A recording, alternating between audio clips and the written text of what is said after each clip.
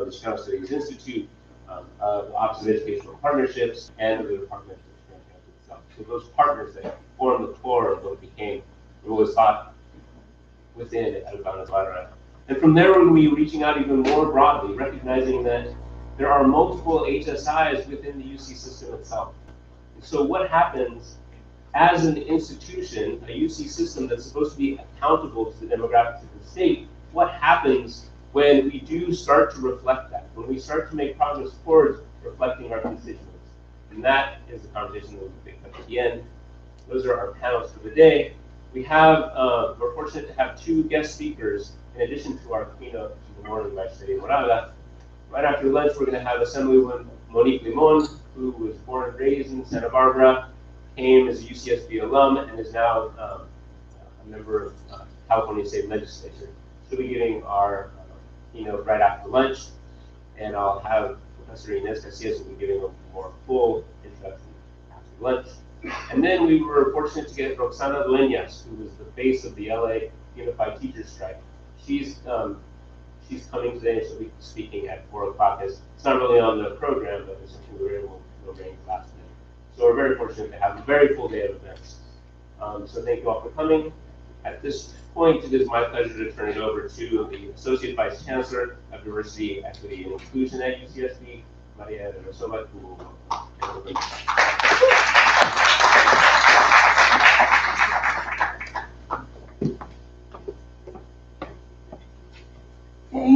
Thank you, Gerardo. Good morning. I'm welcoming you again to this 50th anniversary in celebration of the Plan de Santa Bárbara. I thank both chairs, Gerardo Nana and Mario Garcia, for organizing this magnificent event. Yesterday was just exhilarating, just amazing. And we hope that today will be the same. We will follow the footsteps that were traced yesterday. It has been an exciting celebration, given that we have had as our honored guests and featured speakers many of the key participants of the movers and shakers, of the visionary and committed activists who played a tremendous role in the development of the educational institutions that now feature and include Chicana and Chicano studies. As many of the speakers have pointed out, this was not an easy way to this particular juncture where we are today. I share many of the same experiences that were articulated yesterday by the presenters. I grew up in Rio Hondo, Texas, a small farming community near the U.S.-Mexican border, La Frontera, by Brownsville, McAllen, Reynosa, and Matamoros, in the Rio Grande Valley area that is making news these last few months due to the building of the border wall. I went to a segregated school where we were punished for speaking Spanish. I learned revolutionary, radical social justice perspectives in the agricultural fields of Texas. My grandparents and my mother were farm workers since there were no child care centers in the fields. I worked in the fields alongside my grandparents. Often there were cries of huelga, huelga, due to the very low wages the farm workers earned. As a child, I committed myself to work for the betterment and improvement of those that were poor and exploited. I was involved in the different movements that exploded in the late 1960s and 70s, such as the Cesar Chavez Farm Workers Unionizing efforts, protesting against the Vietnam War, the feminist movement, and other movements. It was really an exciting period in the 60s. I have to tell you, lots of my students have always wanted to know more about the 1960s. Finally, I take this opportunity to to thank the participants of the Plan de Santa Barbara in establishing the Tloque Nahuatl Library Collection. And I'm also happy to inform you that Professor Francisco Lomelí and I have worked diligently to promote Chicana and Chicano studies all over Europe, China, and including Siberia. Scholars all over Europe come to UCSB to consult our Tloque Nahuatl collection, and I thank Salvador Guarena, who's here in the audience, for keeping it going, alive and going and expanding. I thank all the participants in El Plan de Santa Barbara for having this vision and foresight in establishing these wonderful resources for our students, and that will continue to expand the collections and archives of Chicana and Chicano artists and scholars. Now, I take great pleasure in introducing our visual artist extraordinaire, Celia Herrera Rodriguez, who together with Shuri Moraga recently joined us here at UCSB, as Gerardo just pointed out. It has been two splendid additions to our campus together with Professor Beno Ying and his partner, Professor Bernadette Andrea. Celia will introduce our keynote speaker, Shuri Moraga. Celia?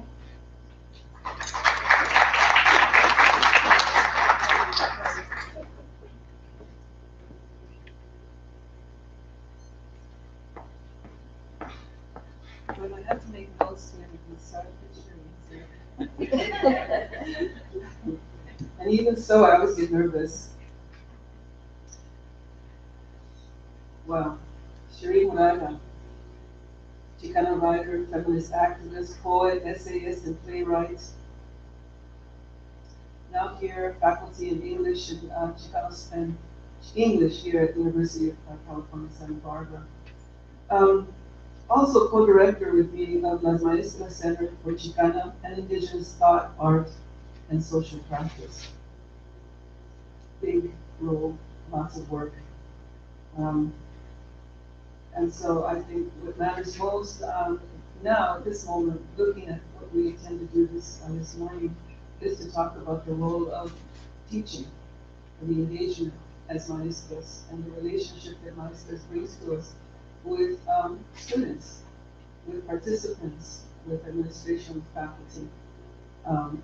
And I want to do that, then I want to just start by saying that I'm very grateful, very thankful to the Chumash people for having been here in this territory, in this land, for having emerged here, and having created the generosity of this land.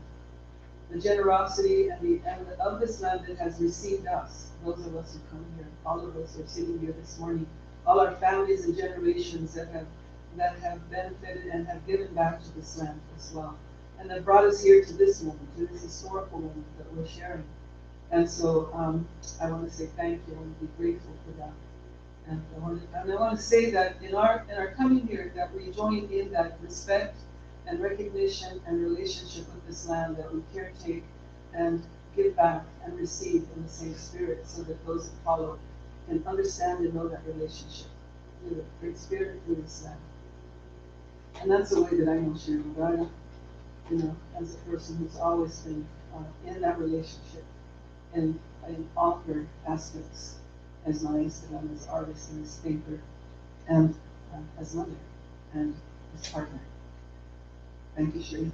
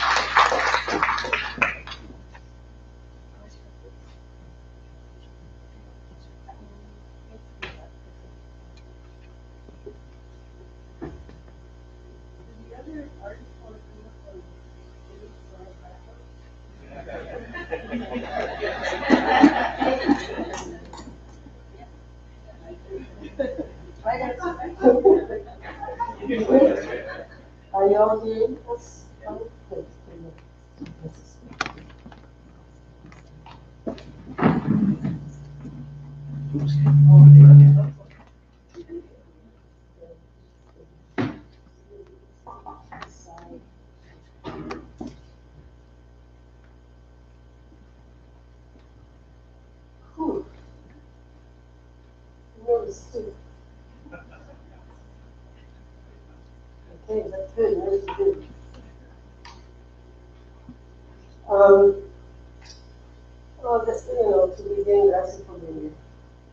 Really, it's great to see a lot of people I know in different junctures of our lives, and a lot of newbies, many that are known in just coming here to Santa Bárbara.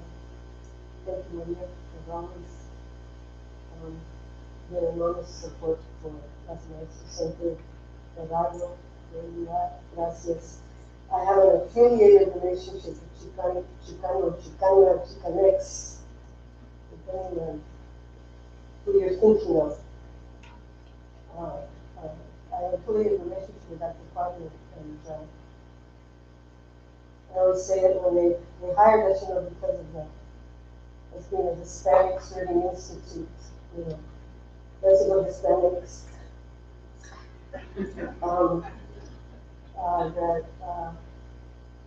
that hire, especially because I was hired in the English department, and I just keep saying to them, I'm taking it seriously, Hispanic serving, Latino serving, and serving, all of that.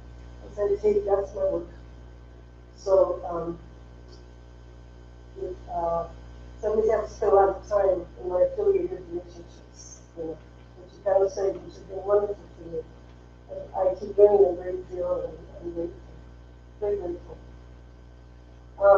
Okay. So I did want to explain the AX stuff for a brief second.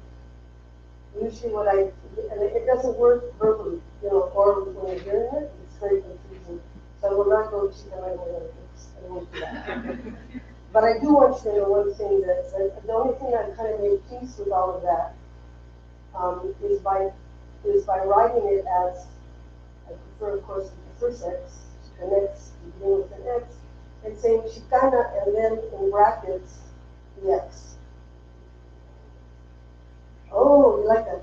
So because very simply, and I don't know what's our attention, but because very simply,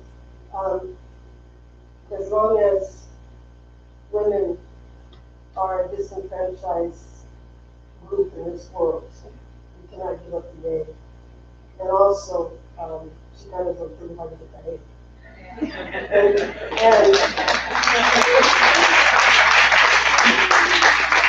but the other part of it too is acknowledging that in that X, my brothers, you are included.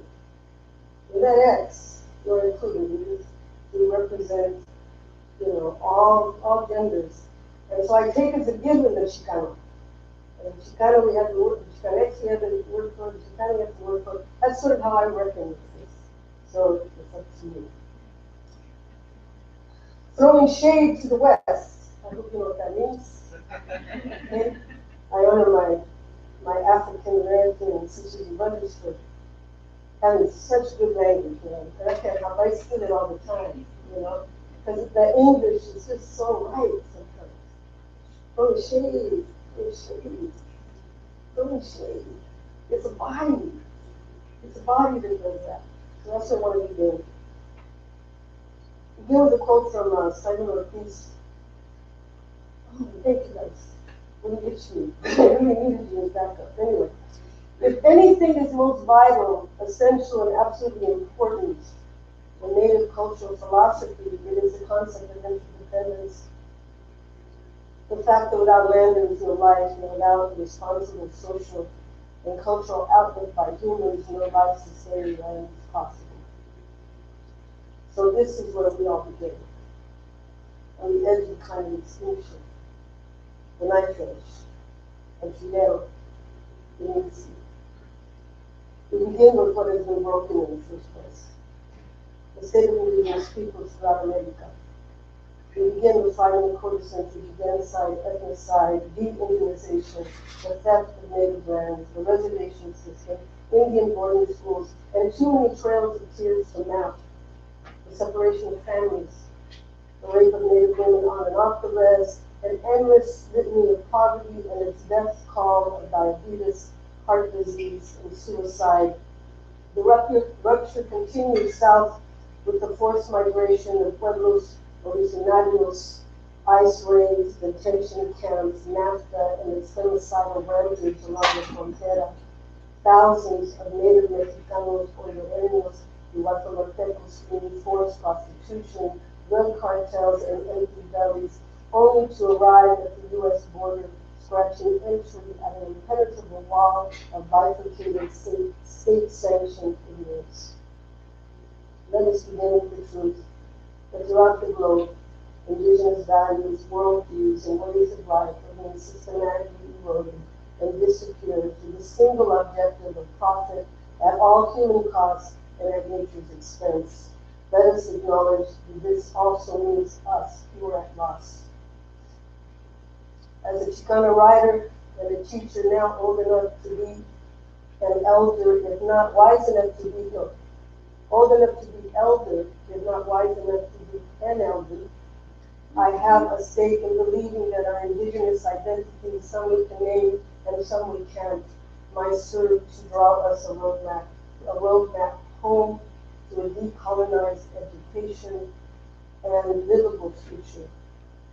This is truly what El Plan de Santa Bárbara may have asked of us. As such, these are notes to larger reflection in conversation with others on the revolutionary promise found in returning to indigenous and non-Western ways of knowing. Simon Ortiz continues, quote, the greatest and most horrible trauma indigenous peoples of the Americas have experienced and endured has been the loss of place due to the loss of land. Is this not also the story of the Chicano? The recovery of ourselves as a pueblo outside of the neoliberal agenda of nation states in which we reside requires living in profound regard to place, its original inhabitants, the flora and fauna and faces of the land, as well as its history of uninvited occupation witnessed from the vantage point of the highest summit to the dark belly of the deepest waters. The Chicanx, Aztlan was our place, a collective uprising of recovered yearning for homeland. It was our origin story. Margaret Coleridge in Indigenous Methodologies writes, stories wait for us until we are ready. Then they will reveal themselves in purposeful, powerful ways. And when this happens, we are in the midst of the sacred.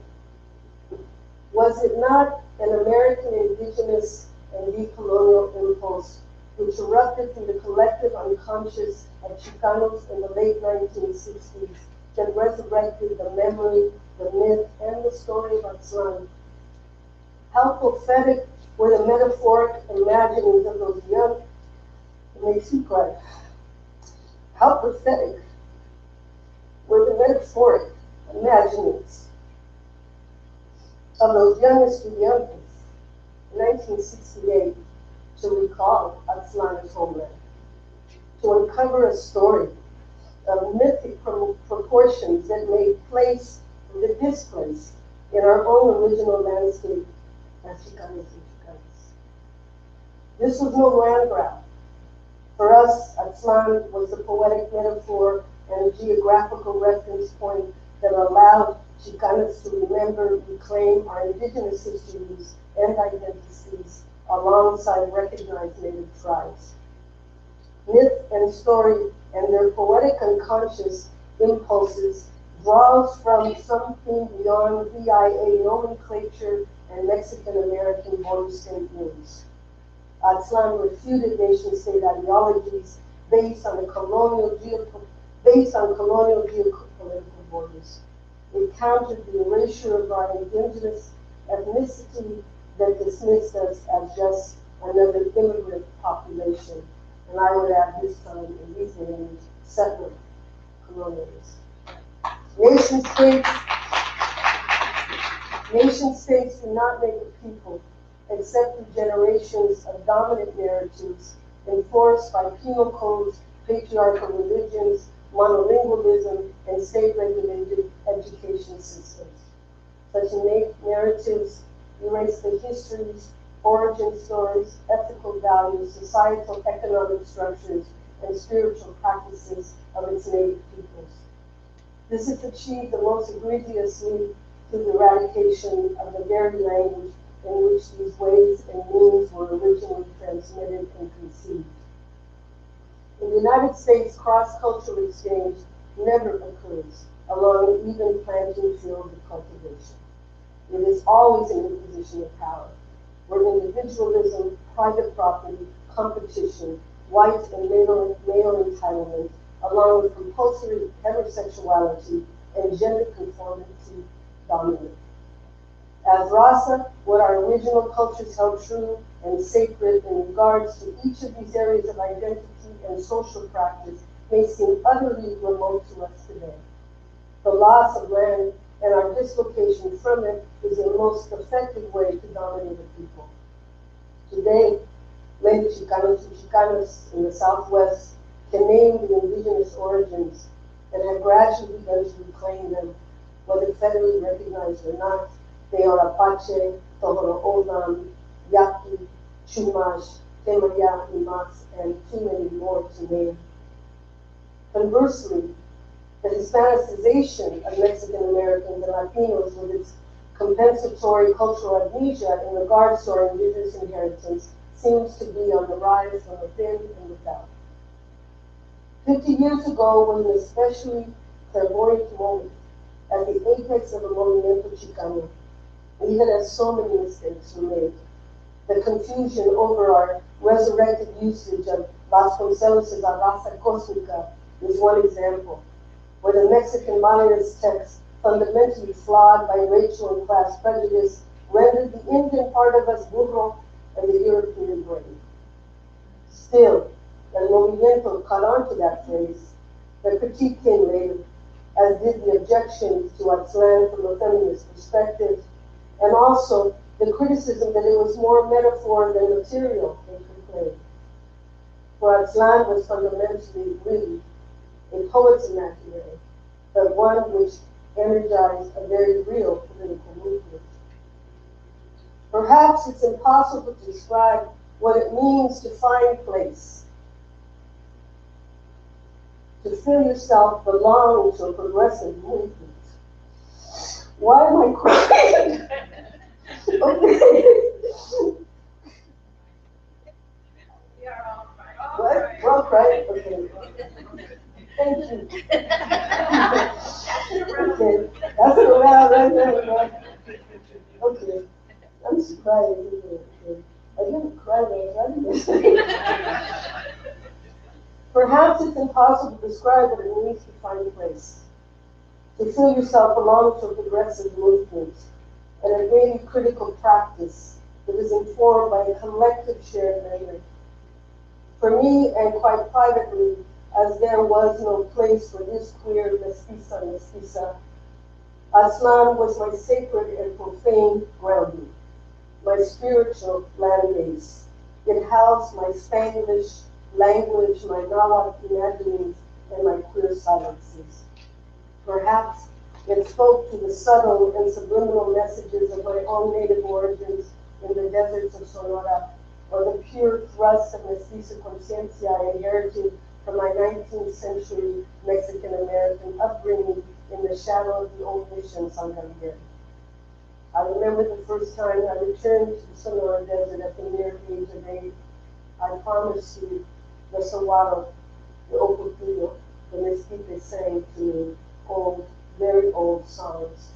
I credit the concept of Aztlán for igniting in this suburban Mexican-American the anima to search for home, lugar, hogar, in the first place.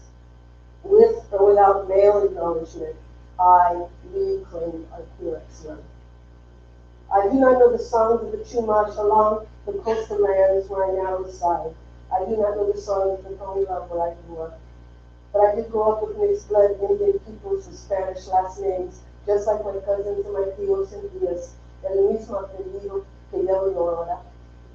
And I was compelled to return. So like our collective ancestors, I, as so many of us, went south, placing my own little patitas on the map of descent into my Chicano origins in Mexico. Research. It requires embodied engagement in community politica. It is to stumble upon the sacred in the act of return.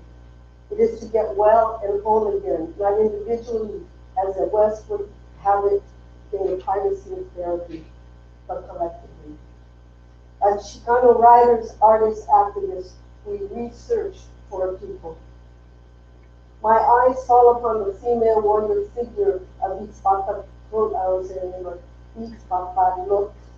the obsidian butterfly. She spills out of the cavernous mouth of Chicomotzco. She leads the Chichimeca ancestors' journey from there, our primordial origins of the 7 caves of the Nahua people into the world. Was it not my Chicana feminist writer's impulse to claim this warrior woman as my original birth mother?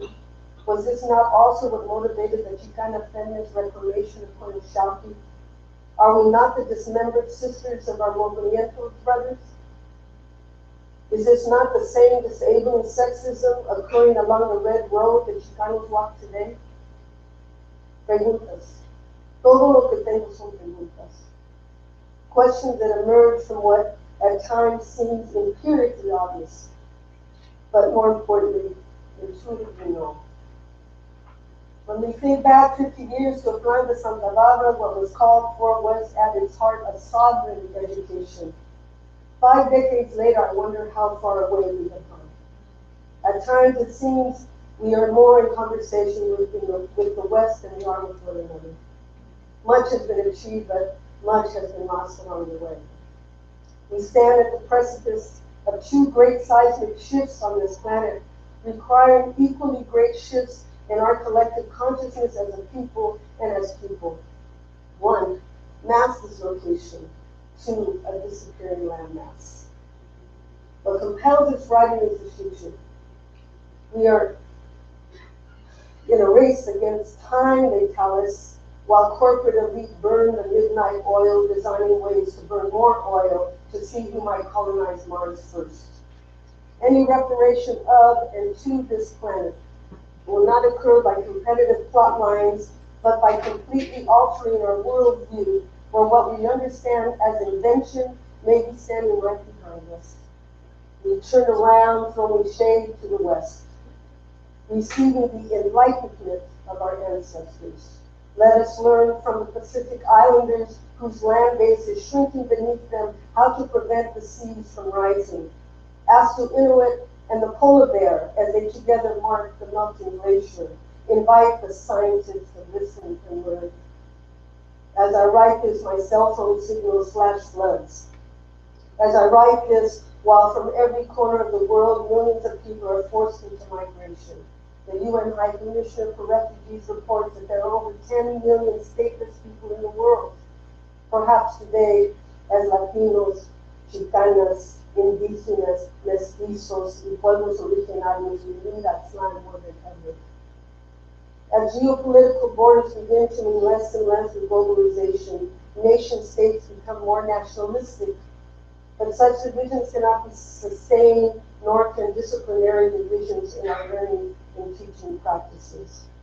This marks a return to a worldview to see holistically the interconnectedness, as Ortiz writes, of all sentient beings and natural elements, and to resurrect systems of knowledge that might in fact provide concrete tools to save the damn planet.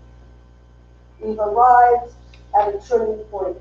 Chicanos have turned to Northern Native traditions to find spiritual grounding for their place in the colonizers' America. We have come to know the sweat lodge, the Sundance. In the same way, Northern Natives, whether acknowledged or not, have learned the Pejuta medicine ways from Native teachers from the South. Mexica danza and the ceremonial structures continue to engage young Chicanos in their pursuit of a less colonial God. In all these sites, patriarchal impositions still abound, as it does in our home, pero seguimos para adelante. Before reservations and de-indigenization, was this not how knowledges were exchanged among indigenous peoples of this continent? Trade routes of hierbas and maíz making, precious stones for seeds, eagle feathers for facade. As Rasa educated in US schools, we speak English. And as peoples once colonized by los españoles, many of us speak Spanish. Some of us even speak or remember from our own mother or grandmother's native tongues as the sound of our first language. And we move through the world with these double and triple cultural identities that inform what we know and how we interact with the West. But daily we are told these early knowledges, home knowledges, do not matter. So we grow and move away from home, as we are told we should. We learn to distrust what we know. The education of the children of refugees, dislodged from their homelands, continue to come knocking on the door of Chicano studies. What might we have to offer them? She sits before me, 40 years my junior, and yet I suspect she is my teacher. Su conocimiento indígena, a mere generation's reach in the grasp of her own mother's hand, masked in Catholic, masked in colonization, marked by neoliberal displacement, as so many of our students, might she not grow to teach them, to teach us? She is young enough and close enough to go home to the active teaching. I see her as a nueva chicana, as I see all salvadoreños, guatemaltecos, hondureños, and perhaps what she may construct as her future as an indigenous woman in the United States has a place in our Islam. I remember Celia quoting words, speaking before the gathering of indigenous women from the South at the UN, saying, "We are your granddaughters." Older than most of the women present, she spoke to the future of their daughters, daughters for whom globalization might surely force them into displacement in the United States in the century ahead.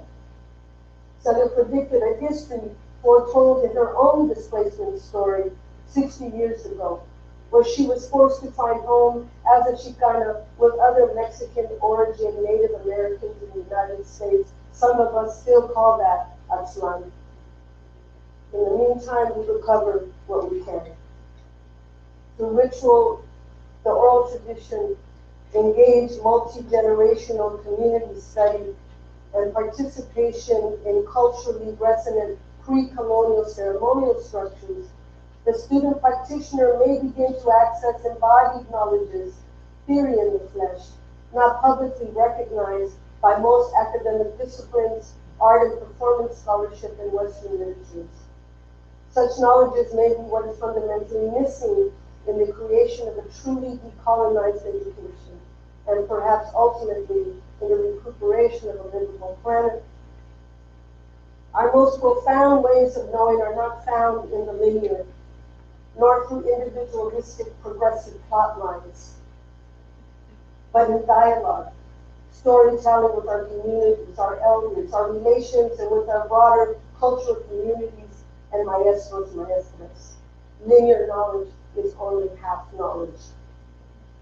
The body is not separated from the mind, but is recognized as a carrier of knowledge. Our work as artists and educators is to find sites of learning where what we carry, remember in our DNA and in our collective histories may have a chance to be recognized as knowledge. I have come to recognize through troubled resistance the role of that traditional ceremony as embodied engagement, that it can provide structures to learn and come to know our origin stories, our ancestral relations, as part of a whole ecosystem of knowledge. Using sacred medicine specific to place in a sacred setting, we open to ancestral connections, place, time, and story, where the ego has given way to deeper sites of conocimiento. But the goal is not singularly getting well, but community transformation. We do not get well alone.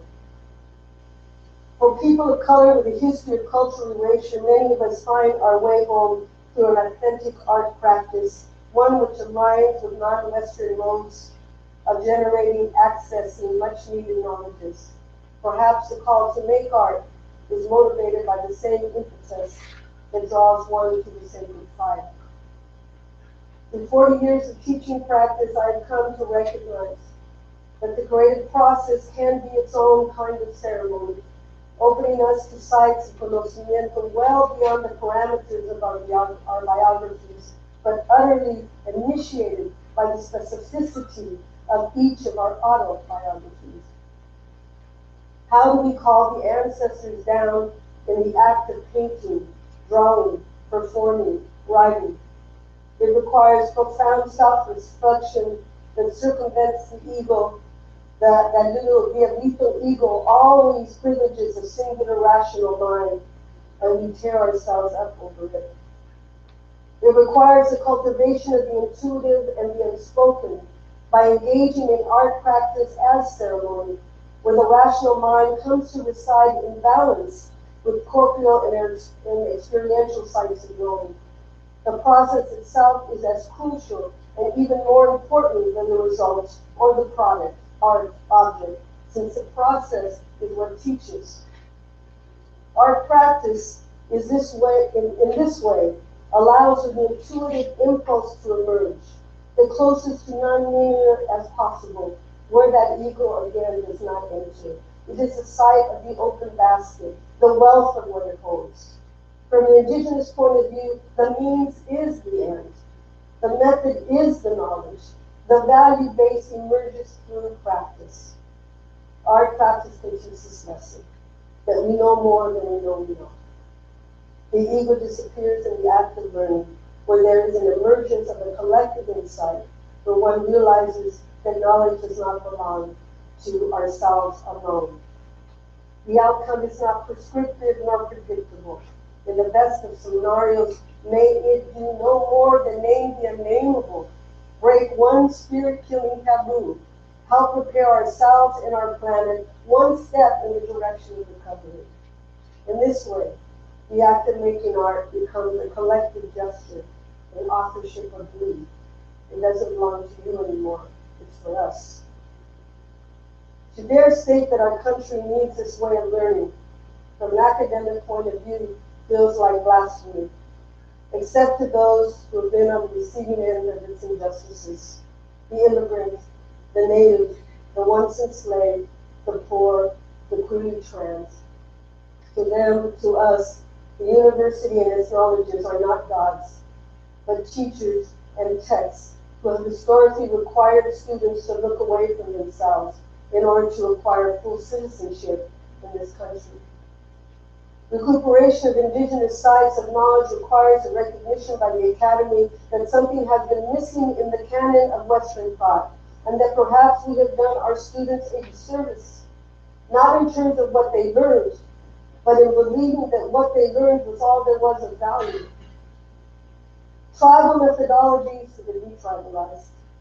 I dare to venture this is not appropriation if tied to a land base. If one makes a commitment to that land and its beings, if one becomes engaged in the practice of learning through teachers who derive knowledge from the experiential, from dreams, story, and intricate sites of knowing. Maestras who require the student to be of some use, to help in order to receive in a gesture of reciprocity. The impact might well be transformative not only for indigenous identified students, but for any student who feels the loss of homelessness. Above all, it is designed for an emergent generation of students for whom natural disasters and global mass migrations are the new normal. A generation who, as Margaret Kovacs writes, is seeking ways to understand the world without harming it. These are our students today and tomorrow inside that nation of Pueblos still in the making at SLAN. See them coming in las caravanas from the south they come. Call them hondureños, guatemaltecos, salvadoreños, and mexicanos. Son gente indígena. They are la nueva Islam, risking life and limb, and think about la bestia, to get to the United States. How will we see them? This is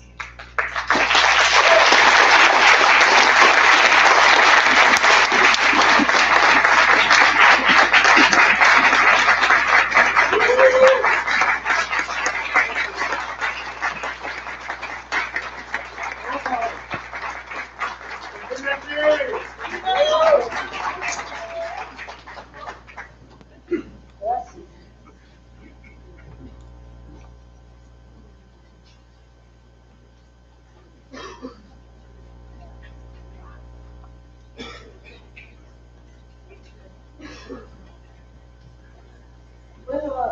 couple minutes for people to get settled and we get to pass the time.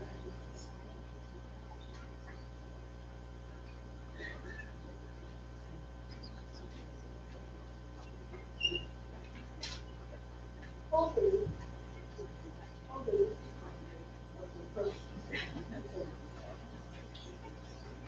Everybody just kind of worked it out that way.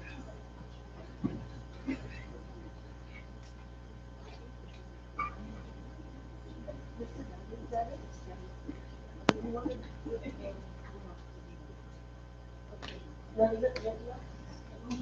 What is it?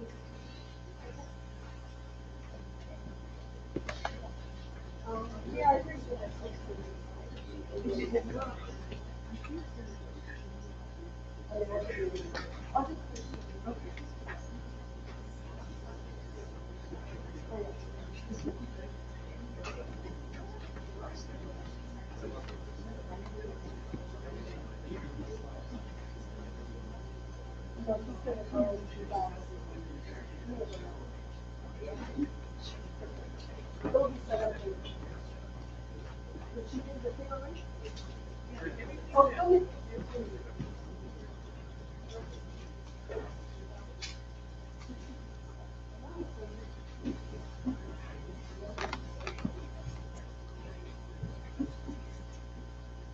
So,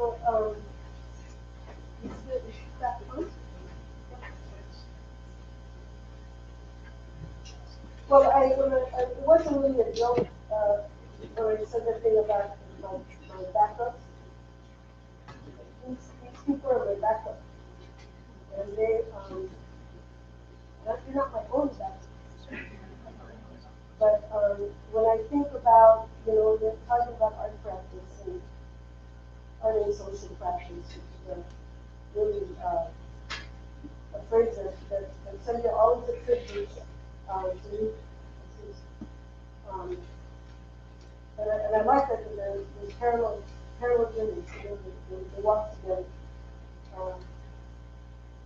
The art practice and social practice. So they are my backups, one's backup, our backups, because they are everything that I said about what I feel is a calling of what we need, as Rasa now from our artists. Every single person is feeling an artist. And Celia selected them, I think, for that reason. And so, what I'm going to do is I'm going to introduce each one, not in advance. We're going to go this in order. It's actually according to age. They didn't know that. But, I think I've been a couple of months younger than Celia, right? It just worked out that way. It happened. How did I know? Anyway, so we'll do it this way. So I will introduce Jesus first, and then I'll come up to you. I'll just do it from there. So Jesus Barraza is an interdisciplinary artist with an MFA in social practice and a master's in visual critical studies from California College of the Arts. He holds a BA in Arts and Studies from San Francisco State University.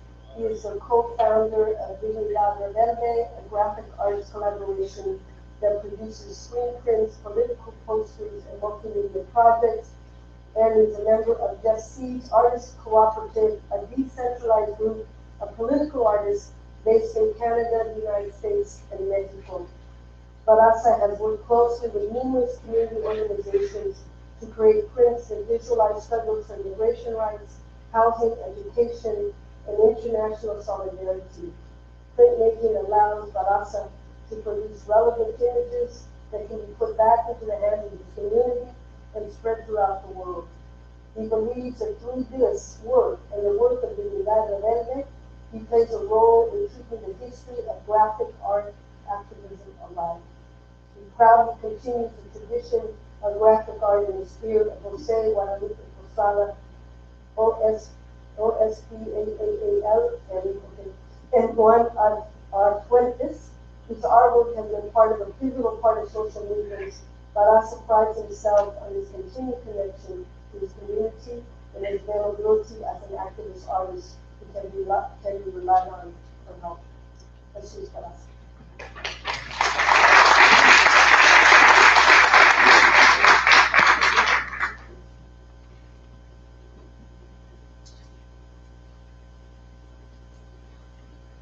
I think the theme of today is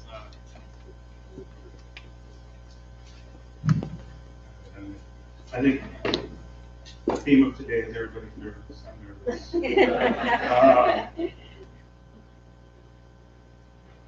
I'll start with one thing, like 5th year Chicano studies. I was in high school when my sister was admitted to UC Berkeley, went and majored in Chicano studies, and told me about it. And like, it was this crazy thing because it made me come alive and understand, want to learn and understand who I was.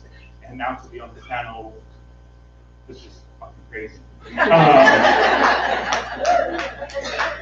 And I'll say one more thing because me and Sally have been in conversation about this idea of social practice, and it was something that when I was applying to MFA programs, I know some people do research and like, oh, I'm gonna figure. I was just like, I'll apply to this one, and I pulled down the social practice. That sounds interesting. And then I got to this program in social practice, and I was like, the director at the time, Ted Purvis, who is now gone, but he was one of the original founders of the CCA social practice program. And so when I was asking him about what is social practice, well, that's what we're exploring here. And then eventually I told them, you know what social practice is to me, it's like I'm getting an MFA in Chicano art. And they really dug that because I think it made them feel good.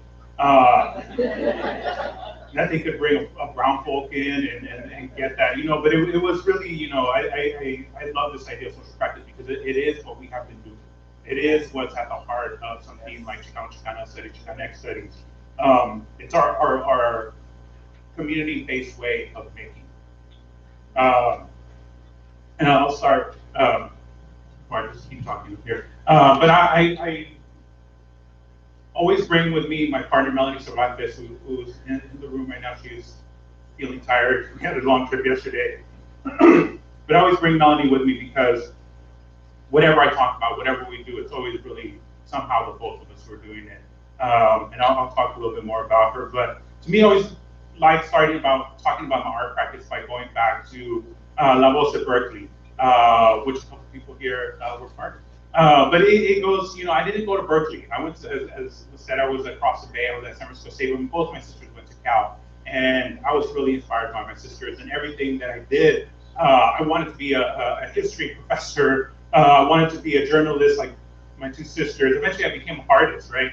But it all started through La Voz at Berkeley because although I wanted to be a journalist and do all that, it somehow I ended up being the graphic layout person. And this is like 1995. This is when our computers were like the little boxes, had like 2 megs of RAM, and I was a specialist. I was the person when people had floppy disk problems, they'd come to me, and when people had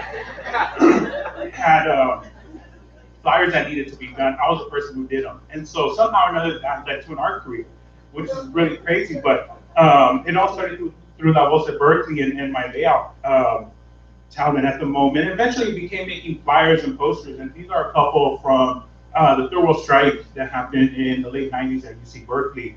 The left was the first little conference poster I made.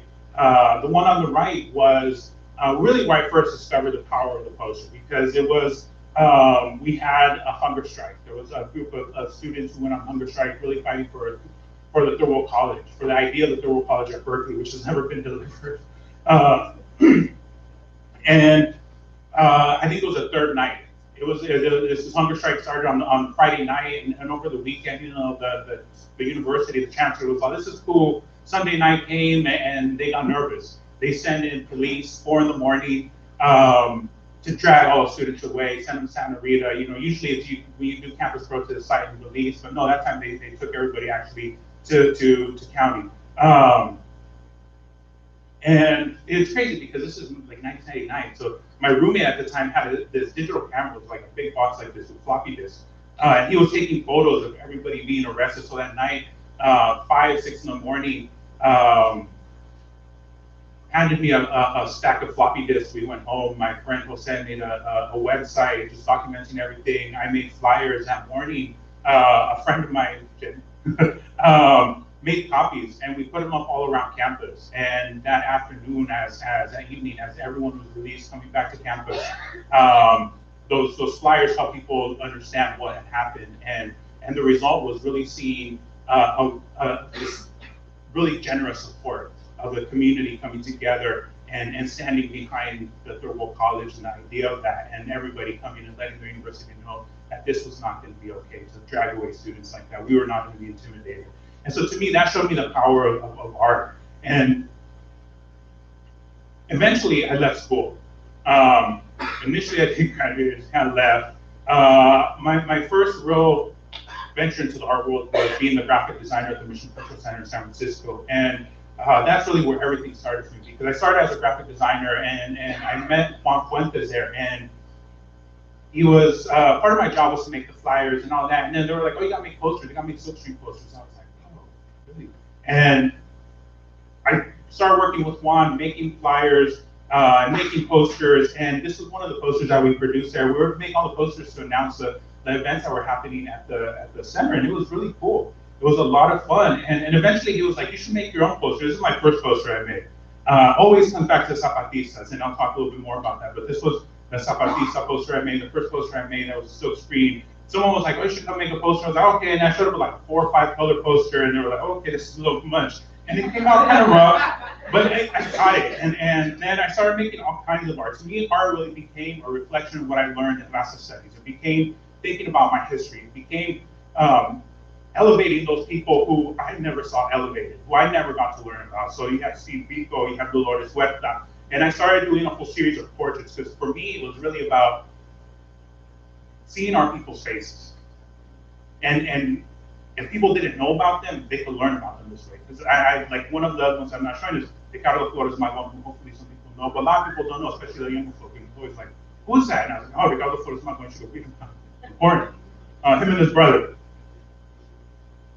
But that was like in 2003. And in 2006, I met my partner, Melanie Cervantes. This is a picture of us, a picture of us making art together. But we really started this project as kind of a side thing, because she was making art. She was actually a student of Celia's at UC Berkeley. She was making art. I was making art. We met.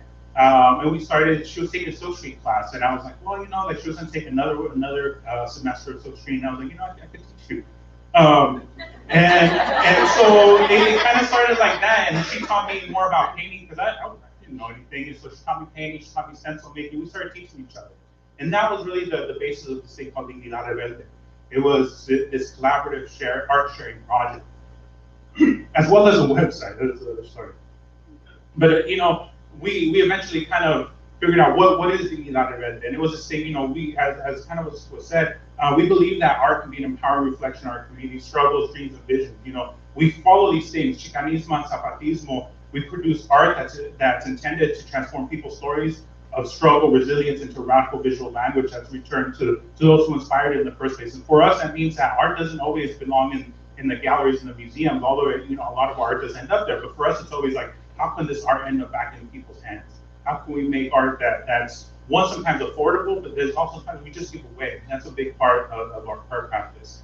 And like I was saying, it's really on these ideas of Chicanismo, which attribute to women like Sherry, Gloria Saldúa, Ana Castillo, these people whose theory we read and somehow transformed it into part of our art practice. And as kind of was said in the 90s, and there's this idea of placing sisters in the center. I think that's been really important to us. Fortunately, a couple pieces that kind of reflect that. But for us, it was really important to do this, because as we have learned, you know, we have to smash the patriarchy, but it's really important to also to revive the matriarchy, because a lot of our original cultures come from that, right? And so for us, it's really important, not just sisters at the center, but really how do we transform our communities into matriarchal communities again, right? So that's a big part of our art making. The Zapatista movement, for both Melanie and myself, in 1994, I wish I could be like, oh, that January 1st, I learned about them. No, it was like a few months later, I was actually visiting my sister at Cal, and she was doing a La Voz issue, and it was a story about the Zapatista. I started reading, I was like, well, this is crazy. You know, and for us, I think for both Melanie and myself, we were talking about how powerful it was to see the Zapatista uprising in the 90s, and how seeing an indigenous group of people rising up, demanding the land back, right? That was something that helped us understand the power of our people and who we were and what we had to do, right? What it was for us. And so for us, that's actually been a big part of our art making. This is actually a piece that reflects the women's revolutionary laws and is the first piece that Melanie and myself made together. And this was a way that we kind of started making art. And so this was really important to us.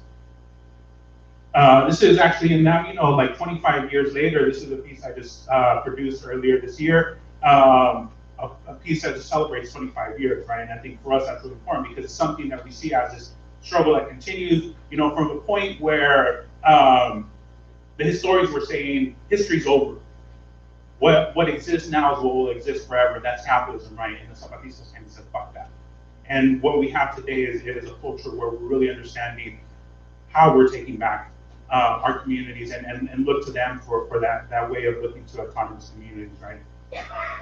But I kind of want to go back to, so both Melanie and myself were based in the East Bay, in San Leandro, Oakland area. And for us, our art practice always goes back to really thinking about the place that we're from. I think Sherry was talking about, right? Where are we from? You know, for us, I was really understanding that where we were is a lonely land. And for us, that doesn't just mean, I think there's been a lot of talk about this, you know, what does it mean to say, oh, you know, thank you so lonely for letting us be on the land, but no, for being allies, right? For being allies in the struggle with them. And for us, this is about 8 years ago now, there was a struggle up in the Bay Area. I don't know if people are familiar with the shell mounds in the Bay Area, but the shell mounds were like the burial mounds that the Ohlone people created. There was over 100 of them throughout the Bay Area. Most of them were flattened. One of the biggest became a mall. One of them that was in threat was Segorate, also known as Vallejo. And the people there were going to create a parking lot and bathrooms on this, basically on this burial ground, right? And so the Ohlone went and started the struggle. They started an encampment.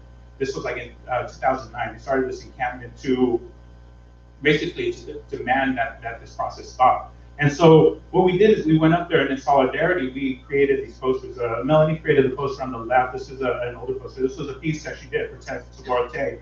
And it was done as, you know, as kind of our methodology. It was done as a fundraiser. We made an edition of 100 posters. We kept a few, but we donated the edition. We sold them. So basically, so they could have money, because running an encampment is kind of pricey. So we were like really creating art basically to help them with that. And then the poster on the right, you know, like nearly 10 years later, they're not just working to protect their old ceremonial places, but they're actually looking to get a land base. And so that's really important to them. And so that's, you know, the poster on the right, something I made to help them organize this, what they're calling basically a tax for the community, for people to help pay, you know, people who live in the Bay Area to pay a tax to the Ohlone people for living on their land. And this money is being then used to actually help purchase land, which is a crazy way of going at it, right? But it's within a colonial context, that's all we have left, right? And so for us, that's been really important to make sure that we're supporting that kind of work, right? And for me, as an artist, this is a practice that I really keep in my heart wherever I go. This is a project that I did up in Nevada City. Now people know Nevada City, one of the first places where the 49ers went to go dig up the earth and look for gold. And I was invited, part of a project, to go to this place called Foresight, which is a piece of land that this woman owns, this gallery owner from San Francisco has. And it's a beautiful piece of land. And as we went there, we discovered the story. And basically, where we were camping, because we were camping there, was basically the home of the Nisenan people out there in Nevada City. And so it was just crazy to learn all this history. So then they were like, oh, look, these are the mortars where the people used to like make their master acorns. And you're just like, wow, this is crazy, right? We're like on these people's land. And so for me, it was like, how can I connect with the people? And I connected with Sherry, who was the secretary of the Nisenan people. And the way that I started working with her was on a couple of different projects. And this one was a piece that I did. It was a series of paintings made with ash that I took photos that she gave me of ancestors of different leaders in the community who have passed away. And I made these paintings, and we took them out to the mountainside. It's basically this mountainside. I looked to the bluffs, where in their creation story, those bluffs are where they came from, and that's where they went in the afterlife. So to me, it was like making these paintings of these people who were able to look back on where they come from and being able to sit on their land again, right? And so to me, it was also making sure that connection was there, because you started this connection, you started with the landowner, and all of a sudden people are making connections. Those songs came back to that place. And the gallery owner, who's, you know, very liberal, was really happy to open the land to them, right? It's so fucked up that it's like, you know, their ancestral land and it's being opened up to them. But that's, you know, this process, once again, in colonial context that we live in, right? And so for me, it's really important to think about that history. For myself, this is a piece I did about my grandmother, because for me, it's always really then, you know, what does it mean for me to be an indigenous person? What does it mean to be a person from this land? And I did this piece about my great-grandmother, Petra Lozoya, who in my family is the one person that has been passed down to me, that she said that we're Yaqui. So we're Yaqui in Italian. I think my great-grandfather has the Italians where Baraza comes from, but she was Yaqui. That's what she said, you know. And I think for many of us, we have to do that research to really understand what does it mean, you know, for us to say that we're Chicana Indígena. And for me, that research has been to look back, to do that research. Where did my family come from? To what were the glyphs? What was the land? What was it like? You know, where did they come from? And to make peace with myself of, you know, in the text, and there's like this conversation with her, right? What does it mean for her to be from there, for me to be up here? And I look at it with her, like for 5 generations, it's been like migration. Me going from San Diego, my dad going from his home, his parents going from their home, her going from her home, you know, and it's been, this is something that we all have in common, of being in diaspora, right? Being away from the homeland. But it, you know, it's something that for us is really powerful to think about place, right? And I wanted to go into a few other things, because I think part of our practice is really connected to seeing the struggles that are in our community, and that's been migrant rights. One of the big things has been really, you know, what became known as a Black Lives Matter movement, because I think that's something that's important. As we look back in my class, I always start with teaching about the caste system, right? Because that's where anti-Blackness comes from.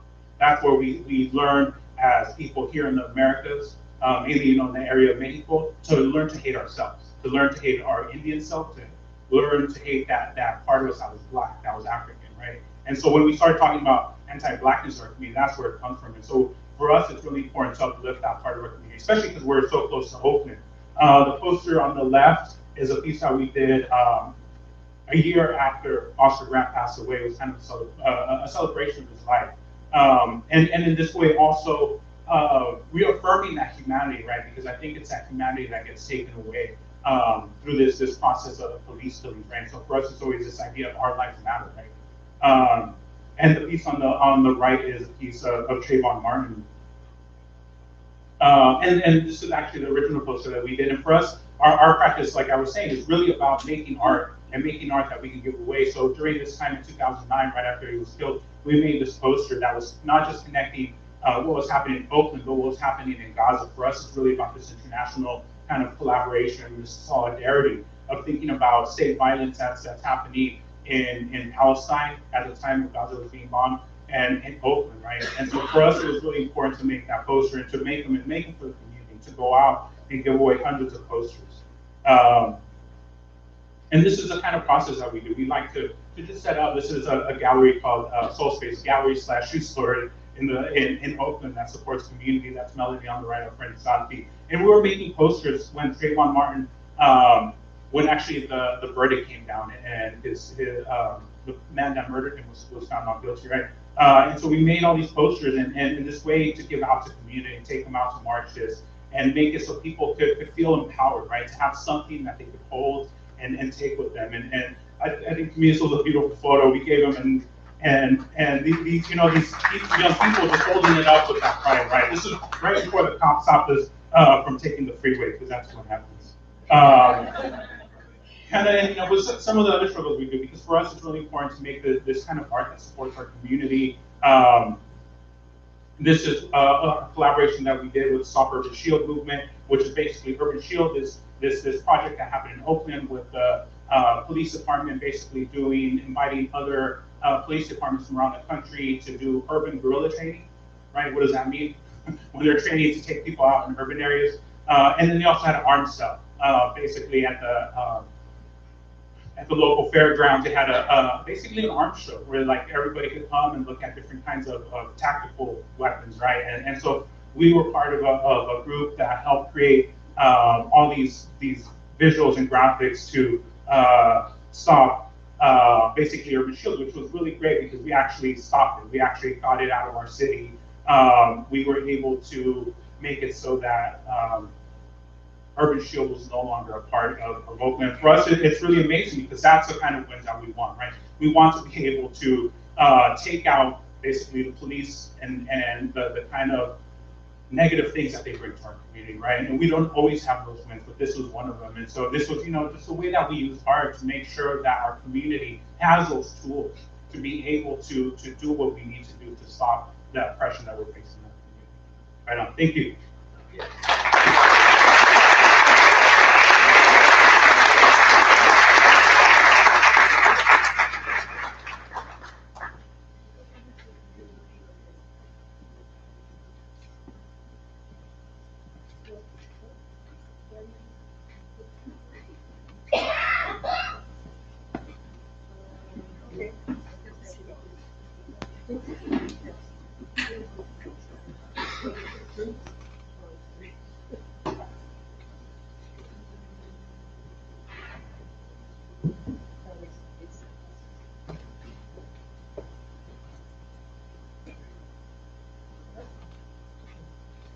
So our next artist is Alicia Montes.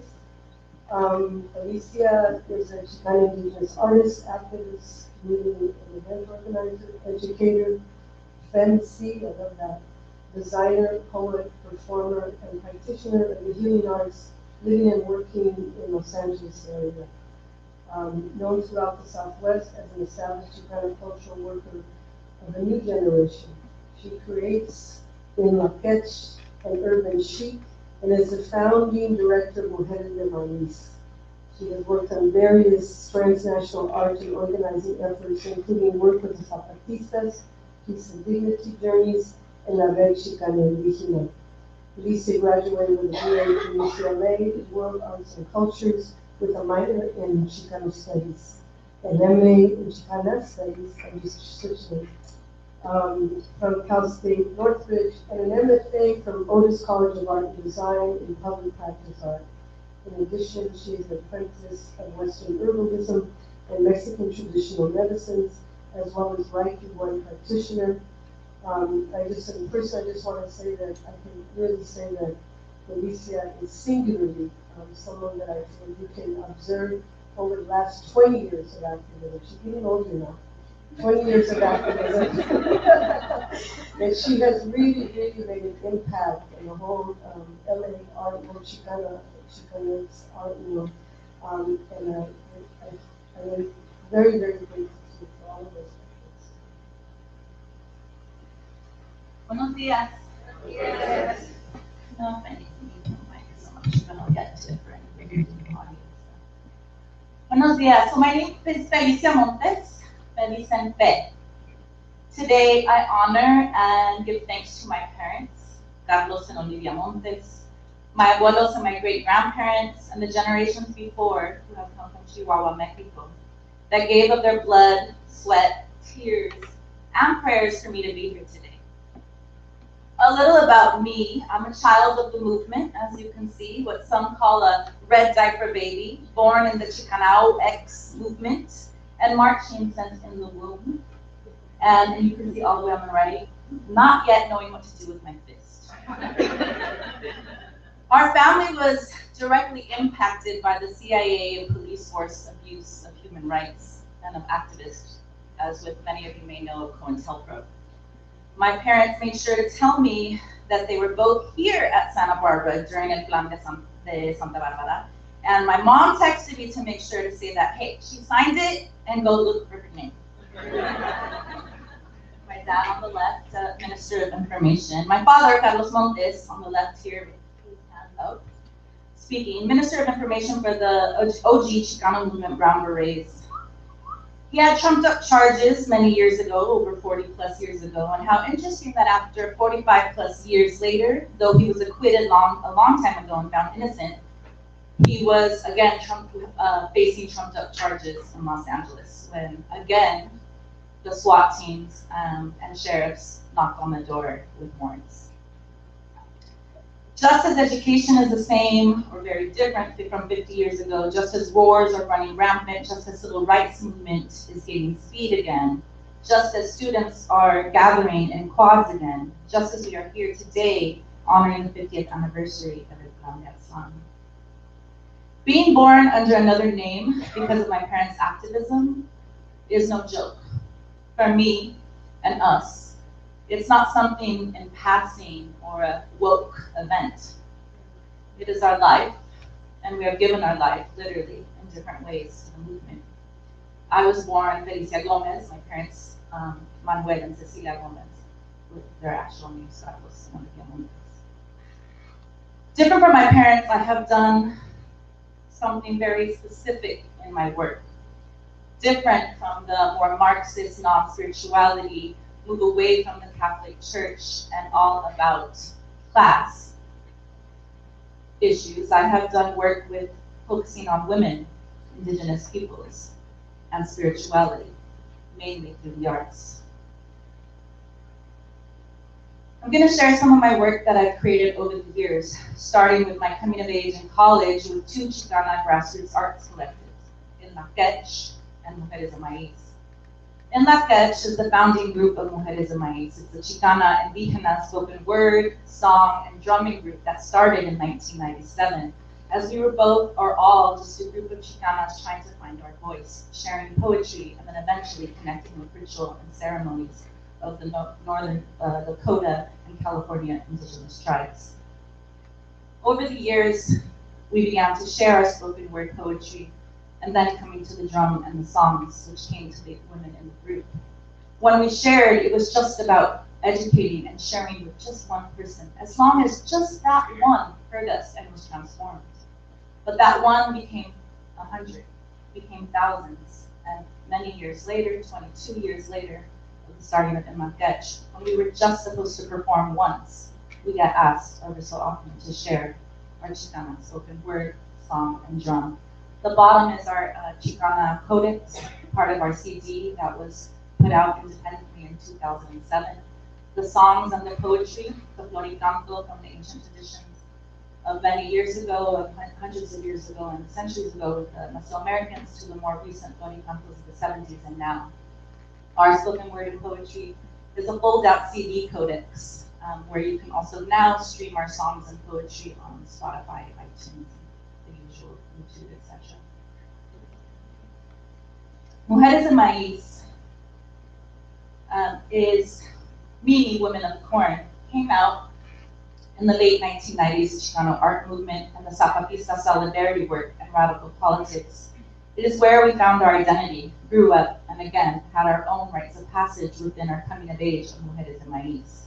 Most importantly for Mujeres de Maíz was 1997, where in La Quech started, Mujeres de Maíz started, and one of the most important events for many of the Chicano art and movements within Los Angeles, which was the Art and Dialogue Encuentro, or gathering, in 1997 with the Zapatista men and women. Mujeres de Maíz is a spiritual, holistic art and activist artivist collective. We're intercultural, intergenerational, interdisciplinary.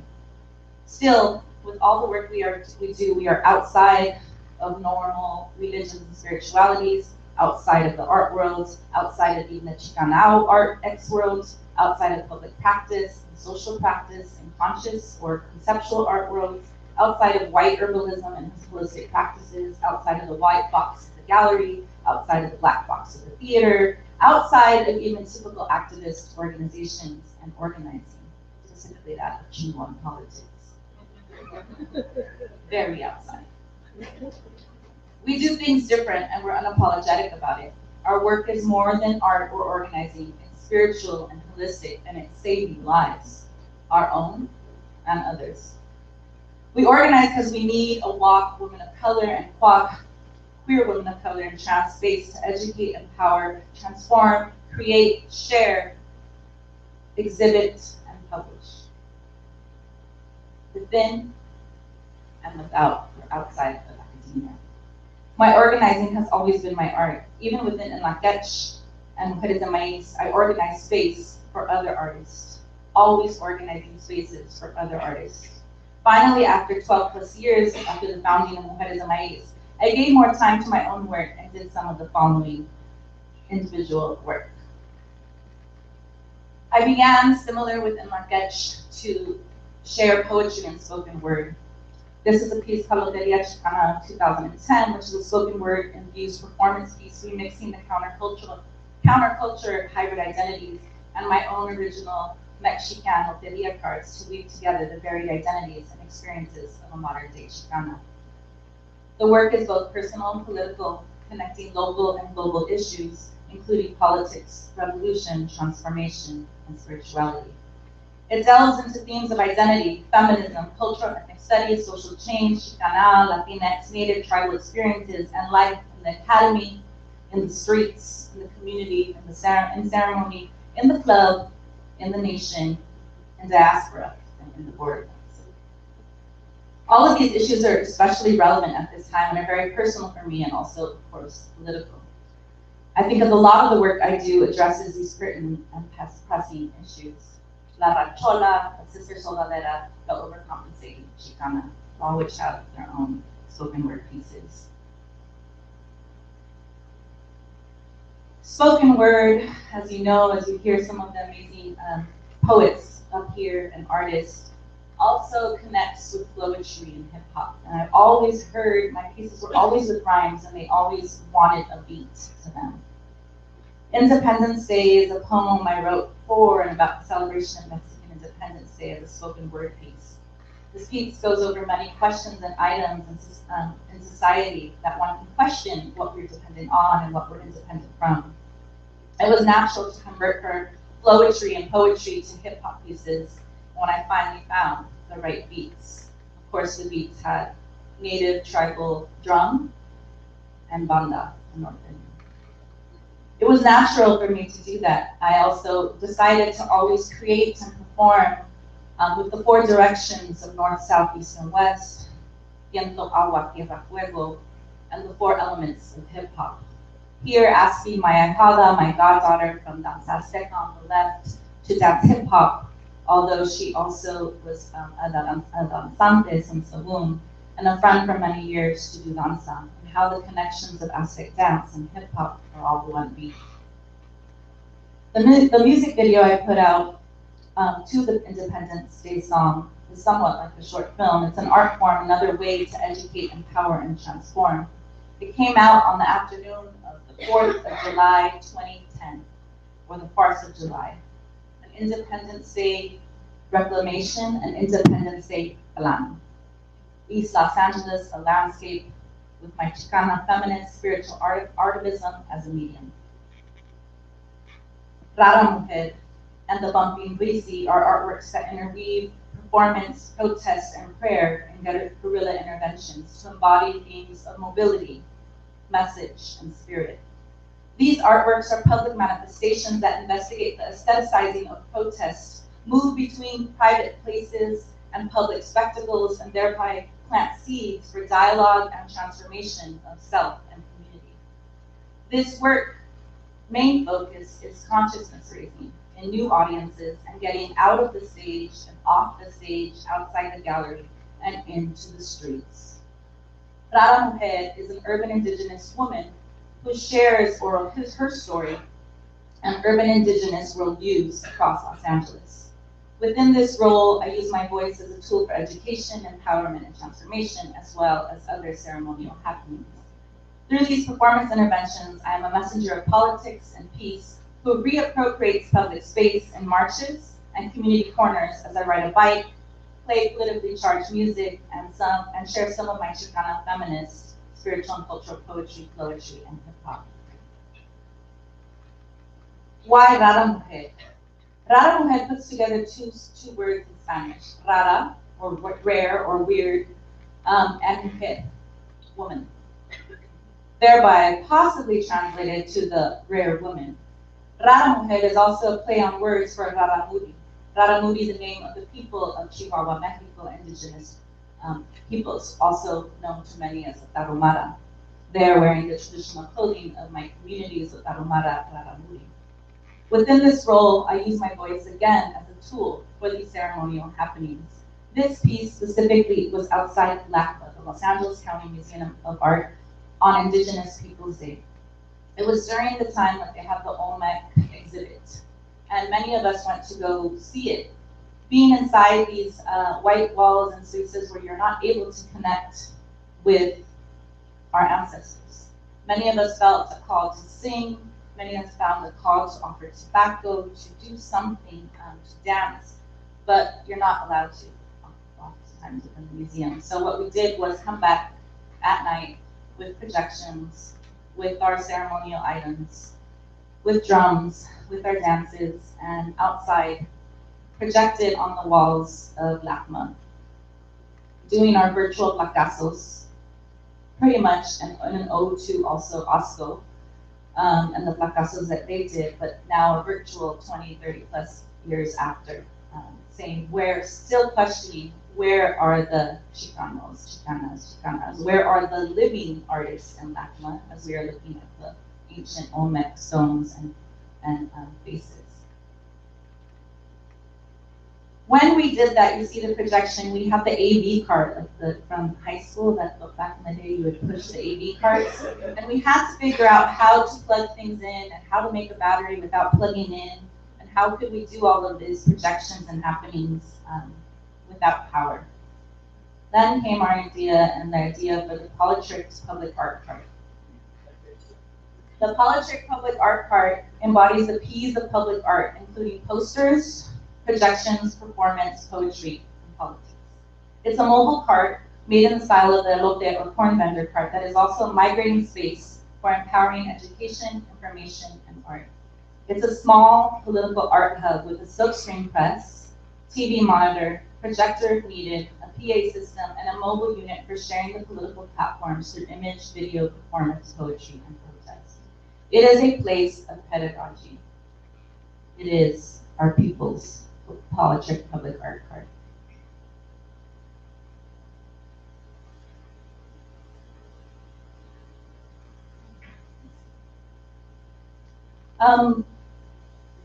I don't see the piece, but the Botanica piece, the Botanica del Barrio, is very quickly, we very quickly learned about self-care and community care. We learned that burnout was real, and that fatigue in our communities and on our campuses was very real. La Botanica del Barrio, which is another cart very similar to the Politrix Public Art Cart, but which has herbs and wellness ways for our people. Its main project is an alternative mobile medicine cart used to educate and dialogue about wellness remedies, recipes, herbs, plant uses, and Mexican traditional medicine in communities of color. It highlights indigenous and people of color traditional, experiential, cultural, and embodied and holistic knowledge, and aims to make it accessible by creating a location for exchange, sharing, and teaching in non-traditional spaces. My work is heavily influenced and inspired by the first, or one of the many first generations of Chicana artists, as well as Chicana art, including the amazing predecessors that I have here by my side, Irina Cervantes, and Vallejo, Celia Herrera Rodriguez, and Shuri Morada. Their work, both on and off the campus, and in and out of the art world and books, is really in the classroom always maintained truth and skill. My own works come from this influence and line, but it is my specific generation that is heavily influenced by technology, hip hop, pop culture, and media. Much of my work incorporates that digital media and methods and is very much a hybrid both in media and content. My intention is public healing and transformation. My work has immensely impacted my teaching and vice versa. I see both as liberatory and part of my politics and spirituality. They are huge kernels in my mipa of spiritual artivism, education, and pedagogy. We find ways to educate ourselves, make academia and arts accessible, especially to women of color, and to honor our spirituality. I see, as I've said before, art as a tool for education, empowerment, and transformation. As my parents fought and gave so much for us and me to even be here within, and also within teaching within Chicana, Chicano, and Chicanic studies departments. I have talking circles similar to this one with intentional spaces or altars in the first weeks of class. I also organize them and facilitate them on public streets and on the corners of East LA hillsides for the last 8 years on the full moon.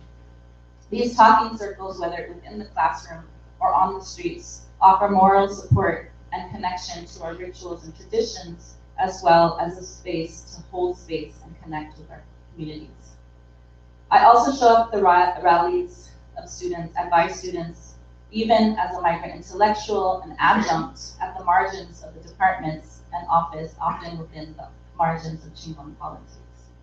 As a student and now a teacher, I am always trying to color outside the box, find a new way, offer artistic and creative alternatives to the norm in academia so that others can also find their way. I took the 6-year plan, 4 different colleges for my BA, and then went and shared with an MA and MFA, really trying to find my way interdisciplinary for a major that actually was doing what I wanted to do. And Jesus was sharing about, oh yeah, this is what we do, public practice or social practice, or this is what we've been doing and what our predecessors, veteranas and veteranos, have done for many years. It's important to know, I think, that there's no one path, no one direction, and for me, I work best in circle and within circles, knowing that I am not all-knowing. I am a student too. I can learn, I can share, and I do from all of you. I'm very thankful to be here with my teachers, my elders, both in ceremony, art, and academia, Amnesty, and with all of you. So thank you very much.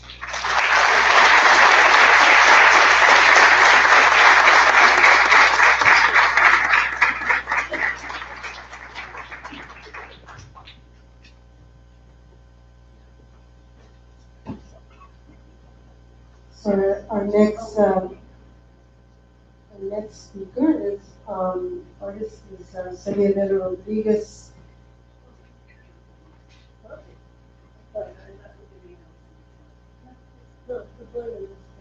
Yeah. Okay. And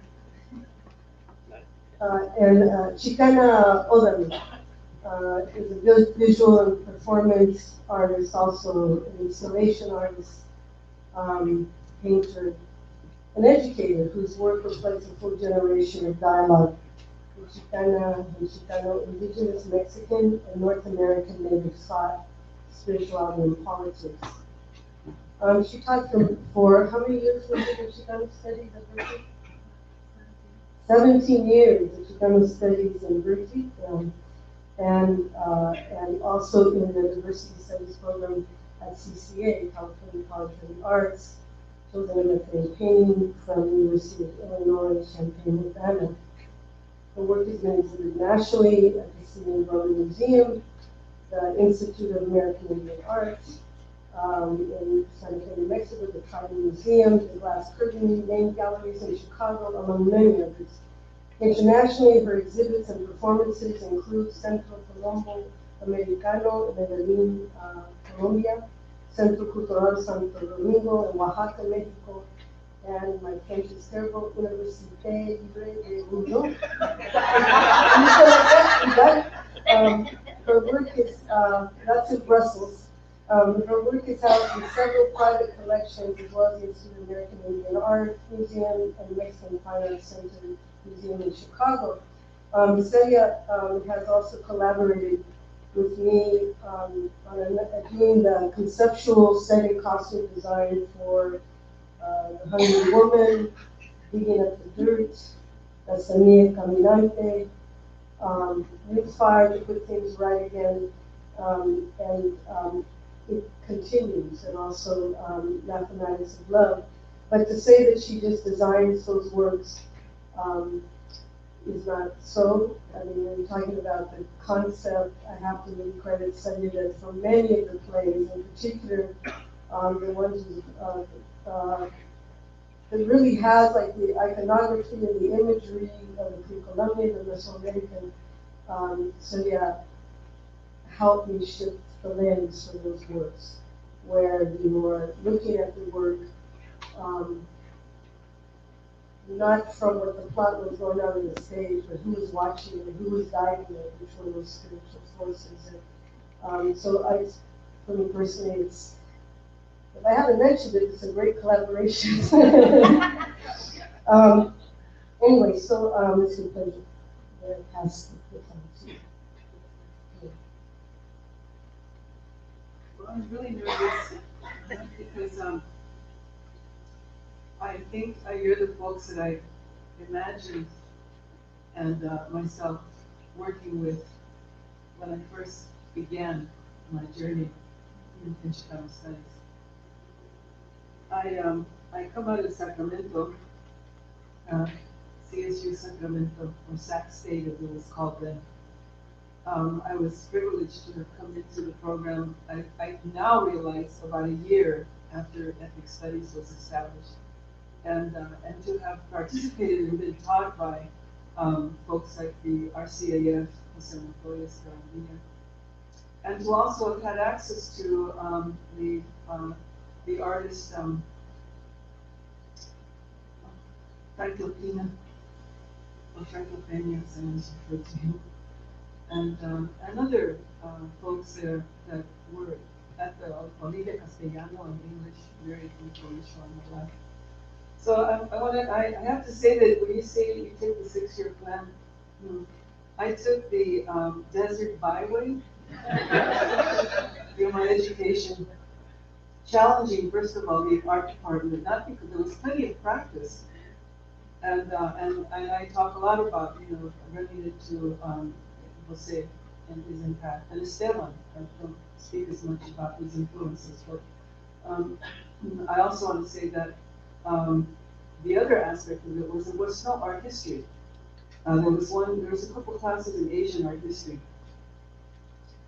And except for Franco Pina, who taught partly in art practice and made a point, and I think was most influential in how I teach, of teaching us art history along with practice. I challenged my courses. I wrote a letter to my department and I asked to be released from my art history requirements so that I could find what I needed in other departments. And that sent me off into ethnic studies. And through ethnic studies, I found my way to feminist studies, to behavioral sciences, because I refused to take psychology and didn't like Freud. And I ended up looking at Paulo Freire in behavioral sciences. And through all those journeys, somewhere in that, it was such a journey early on that it took me out of school and into the movement, and I was blessed to work with Bert Corona in the beginnings of Casa in Los Angeles. And Bert then sent me off to California and Texas and everywhere else. And I ended up in Cuba, and I ended up traveling for years until I realized that back at home in LA, that I found myself working as a receptionist. And I have to say this, I went to Bert and I said, Bert, I think I would go back to school. And well, you don't need school. This is the best place for you right here. You learn more than you ever will in school. And I said, wait a minute, don't you teach at the university? As a matter of fact, all those lawyers I've been working with, aren't they all in school? So I took myself back home to Sacramento. And this is the days when I was able to call Isabel Hernandez and say, Isabel, I need to get back into school. And she said, just come home. Chicano studies. Antonia Castañeda picked up the phone and said, just get home. And when I got home, I was moved. And that opened the door, and the way that I was greeted without any hesitation, no judgments, just come home, is the way that it opened the door for me. And so I continued my wandering through ethnic studies, Chicano studies, English studies, until they threw me out, basically. They said, we have 190 units. None of them add up to a degree. I said, just put them all together. whatever, I'll take whatever. So I'm very proud to say that I have a degree in ethnic studies and art.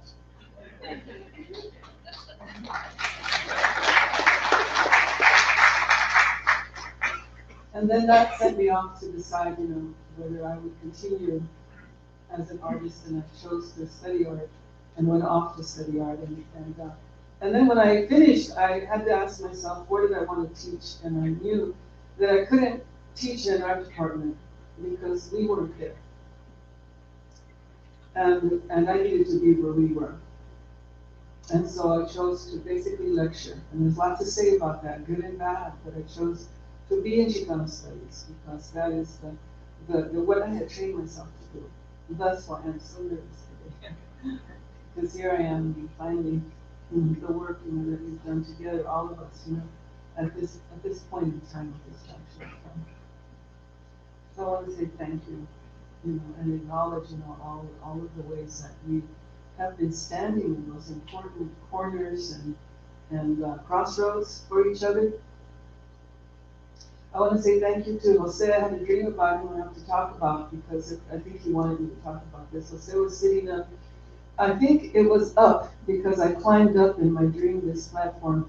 And Jose was sitting there in a chair. Jose Montoya, those of you who know him, he was sitting there and he had these big alas and they were made out of paja. They were woven like a basket. And I said, excuse me, I said, can I move your wings so I can sit down?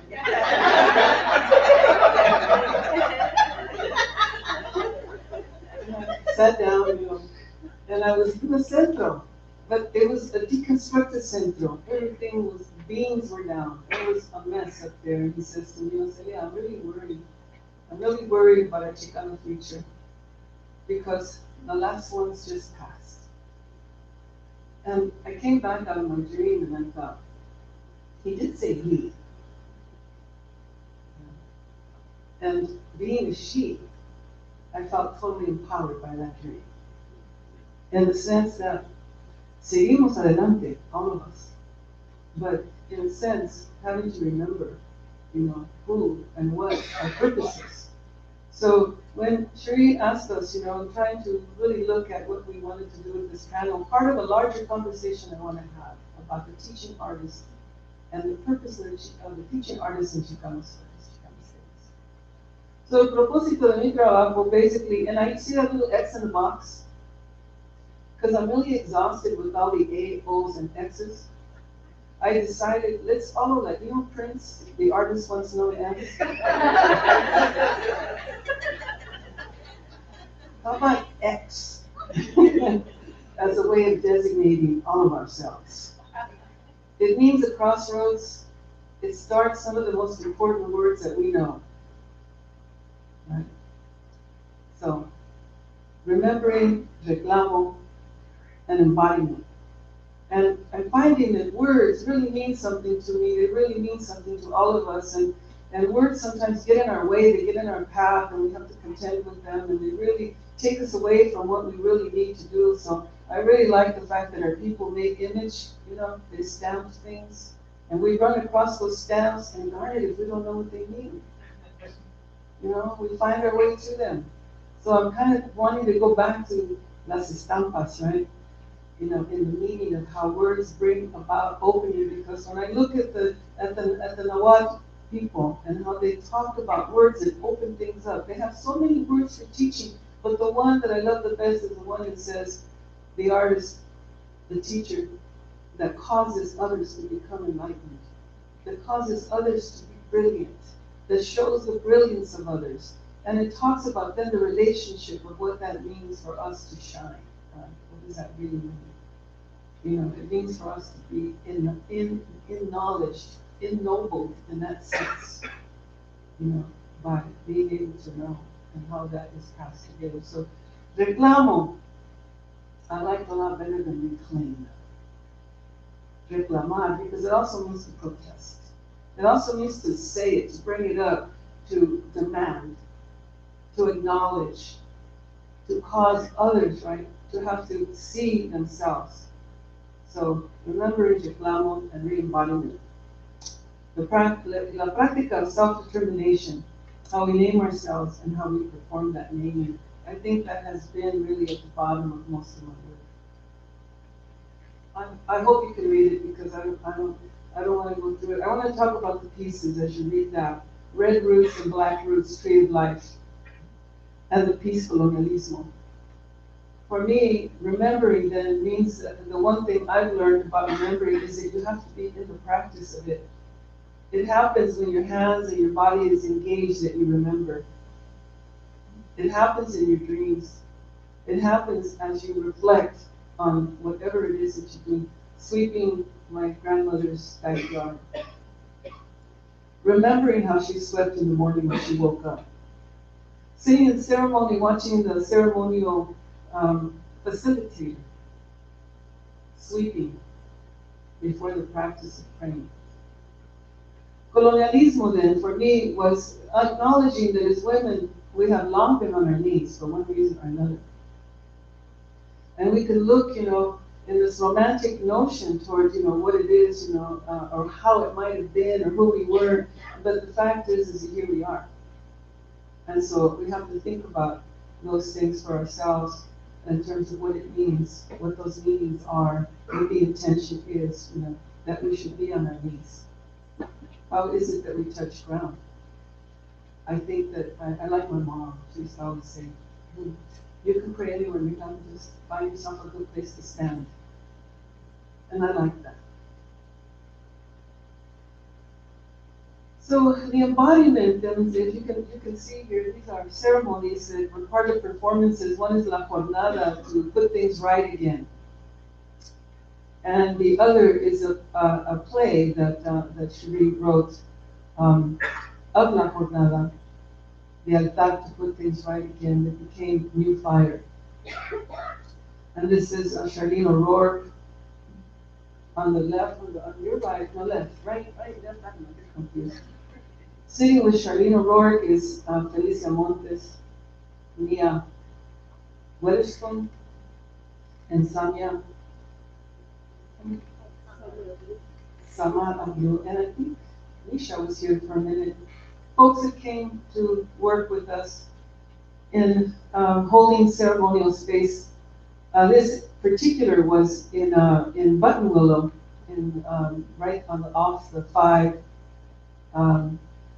in that area that has been devastated, first by the exploration for gold, and then by farming, poisoned earth, riverbeds.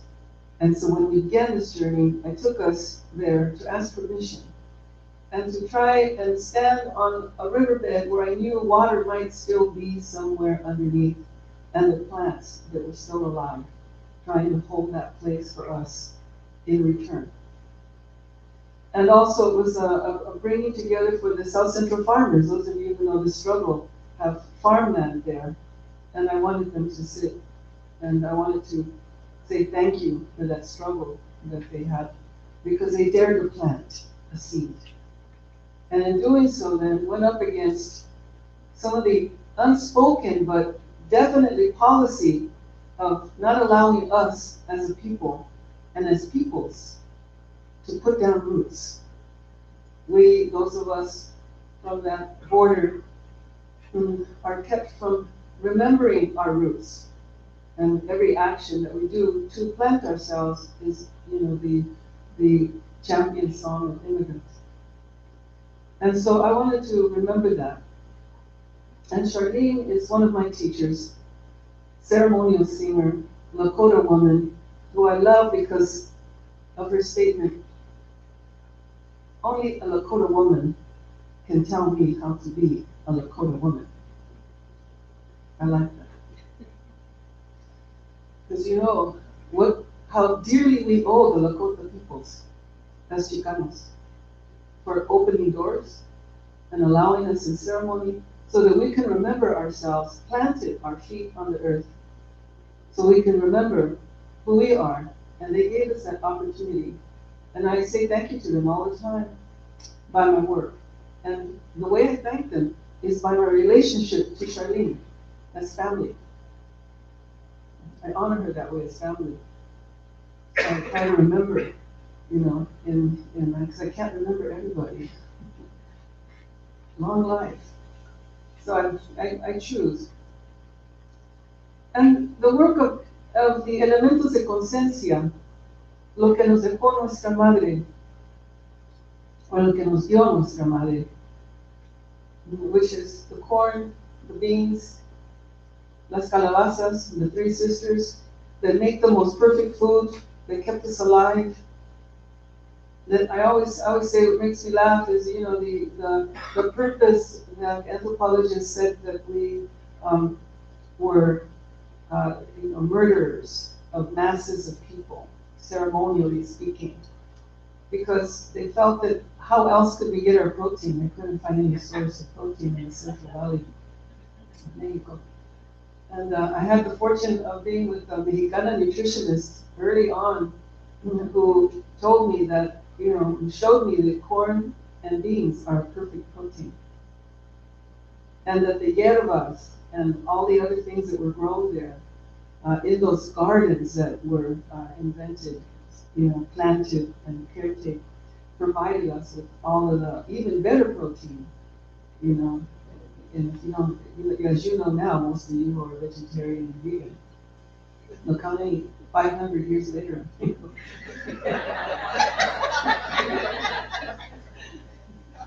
So the other is the water that remembers, the water source that remembers. It remembers its path. And sitting up in Montana, and I was watching the grasses grow, and the grasses reminded me of the water, and the water flowing. You can put anything, you can dam it up, you can put cement, you can do anything you want. But eventually it remembers how to travel its original path. And so from that, I feel the waters within us also can remember the original path. Lo que queda en este mundo are all the things that are all around us, pero we don't know how to recognize sometimes. I do the molcajete test. This is a metate, but the molcajete test is something I'll pass on to you. Try to remember if you have a molcajete in your home. If it's not in your home, your mom's home. Then think about it. Where is that molcajete? Is it sitting on the mantelpiece of your home as an object of art? Is it sitting in the kitchen? Or is it holding open the back door?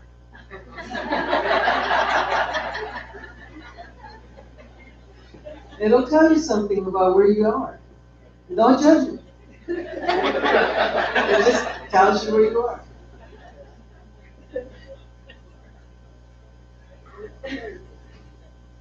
I had the privilege in doing our journeys, our jornadas, of meeting the Purepecha people up north in Oregon, in Woodburn, Oregon. A group of familias de Metromecha who were trying to recover their self, trying to remember who they were, and they realized through their youth that were participating in Mecha and taking Chicano studies that they had already lost their tradition, not here, but back at home in Mexico. And they wanted to recover it. And so they asked me to come back and visit, and in doing so, we made an altar, and in doing so, we made the sacreds, and in doing so, we brought the molcajete, we brought the metate, and we enjoyed, a couple days of exchange, where I got to spend time, with folks who were so loving and generous, and open, and made relationship, with us. So that to me, the art practice of relationship is basically, how my work has been developing. Whether I'm sorry that the lights are so bright because you can't see the colors, but the work that I use is, from the river. I gather willow. Thank you. I paint, I draw. I never really got to print because, Chicano printers print late at night. I had 3 children since I was about 17. I had children, so it didn't quite work. Somebody always needed a diaper change, got hungry, started messing with the paint, bushes, whatever. So I never really got to print. Now I've been invited with Tana and Carlos. Jackson's been so generous with me and the young people that I'm getting to print. So some of these are the pieces that I have a show right now with 5 artists, including Faye, at the Shrine Museum at UC Davis. But I gather materials. I use wormwood. I use willow. Um, and, uh, and then I collaborate with other artists to make pieces that I feel embody what really is true about our earth, that it's very mobile. You know, we think of plants not moving, but they move. They use us to move. They seed us and we move, and then they reseed themselves wherever they need to be. And I want to remember that because they move as we move. They know that to live, you need a good place to live, and they will move to that place, and so do we. You know, we're stuck with borders, and we're stuck with those borders of the mind, but in truth, you know, life wants to live. So these are pieces. One is an honor, un homenaje a la doctora Flora, again from the Winton Winnemem people up north. One of the old suck doctors, as she's called.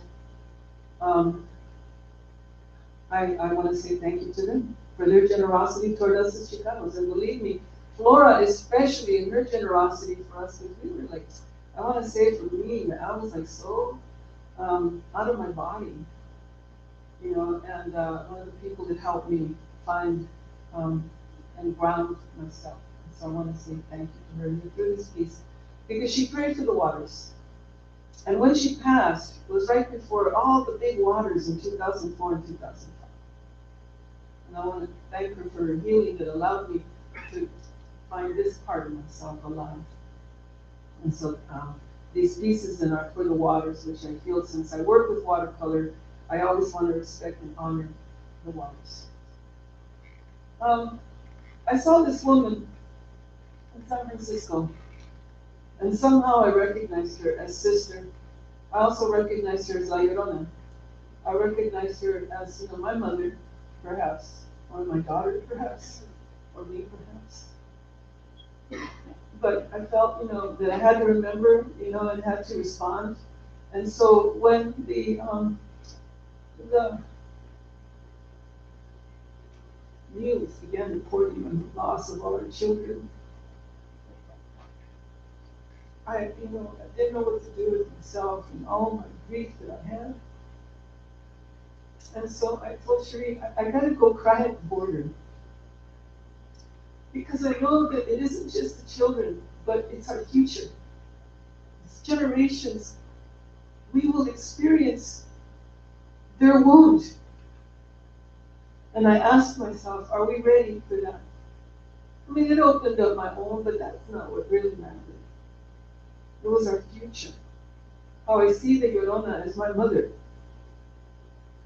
And I keep waiting for her to find me, flagging her, I'm right here.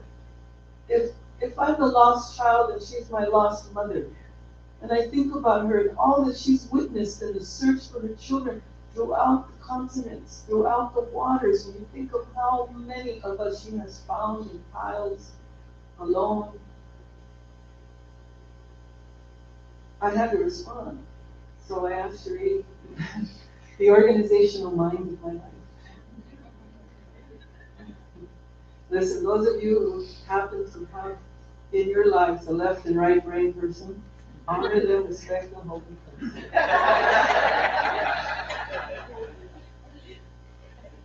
And we reached out to Roberto and Limoat, organizer, and the chingona, that's the one way to put it.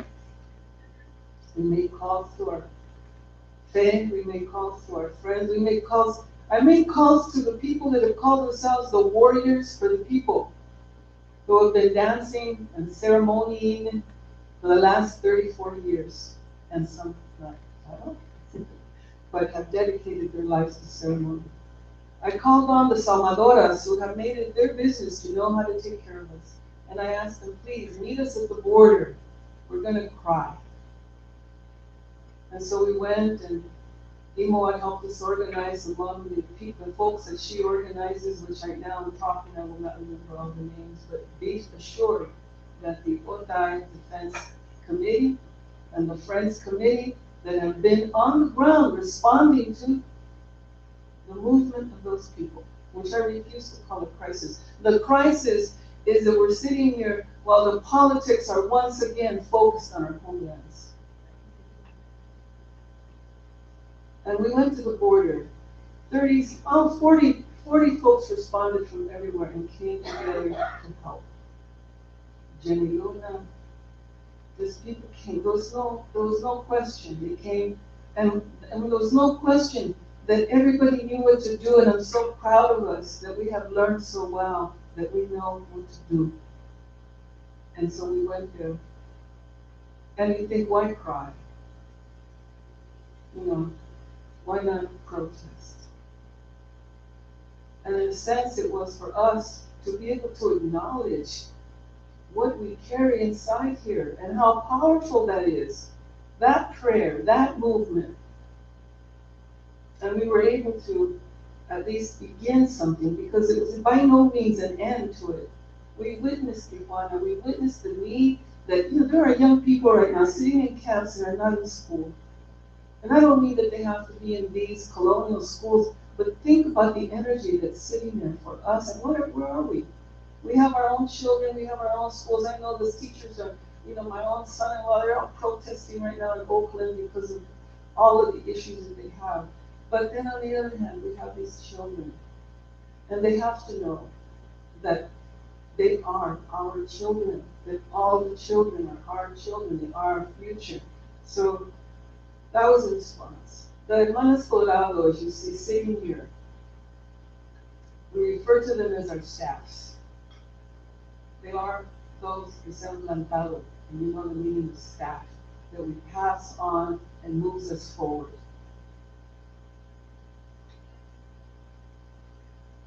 I'll take time, I'll make sure I'm on.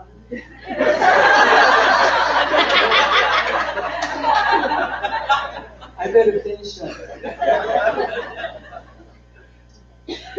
Basically, if you can see this, it's the recovery of our origins through the method of making art that's specific. I mean, we need to be specific. We need to be practicing and participating in our cultural traditions, in our home, in our communities.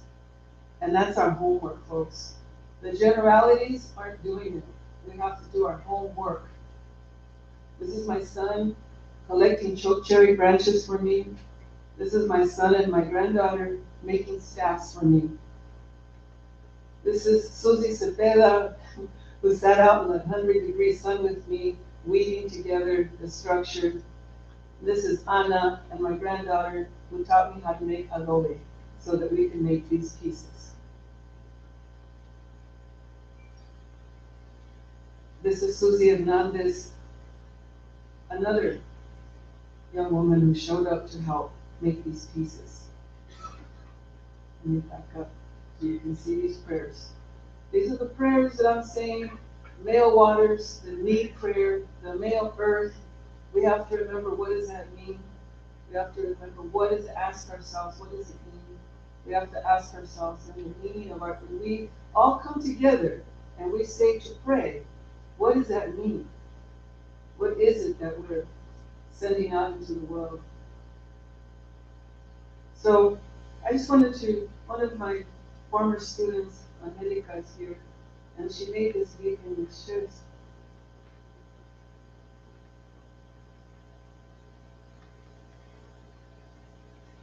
This is the state that we're living in, folks. Not to cast down, but to see what comes through. The things that we hold most dear. The path of Day of the Dead for me has been a way for me to engage with my community and the community of students, for us to remember together who it is in their lives that brought them to this historical moment. And to remember Armanda, because I'm tired of being asked, what right do I have to use, to talk, to see, to do? And I say, I have a responsibility, not a right, to say, to do, to move. Thank you.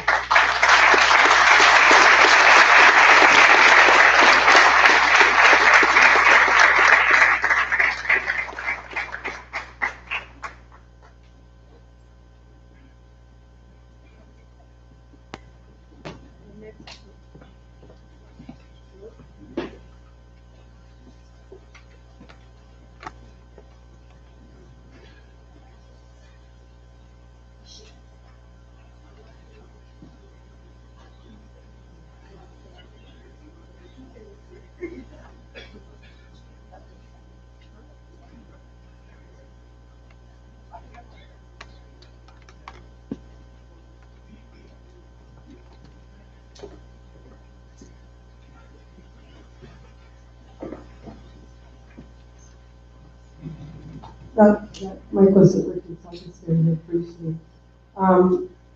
Elena Cervantes, Los Angeles-based artist, is a second generation Chicano, born in Garden City, Kansas in 1952.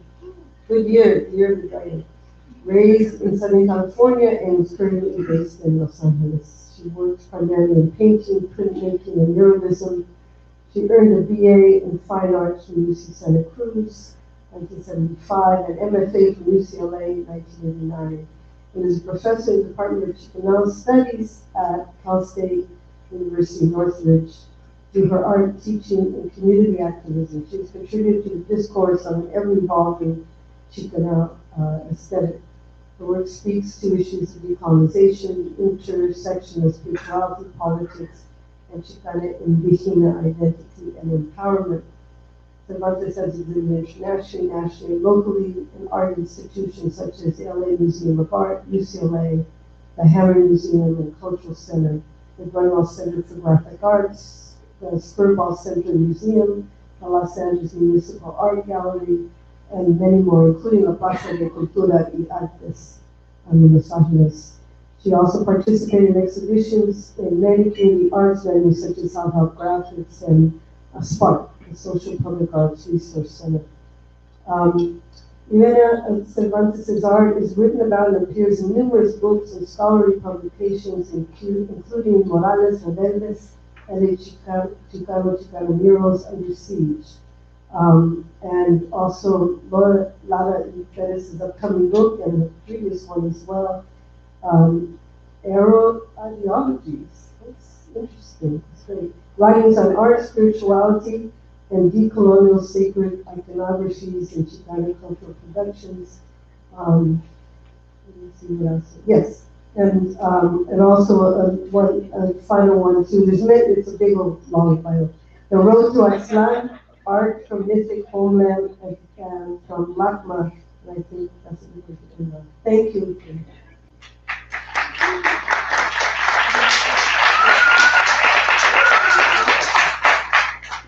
So, can you hear me?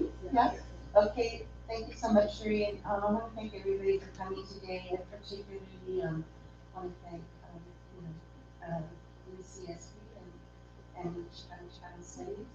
I think that Chicano Studies Department has been critical in creating space for Chicano art and aesthetics to be able to evolve as well. So very important. I'm going to talk to you just a little bit about myself first. And before I do that, I really want to thank Shirley and Celia for having this panel. It really helps to kind of crystallize and clarify many of our conversations that we've had, and certainly with other Chicana and Chicano artists in terms of, what is our place in terms of bringing community-based works into the institution and creating those spaces that they are, resistance spaces as well, spaces of resistance. Just a little bit about myself. I was born in Garden City, Kansas. I lived there as a very young child until the time that I was 7 years old, but really also a very important time in my life because of the many experiences that I had, and shall I say, not being able to really make sense of those experiences. I first went into elementary school shortly after, not long after, God versus the Board of Education had passed in Kansas. And that mindset was still, was still in the institution. And so, when you're a child, you don't know how to put words into what you're experiencing. And I think that has been really the importance of Chicano art and Chicano studies to be able to be more experienced. So that has really been one of the important, parts of my life is finding that visual vocabulary and finding resources to be able to hopefully create an experience of empowerment for all of us. But so I grew up in Kansas, and I have to say that I really want to thank. This is thinking about my information. I'm thinking about my parents as well, because of what I learned from them. And what I have to say is what I learned from my parents was to be open and to be very compassionate, especially in terms of other experiences of people of color. And so when I was, probably when I was about 7 years old again, moved to Southern California, really important. And so in everybody's life, there's certain, crossroads that have deep meaning, and at the time perhaps you don't realize it. But we moved to Southern California, and the state would have it. I ended up living on Mount Palomar. My father found me a job on a turkey ranch. My mom was a farmer. Found me a job on a turkey ranch in Mount Palomar, and where I lived was all surrounded by by the native people of the area, the Native Reservation, the Prime Indian Reservation, the Polynesian, Polynesian Indian Reservation, and so that was really my kind of first introduction to what it what it meant to be native, and the connection to land, right? And again, as a child, I wasn't really able to articulate that. So there were really interesting things that happened at that moment in time. I think that the kind of experiences again in the institution, in the educational institution. So I went to school up until that time. I did growing up in Chicano was primarily my cousins in Kansas. So when I moved to Southern California, it was really a different experience because it was so polarized, especially in terms of school. So I was living on the land of the original descendants of the people. I was going to school with the children of those people. I was going to school also with the usurpers of the land, who were the growers. I grew up in an agricultural area. And then I was going to school with the workers on that land. So they were primarily migrant farmers. And so it was in the institution that my eyes were really first opened in terms of what is happening here and the kind of disparity and the expectation of education for children. So later, eventually, my family moved to Orange County, which actually was a good thing, because that's where I was exposed to the Chicano movement. But again, as fate would have it, I found myself in Westminster.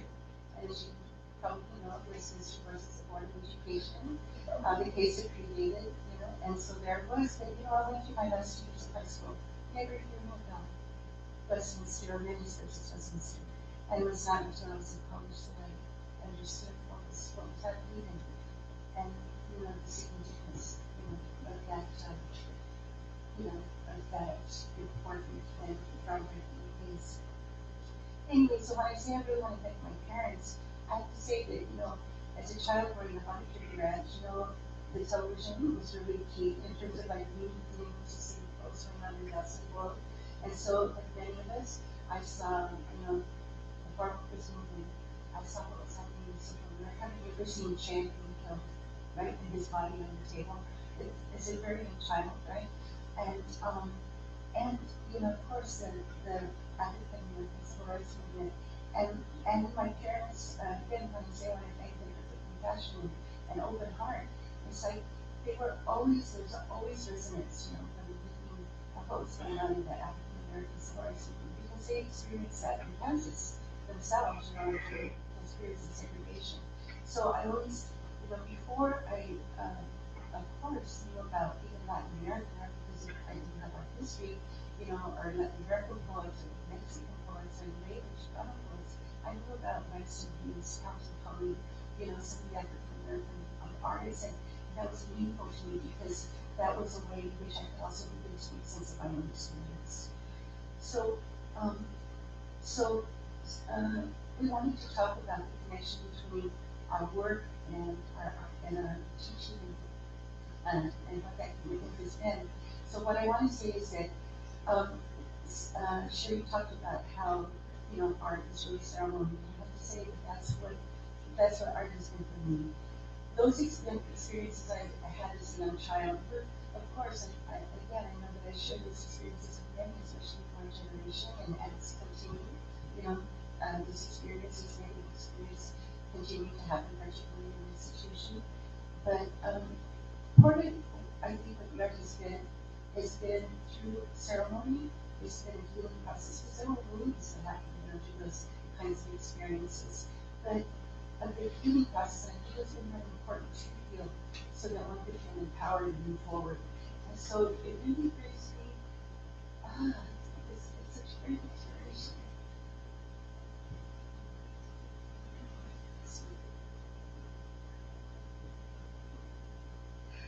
you know, after 4 years later, it was such great inspiration to see the younger generation doing the work that they do with such confidence and also with such strength.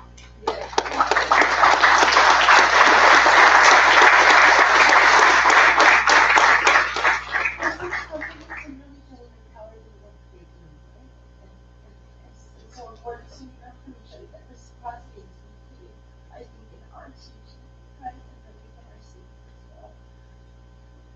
So, I'll talk a little bit about the work, and hopefully kind of touch on some of the other, you know, important subjects. But so, as I'm sure we had today, we're going to talk about artist ceremony, and especially when we talk about water, you know, and how water always finds its way. So, one of the first ways in which I started to express myself through art is in watercolor. My mother bought me a set of watercolors when I was probably second or third grade, and that's how I taught myself to paint. Like, I've always painted in watercolor, and I have to say that that's my most that's the medium I'm most comfortable with. So it's true, you know, the art is healing, but also the water finds a way, right, for me. And so I can say that what's really been important in my work is that, you know, the power of Chicana and Chicano art, particularly for me also Chicana art, because that was something that, you know, that experience of being able to begin to create a shared vocabulary, you know, to begin to put women in the center in terms of, you know, of the action.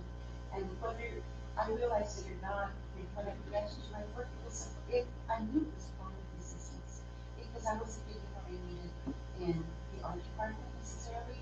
And so it really became incumbent upon me, my sisters and brothers, to begin to look for those experiences that not only affirm, but again, empower. And so a lot of my work, especially when I began, you know, most of the time, especially if you went, and I was fortunate enough, because I was exposed to Chicano movement, to, you know, to go into higher education. It never occurred to me. You know, my parents, you know, emphasized the importance of education, but they didn't have a college education, first generation, you know, college students, and so I didn't know the ways in which to negotiate. But anyway, so that was really critical because I went to UC Santa Cruz, and I actually had my first and only Chicano art professor there, Eduardo Carrillo, and I think I'm going to share a really fast story. Unfortunately, Eduardo died some years ago, really early in his 50s, and he was really interesting. So anything here know Eduardo Carrillo? Oh, no, so you know about it. So he's like, you know, Eduardo's like really spacey, right? But he's like really, really profound, you know, in terms of his practice and in terms of the way that he interacted with his students. But not all, not, I remember one experience when I was in undergrad school. You know, most of the time, if you're Chicano or Latino, in art school, you are most of the time you'd be the only one, right? So unfortunately, many times it's still like that. And so I was fortunate enough to have some other Chicanas and Chicanos in school. There was probably one other Chicana, Carmen Leon, and there were, you know, 4 or 5 other Chicanos.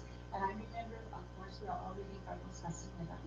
And so Eduardo, you know, organized this trip, you know, this trip to go, you know, into, well, Eduardo, first of all, you know, his home was also in Baja California. We organized this trip, this journey to go, right? Go to Mexico.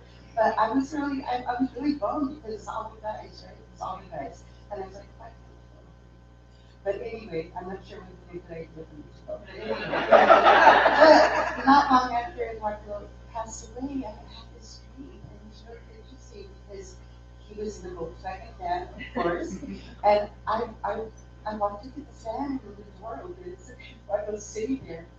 And then I looked at him and he goes, come sit down with me, and the van, and he sat down, and I was just looking at him, going, Eduardo, I thought you could come.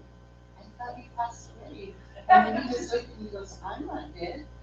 And that was my dream, and that was the end of my dream. That was really, you know, really interesting. But it was very important for me at that point in my education to have a Chicano professor. But anyway, so I think that in my work, I won't speak about each one individually, but just in general. But I've been trying to do, and I think that when I first began to study for myself, you know, what was the meaning, the deeper meaning of the goddesses and the gods in Mesoamerican religion and indigenous religion, and why? Because I was trying to find that language that again empowered and affirmed and connected me to my you know, indigenous spirituality. And so it's really important for me to be able to see that indeed there were not only gods but goddesses, and to affirm that the feminine face of God. So this particular piece is the biblical realm, and it's influenced by many of the different cultures. The begin is a pelt of the jaguar.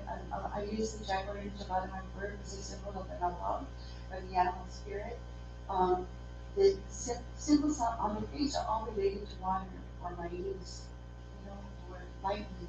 And so these pieces are speaking to that connection to the elements, but also how we embody, you know, we embody that spirituality.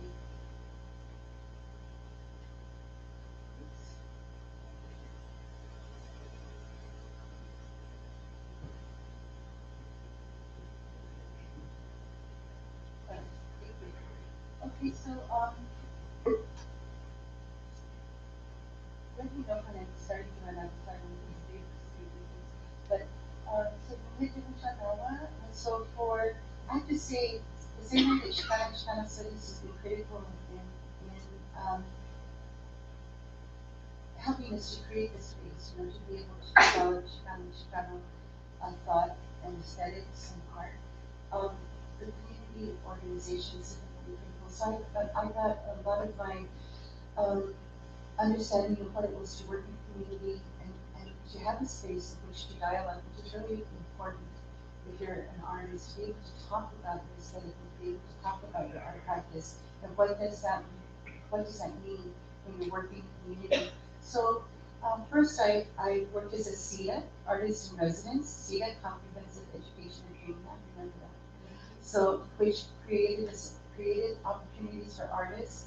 I can't say much like the WPA, but it did have a short-lived, you know, create spaces for artists to work. And I worked in the East Long Beach community for several years. And I worked with so-called gang-related youth, young women and single mothers primarily. And we worked, you know, doing art in the community. After that, I worked also as an artist at the Social Public Art Research Center. But eventually, I made my way to self-help practice. And Sally talked about the importance of Días en los Muertos. And Días en los Muertos has also been one of those ways in which we are still practicing our spirituality, you know, in our contemporary reality, and but being able to really practice, you know, what that means over all these years, all these hundreds of thousands of years. And so part of my art practice and teaching has been to be able to bring that into Chicana studies at Cal State University. But anyway, and one thing about it is also interestingly enough, my first introduction, because I was not really Catholic, my mother was Methodist, my father was Catholic, we left the church. And so we lived on that turkey ranch, and I mentioned to you that it was all surrounded by, well, it was native land, you know, and there was a cemetery. There was a cemetery on the turkey ranch. And my brother and I, you know, we like always big, you know, explore. And we always found our way to the cemetery. And it was like we were fascinated by this one grave in particular. It was a photograph of a little boy. There was always food. You know, there was always food. There were always offerings of them. And so that was my really introduction to the Los Muertos, although at the time I didn't know, because the native people there, some of them were Catholicized, and so they would come and they would celebrate these Los Muertos. And my father would tell me exactly, you know, he would be working at night and he would see, you know, the vigils that were going on. But anyway, so self-help graphics and the arts organizations have been very important. And so that's where I also began to, I always was fascinated with printmaking for the same reasons that Jesus mentioned, in terms of being able to share that, to share the images, on a larger level, to be able to have a more kind of egalitarian way in which to share art.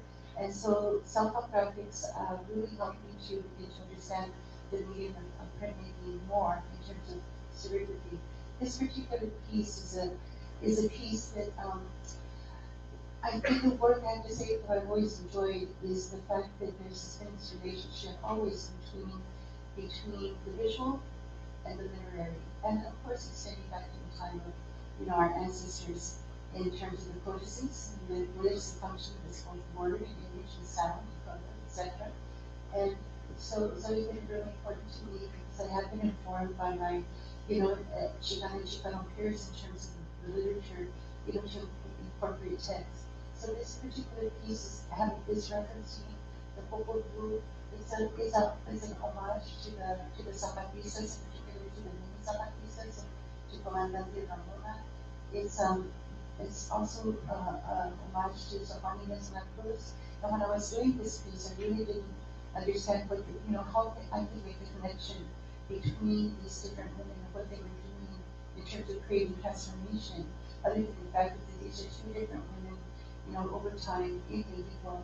And then Rosario Castellanos, the Mexican feminist, really believe, because Rosario Castellanos considered herself an hija de Chiapas. She was sympathetic, to indigenous culture. She was raised by, indigenous people. And also she wrote about the work of Zapanines and Cruz. So anyway, everything in this piece is related to the earth, to the goddess, making connections to creativity. And But it's not funny. okay. Okay, so this piece also is referencing watercolor as well. And so everything in this piece is really, the idea of art and how art is, you're not just creating objects, but the work itself, is like, has energy. And then, everything is really viewed with energy. And so that's what this piece is about. And this is referencing something that I had worked with several others. And then again, in terms of the conversation with the Nama, and this is do you know where it's at? Searching for my mojo, and it's as a word for the artist or the Latino, the Mayan word. And so it's just and this is the jaguar in the guise of the Pesca y Boca or the trickster. So I'm saying, I'm looking for my mojo, just like creativity, sometimes feel like we're blocked, so I'd say, I just my mojo, and people know that you see my bag of tricks. So anyway, so they're just having this conversation. And then, and then there's always the image of the calavera is referencing, of course, one of the Nahuatl poems on immortality or mortality. And then this piece very quickly is just a piece that's also related to Tlazolteotl, and the goddess, people usually think of her in her guise as like sensuality. She was also the goddess of the sweat lodge. She was the goddess of curanderas and curanderos. And this is like a priestess of Tlazolteotl. And anyway, so she's singing this song. Actually, I found an actual song to Tlazolteotl from one of the codices.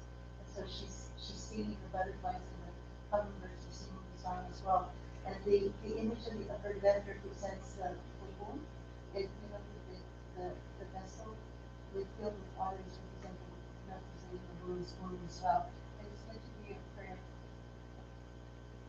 And I just wanted to say, in terms of my work, so again, Chicano Studies is incredible.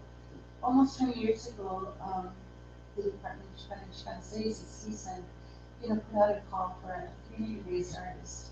And I have to say, I cannot emphasize enough how it's been so important to create these spaces for art to be taught in Chicano Studies. And what was really unique about this position is the fact that it was a tenure, it was a tenure track position, which is really rare.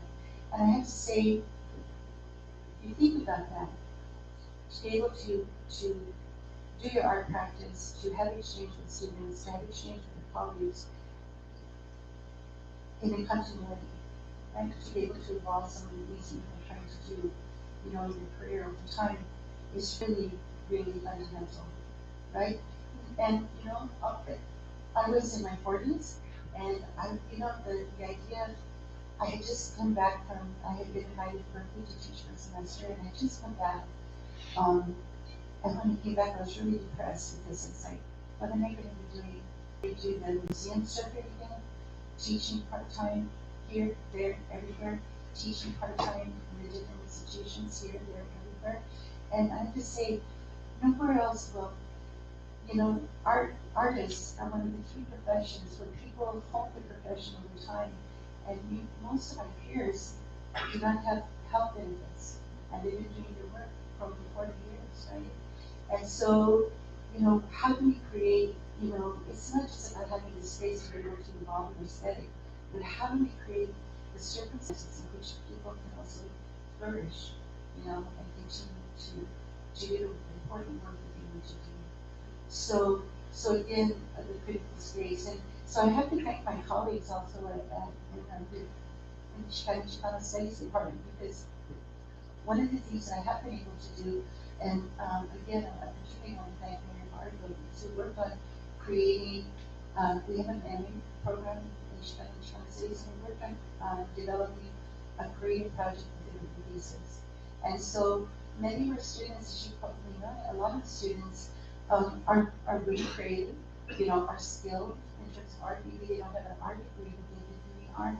And so it creates that space for them to be able to pursue, you know, their area of study, and to also bring art to that. And that's been very important. Also, you know, it's not just visual arts, and theater is also really important in terms of you know, contributing to that program. And so anyway, so we're here today to talk about the importance of, you know, and our place, you know, within the institutions, and how we transform through our work, not only what we do, but hopefully how we are able to have residents in our community.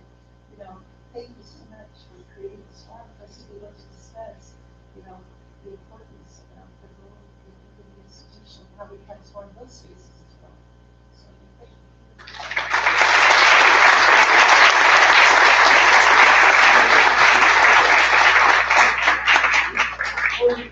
Bueno, we have about 15 minutes for respuestas, comentarios, etc.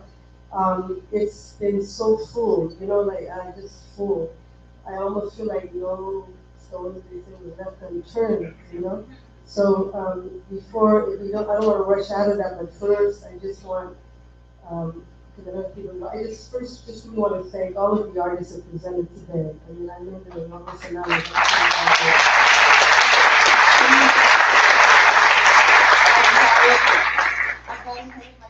Just one more moment. Please. Yes, so what I wanted to say, the reason I showed this time, is that I have learned so much from the students that have come into the project. And so just really quickly, I wanted to show a couple of the works. So just two students, Martha Emma Martinez, she did work where she was talking about women's collectives and art collectives. She also did an interview with one of the women from Mujeres de Maíz. She went into Mexico, and she learned about stencil making in Mexico. So we had an opportunity to go to Australia and to have an exchange with Aboriginal women there. This is just one of the pieces that we did. It was a collaborative, and so she taught me a little bit more about you know, stencil making, and of course we're always learning from our students. So this is just some paintings she did in combination with stencil making and painting, and reflects some of the children collective that she saw or worked with in Mexico, the Valle de Mujer. And then this is another piece from Los Oliveras. And then very quickly, this is Tatiana Preciado, and she was a beginning, I teach a beginning painting class. She took my beginning painting class, and she's done beautiful work. And so she's been doing this series on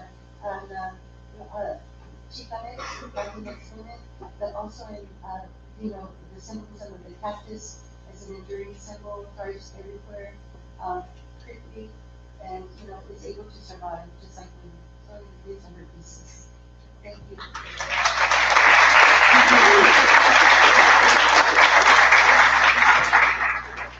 I'm sorry. Sorry about that. No, I'm sorry. So, ¿alguien que tiene pregunta, comentario? I know it's a lot. It's a lot to take in. So. Yes. Thank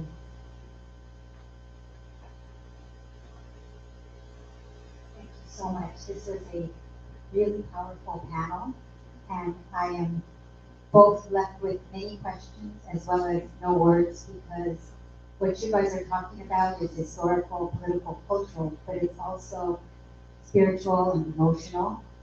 So I think I'm not going to ask a question, maybe time for others, but I do want to invite you and everybody here to a symposium next week that I think continues the kind of work that you guys are talking about.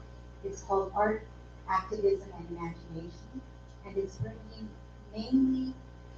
bringing people from Ferguson, New Orleans, Flint, Houston's Project Row Houses, mostly Black artists, activists, but also from East LA, Chicanos, Chicanas, including Quetzal Flores of the band Quetzal. And so it is doing the work that George Lipsitz talks about, not community-based art making, but art-based community making. And I feel like that's part of the work that you guys are talking about, but you guys are also talking about so much more. So this is sponsored by the Department of Black Studies, but it's on the Global Studies UCSB website, where you can see if you want more info. It's March 1 and 2. Yes. Thank you.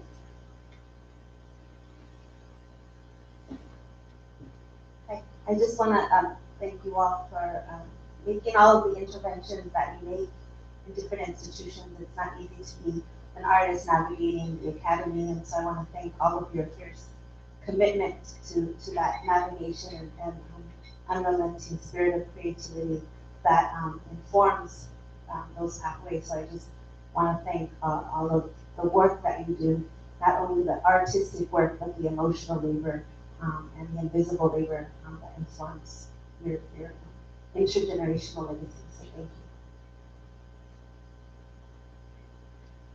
Hi, my name is Yadira, and I just want to say that it wasn't until you were done speaking that I realized that every single one of you has influenced me in some way. So I want to say thank you, and I want to reaffirm that on those days when you're wondering whether or not what you're doing is worth it, it is. Shetty, when I was coming to terms with my own queerness, your words walked me through that path.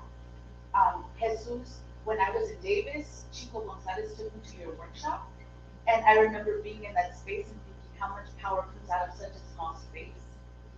But when I started my journey as a student, I saw you at a conference with Mujeres Maíz, and I thought, how fucking awesome is that? And I felt so validated in the fact that I was in academia at such a later time in my life and with children. And after have taken the desert bypass and through the snow and that, and kicked it at the river for a little bit. And I came across Celia through a student here at UCSB, and I have to say that both like the handful of times that I've been in a space with you, I always feel your warmth and your positivity. And so you don't know it, but in my mind, you're like my tia. You become like my fairy godmother. So when I need peace, I usually channel you. And I grew up in Westminster. And I grew up across the street from the Mendes house. And I didn't find out about Mendes until I was up one morning at 3 in the morning with my little one, and Sandra Roby's PBS documentary came on. And they talked about Westminster, and I was like, Colorado or California? Or England? Which is it? And they said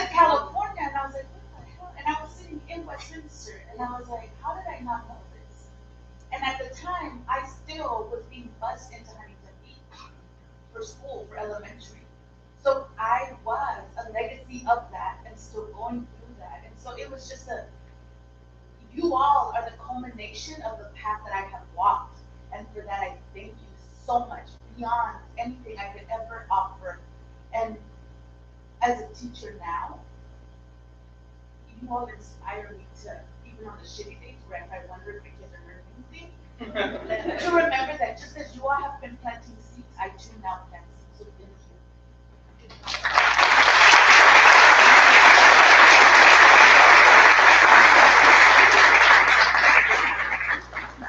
I do have a question. I just want to know where you see the future of indigenous action within Chicano studies, but more within the classroom. As teachers, how can we go about bringing in those sacred ceremonies and still not infringe on other people's ceremonial space and other people's beliefs, but have demand that they understand our ceremonial beliefs so that we can continue that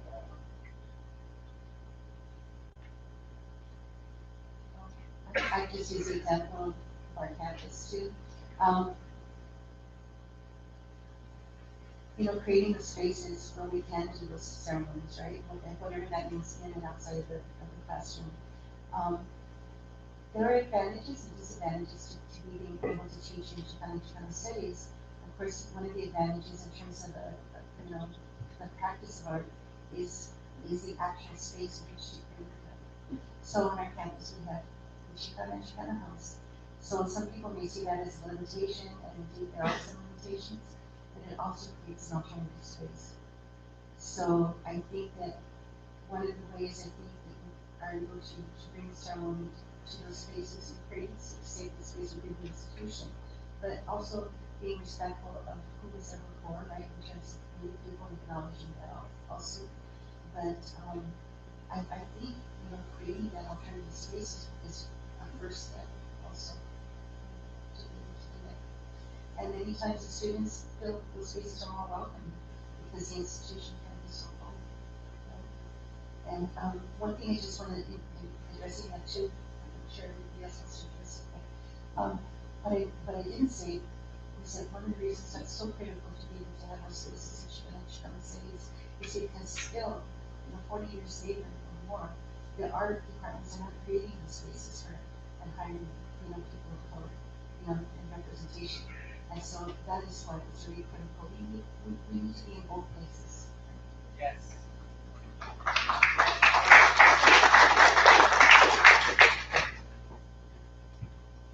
Yes. This is one call out definitely to how it is that the art departments have been allowed to get away with Stonewall, really, definitely. Not a glass ceiling, but a trouble. For us as artists to be able to utilize our MFAs. We're invited to get MFAs, but we're not invited to use MFAs.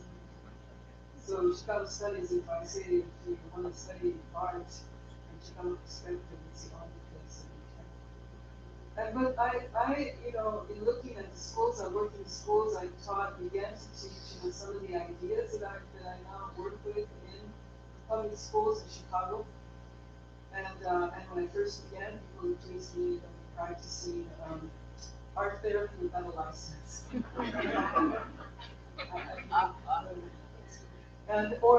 or bringing God into the classroom. Nowadays the dead is everywhere, but then people were frightened at the idea of talking about death to children. And when I began teaching, there was so many young kids when we began to talk about fear, about death. They have a lot to say. Young children are very, very intelligent children. We have, when I was in the Chicago schools, all I could do is just every day I'd say a little prayer over them, that their minds would continue to be open, and these geniuses would show up on our doorstep in a generation after generation. Because the schooling is just so, it's painful to see the squish, these beautiful minds, and our medicine and our future, and the resolution of all our issues in this classroom. So, we have to fight for that sacred space in all places that we can make it. And I think Chicano Studies has taught me to make to reach out into universities, colleges, and create partnerships. I work with them with Berkeley, I work with the Multicultural Center, and teaching my classes and making space, and I work with Chicago Studies Library, Lincoln Studies Library, I work, anywhere. I was all over finding partners to work with. And that allowed me then to have a life in the university, beyond just a small department, to really see that the resources and all the students they followed in those spaces and saw the work in those spaces and came to classes because they saw something for themselves. I saw you doing that project over there in the library, and they followed. So that in the schools is the same, I take students into schools. I haven't been doing that here. I did that in, I sort of chose, if we're going to talk about social justice and social practice, I decided what I could do is in schools. That was my dedication to the schools. So looking at the process and able to bring students to work with young students, for us to learn what it means to remember what we came through ourselves and make those connections, right, for ourselves, so that we can then keep generating that energy, that safe space and learning.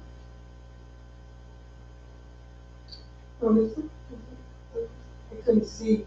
Oh, literally, okay, I'm sorry. I think there's examples of Dr. Medina and Dr. Susabella and others who have actual classes that are basically like talking circles. Of course, there's reading, spirituality, religion, and a lot of the theoretical part. But I think because our students, the first talking circle that I had with the group, there was everything from quotations to court cases, DUIs. They were 17 and 18 years old.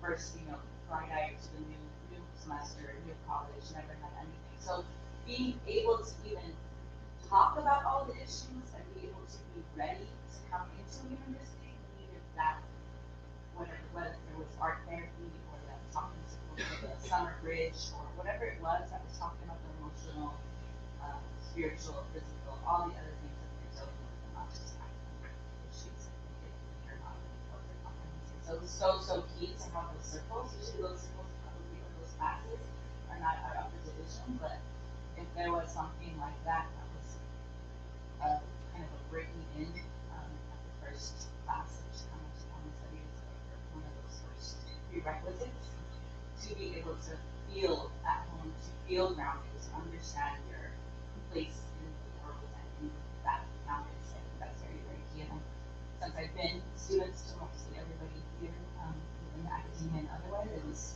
I see the importance of it and bringing in, the traditions, wherever they're coming from.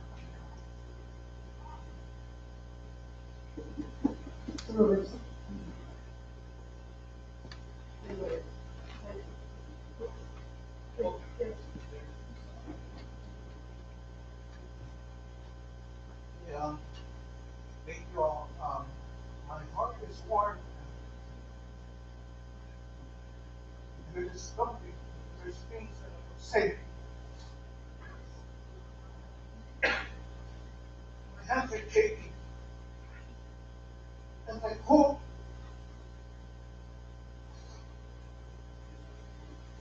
the next one is coffee. With brothers on my back.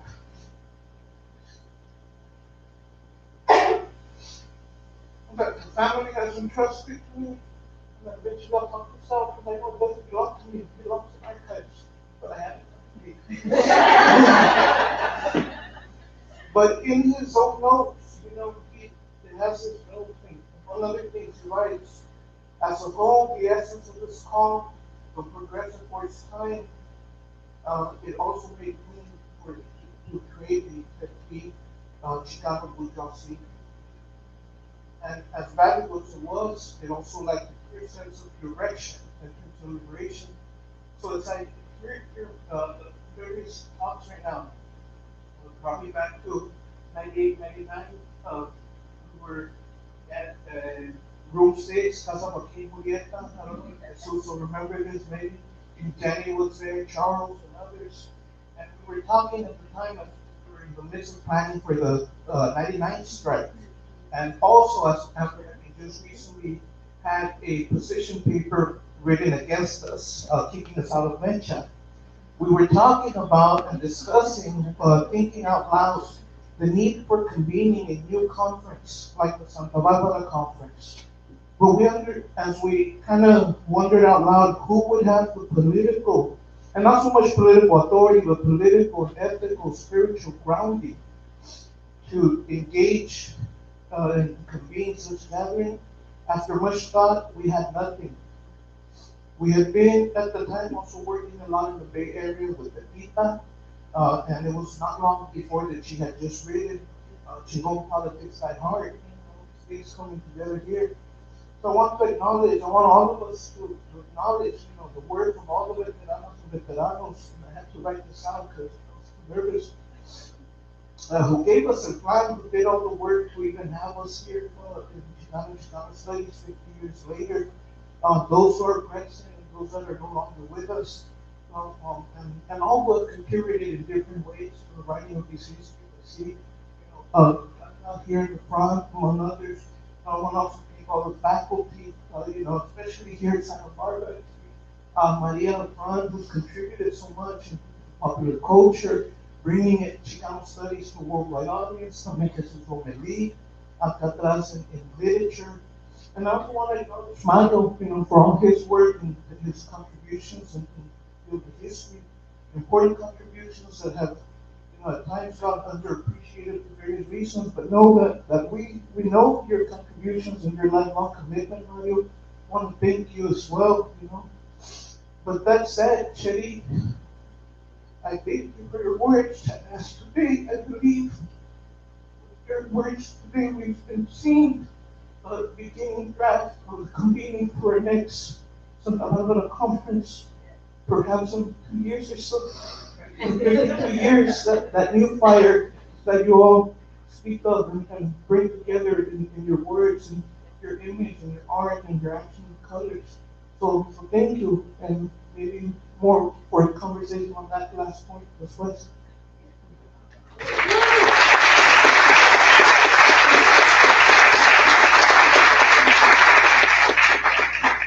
One last thing, I was thinking of Fanon también, and I was thinking of Fanon who says, between infinity and nothingness, I began to weep. But he ends Black Skin, White Mass with a prayer. Oh, my body, make me a being who always questions. Well, we're going to leave it with that last line there. And it's the Gerardo's going to come up and make a couple of announcements before you leave, so everybody's informed. One thing I want to say, this is a spontaneous gesture, that anybody, if you have no plans for lunch, go get some food and go over to 1415 South Hall, Las Maestras Center. We can continue to casually talk until the next event comes, just so if you want to just talk to some folks. So we'll be there, but bring your own food, I'm sorry. Anyway, gracias, a todos. It's beautiful, beautiful festival. Thank you very much.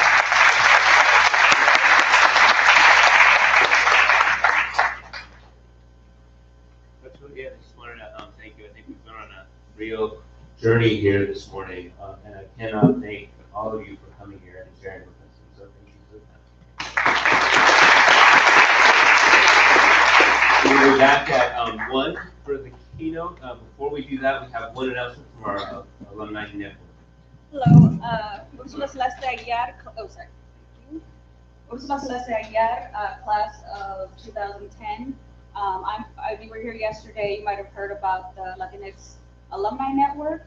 Our mission is to bridge alumni with current students and young alumni to create a networking forum, to create insights into various career paths, provide financial aid to current students, and to highlight alumni. El Plan had a direct impact on my family. My dad is a graduate of UCSB in the 80s, and I was able to come here in 2010. And all of the time, I don't think maybe there's been an alumni network, but we were not aware of it, my friends and I, so we created one.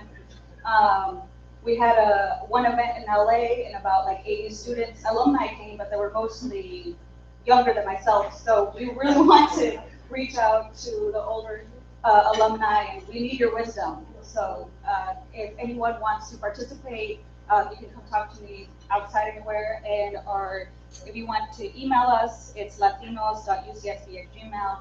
And our plan is to just, for all of us to connect. The younger generation needs everyone's wisdom, and I hope you guys are willing to share it.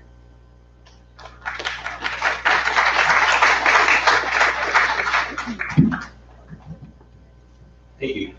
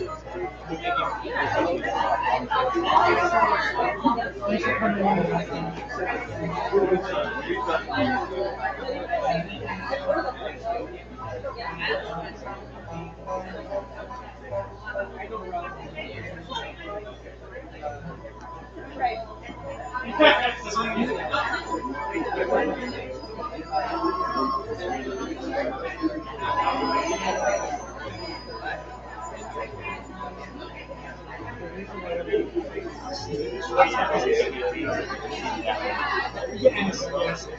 I want to be sensitive. When we're watching, I guess I can check.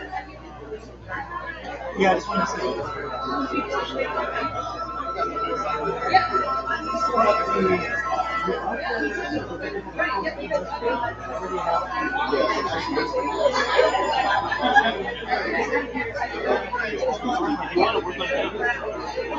Okay. Can I do anything for, can you put this, in me? Can I get you? Oh, okay.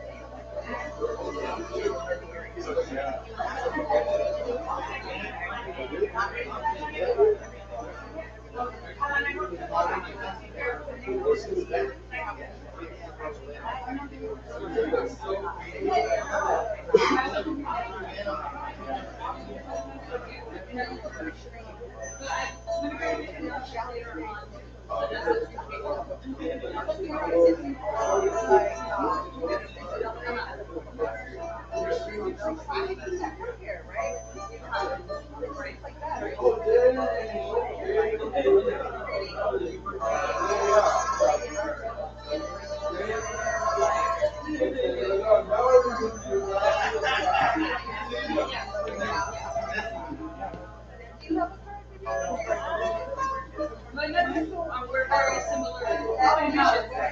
Yeah. Yeah. That's fantastic. No, that's really super excited for your so I'm sure those are active any folks that have ever gone on, right? Our best chance. Something that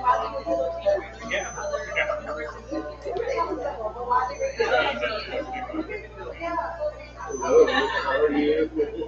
Yeah, no, I was like,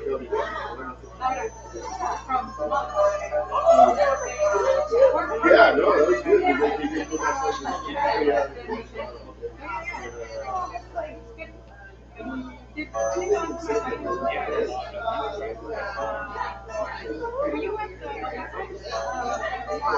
Then the last time I saw you was wide open.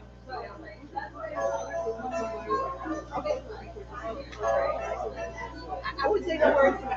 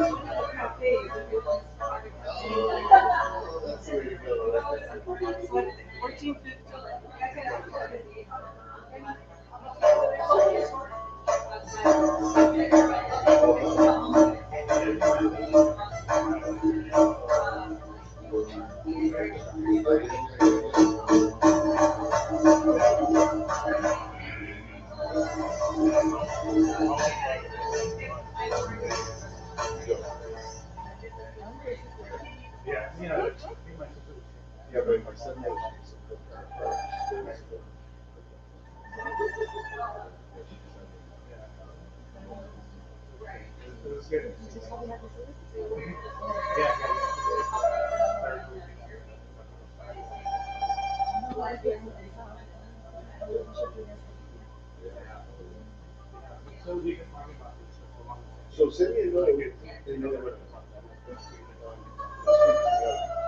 Send me a note, and then what I'll do is I'll start putting together all these emails. And then I know there's they have some other folks that I don't have to know, so I have to do that.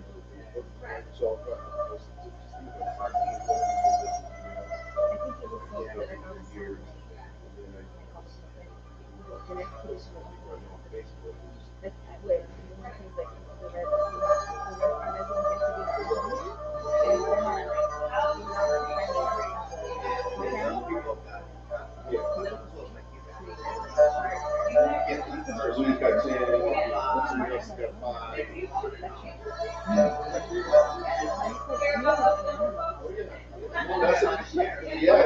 pieces that you never get to travel with information and the experience and then I think in terms of profession, you just have the special speakers and it used to be a bunch of hey, whatever you yeah. So we used to meet with responsibility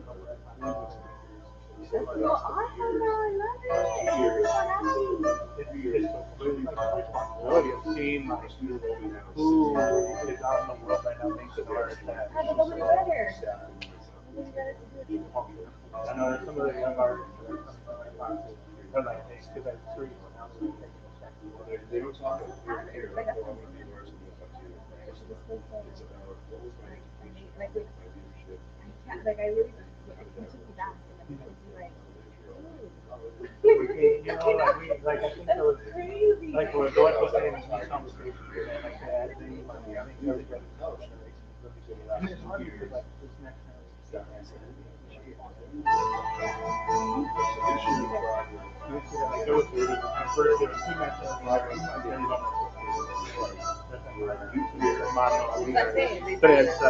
tres, this, that, but they did good.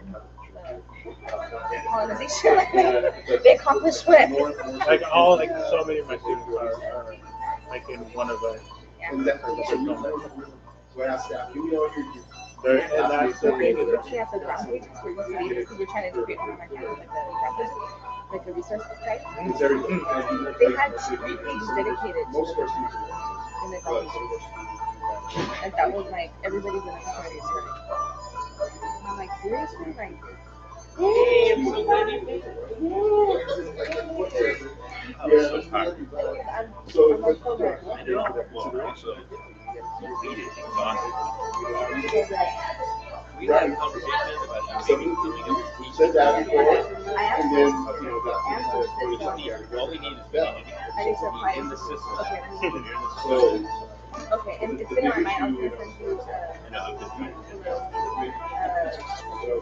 I don't know what That's a good question. Well, the way we do it is we break it up by area. So we have people who teach in. So you might want to think about, okay, what area would I be interested in? Do you want to do more cultural production, or do you want to do more history and narrative? We do oral history. We're trying to work with. So where do you see that fitting? And then maybe look through some of the courses that we have listed.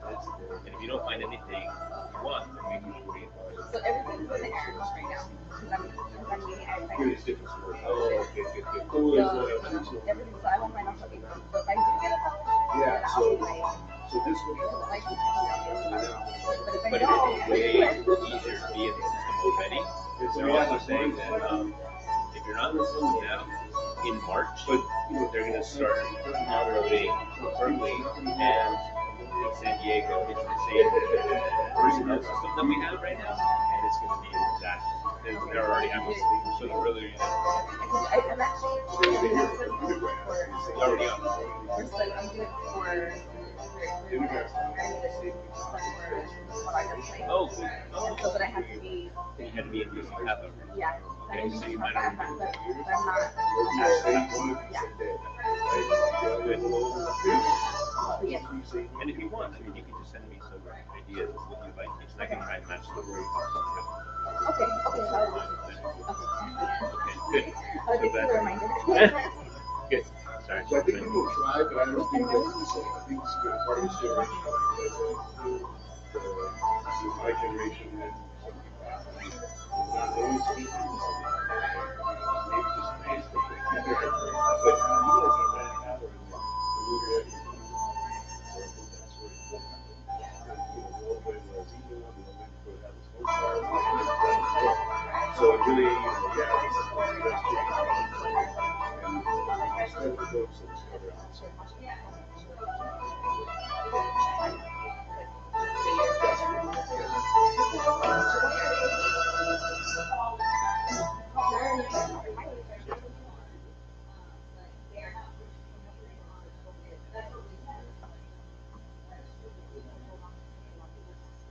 Okay, and then that's something we know. This is happening for stuff by the university.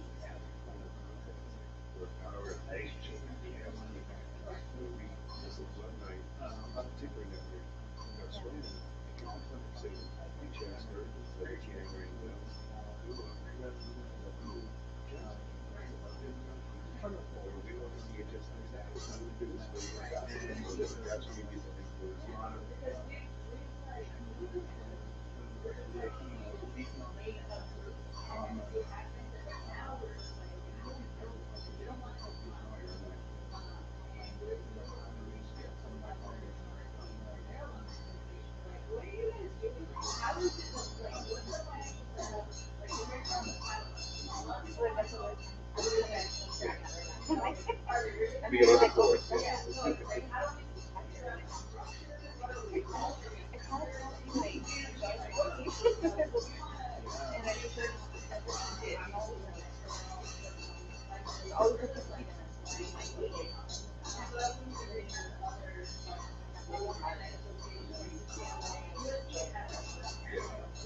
Everything has been working towards working out.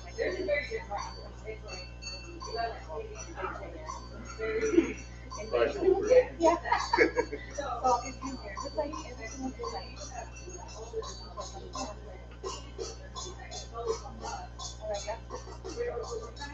I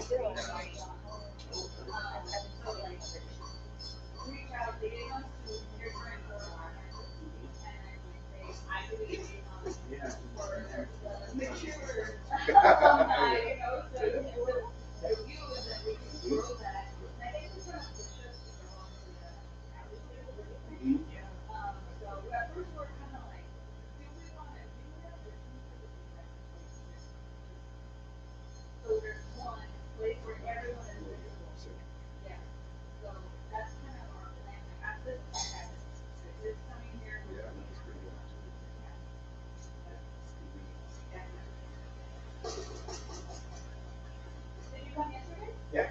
Yeah.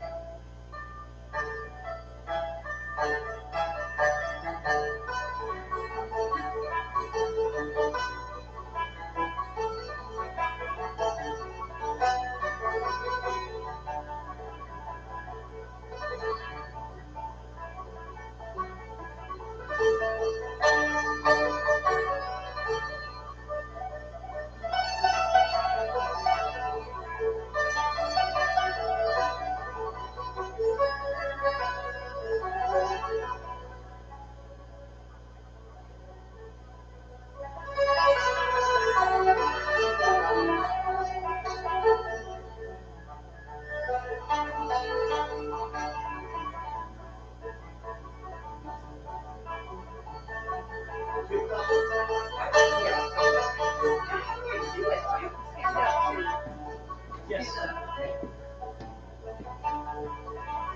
Who's in the house outside? After lunch. Outside? Yes. No friends are Little dark and it's 25. okay.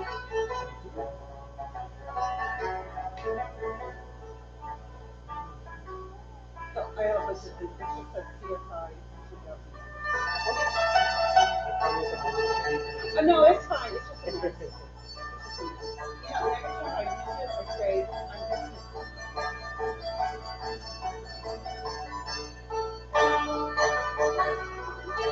There it is. Sorry, 2000.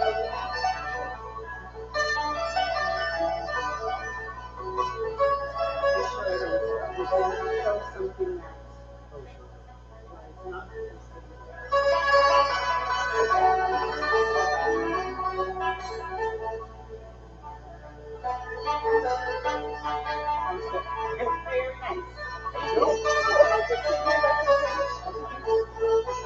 Okay. And anyone sitting anywhere special? I think the first row is reserved for You guys. California faculty, presenters. Presenters? Okay.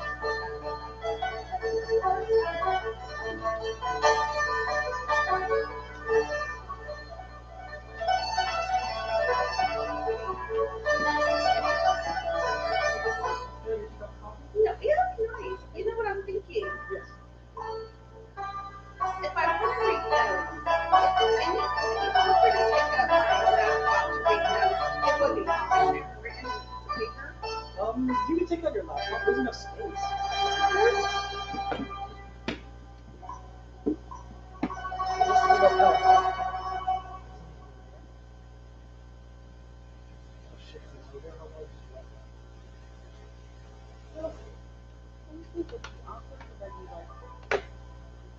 I need this to bring the, where, how, I mean, slice down with this, right? Right, actually, it looks like it. Oh, okay, I can do it, and then that way I can, yeah, I can just read, and then I don't have to hold anything. Okay, wonderful. Take another sugar? Just milk. Okay.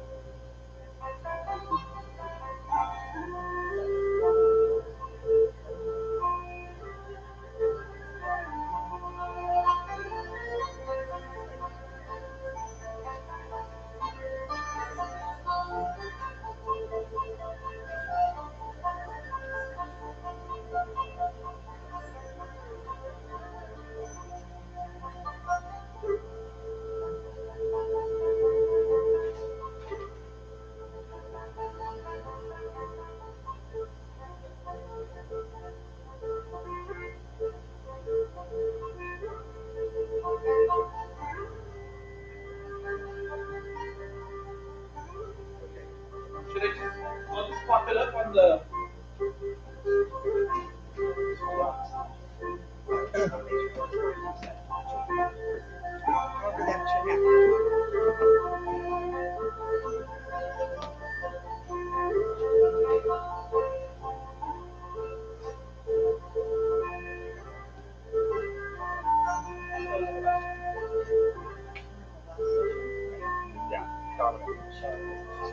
Do you know for anything or?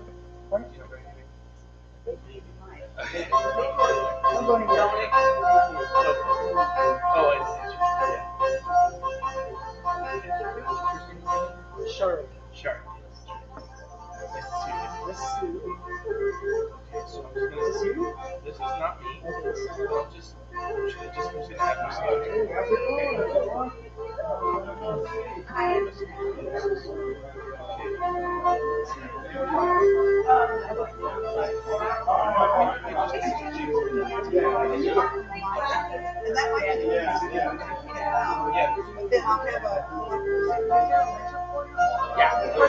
Maybe hard for me to use a later.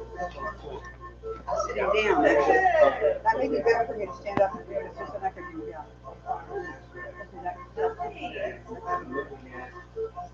Thank you.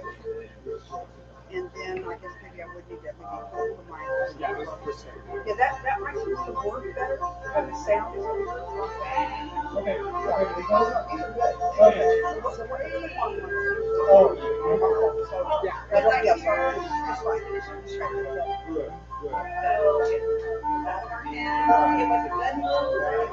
It was a good move and a shift into people deciding what he wanted to do. So it's a fun thing.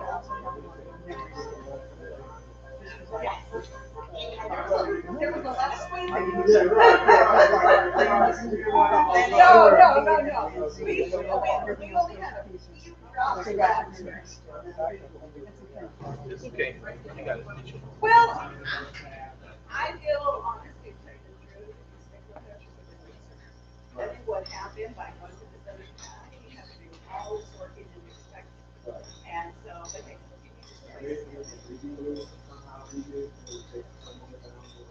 somewhere down the line, you learn new skills.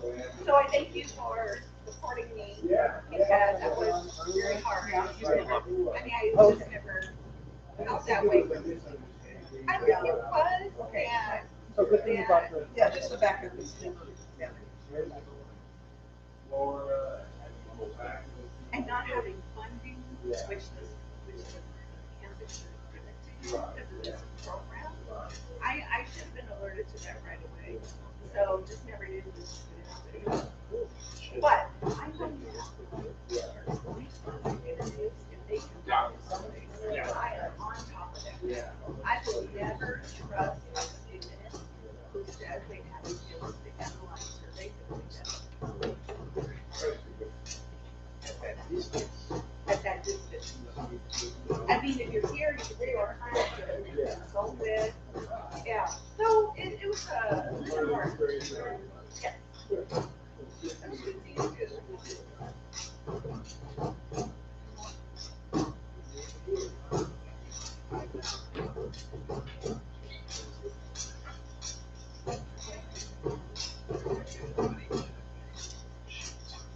Sorry, 1 second. We got messed up.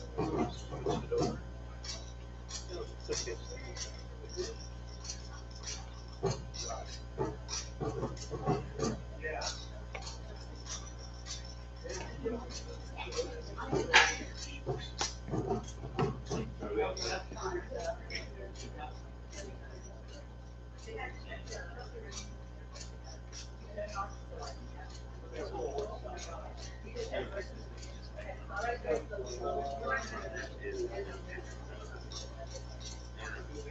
Richard is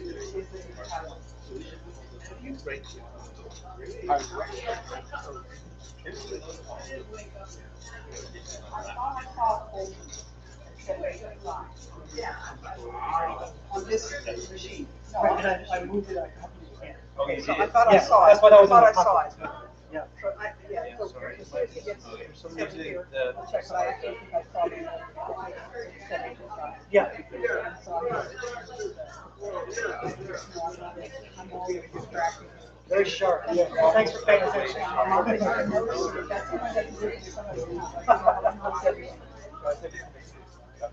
Yes.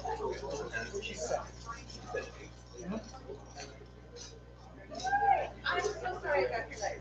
But I got my PowerPoint. I'm good. Yeah. Make sure that one looks right.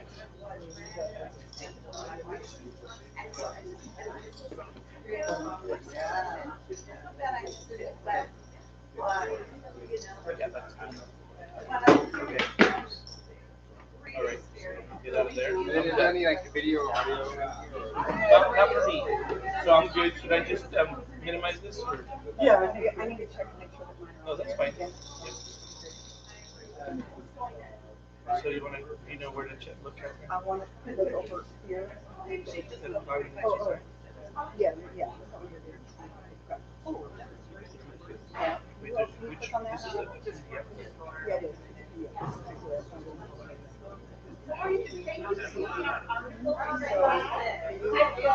Let me get it to size correctly. So, get the size correctly when I get started. I'm set. You're gonna, when you get up here, you're gonna want to do full screen. Okay, full screen. I usually just use the arrow. And then you go back to right. Okay, great. Oh, you gotta take it out of screen. So you just want to read the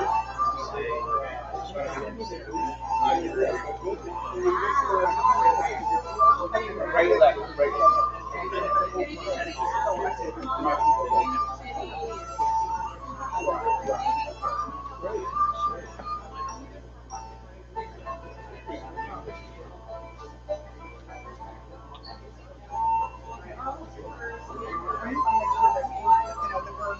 Same here. So full screen and view full screen.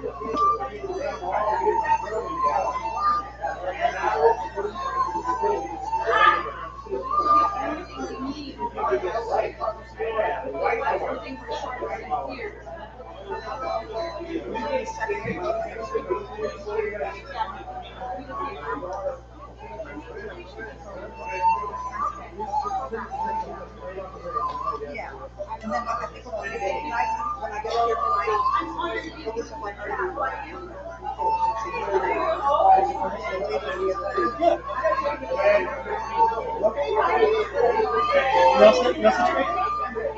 You're very welcome.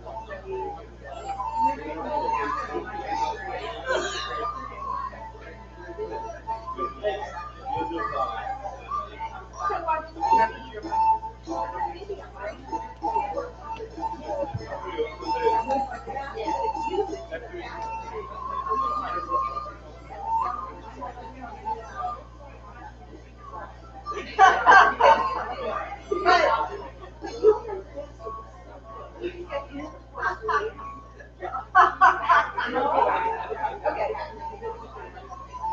Or we could do the CSI representative.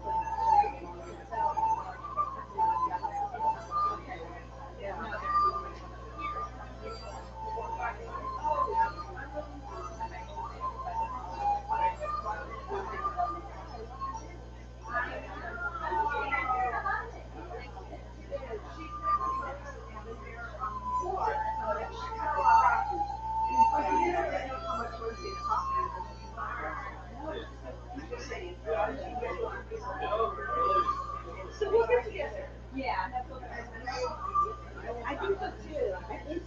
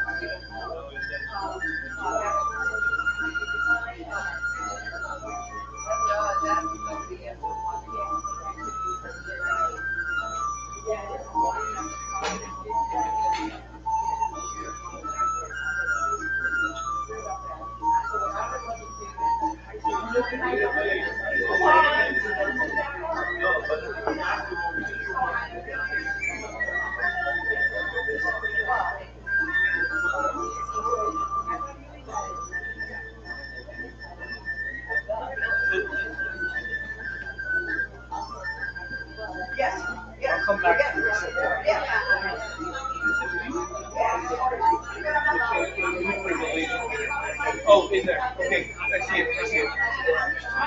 You're all set. You're all prepared.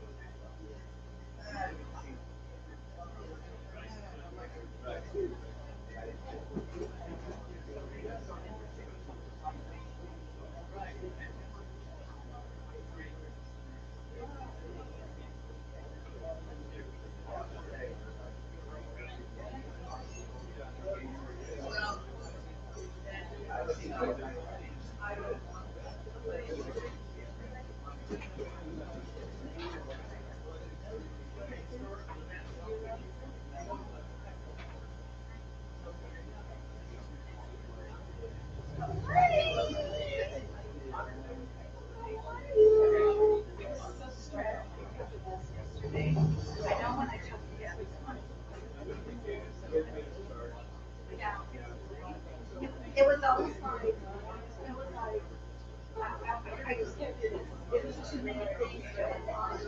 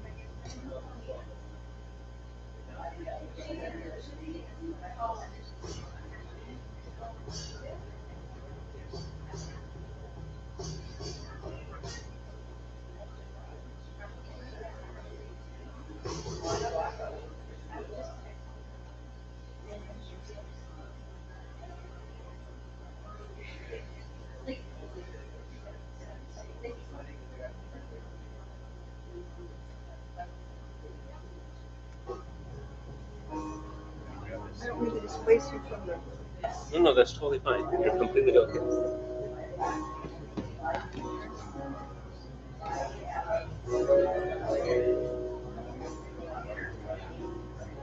You have the back? I think so. Okay, go ahead.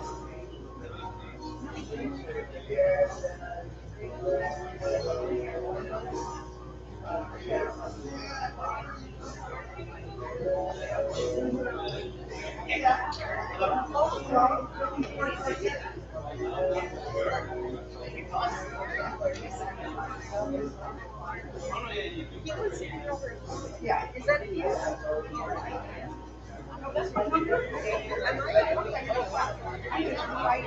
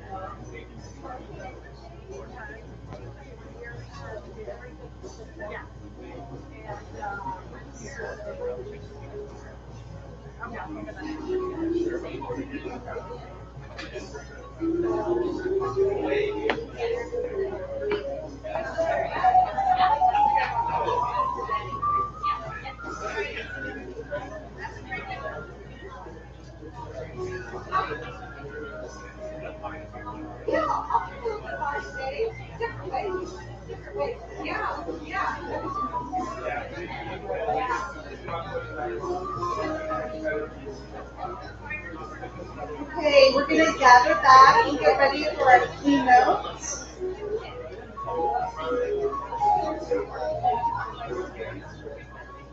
we can turn off the beautiful jazz. Wonderful. Thank you all. That was a much needed break. I hope you guys got some air and some food. Welcome back. We continue our wonderful panels and keynotes for day 2 of our conference, our anniversary of the plan.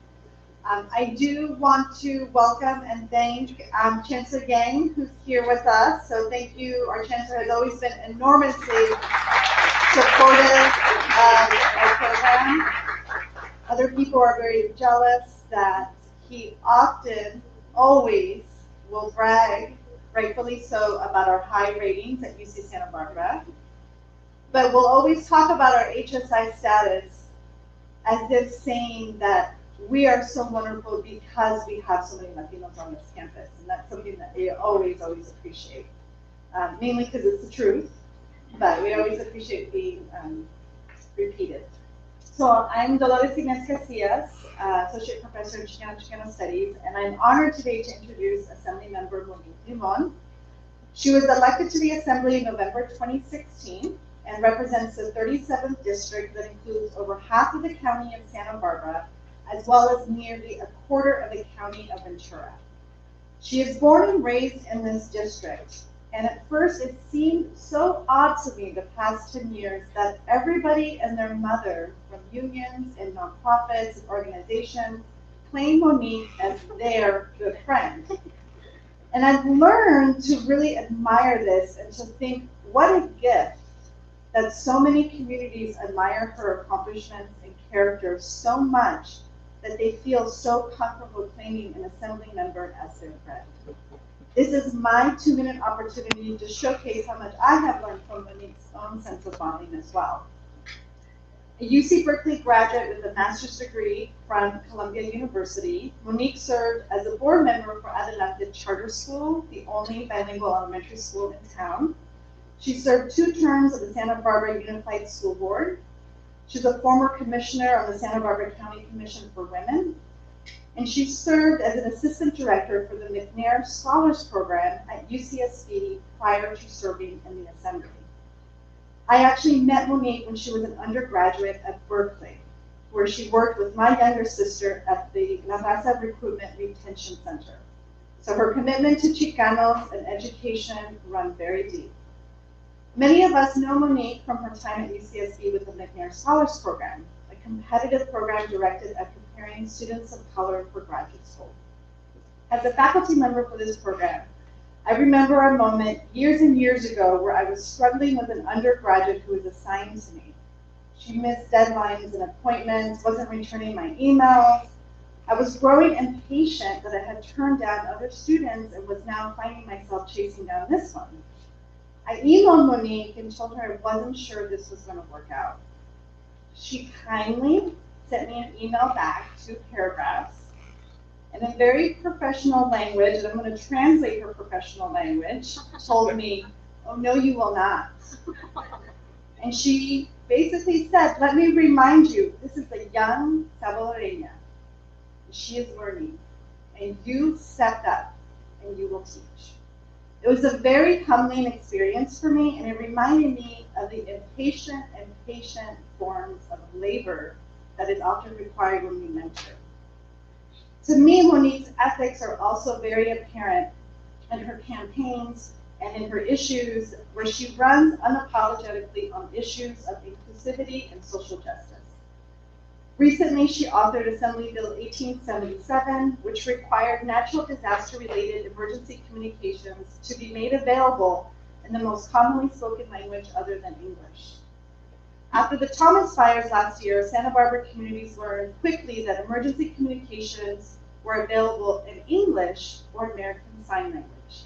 But in a county where over 1/3 of all Latinos speak English, we saw infrequent, delayed, and often mistranslated messages of emergency. As our city and county scrambled to figure out how to remedy this urgent issue, Monique tackled the problem from the top. It was an instance in when I was reminded of how important it is to be sitting at the grown-up table. And when we move tables, we take others with us. So I'd also like to point out that despite the record numbers of elected Latinos in Sacramento, only 4 have hired Latinas as their chief of staff. And of course, Monique is one of them. She models a Chicana work ethic, meaning we get all the jobs done. She models a Chicana sense of advocacy, meaning we will prioritize the most vulnerable, but we will take you all eventually. And a Chicana sense of faith, that somehow but together we do persevere, always. Please help me welcome my friend, Assembly Member Monique Limon.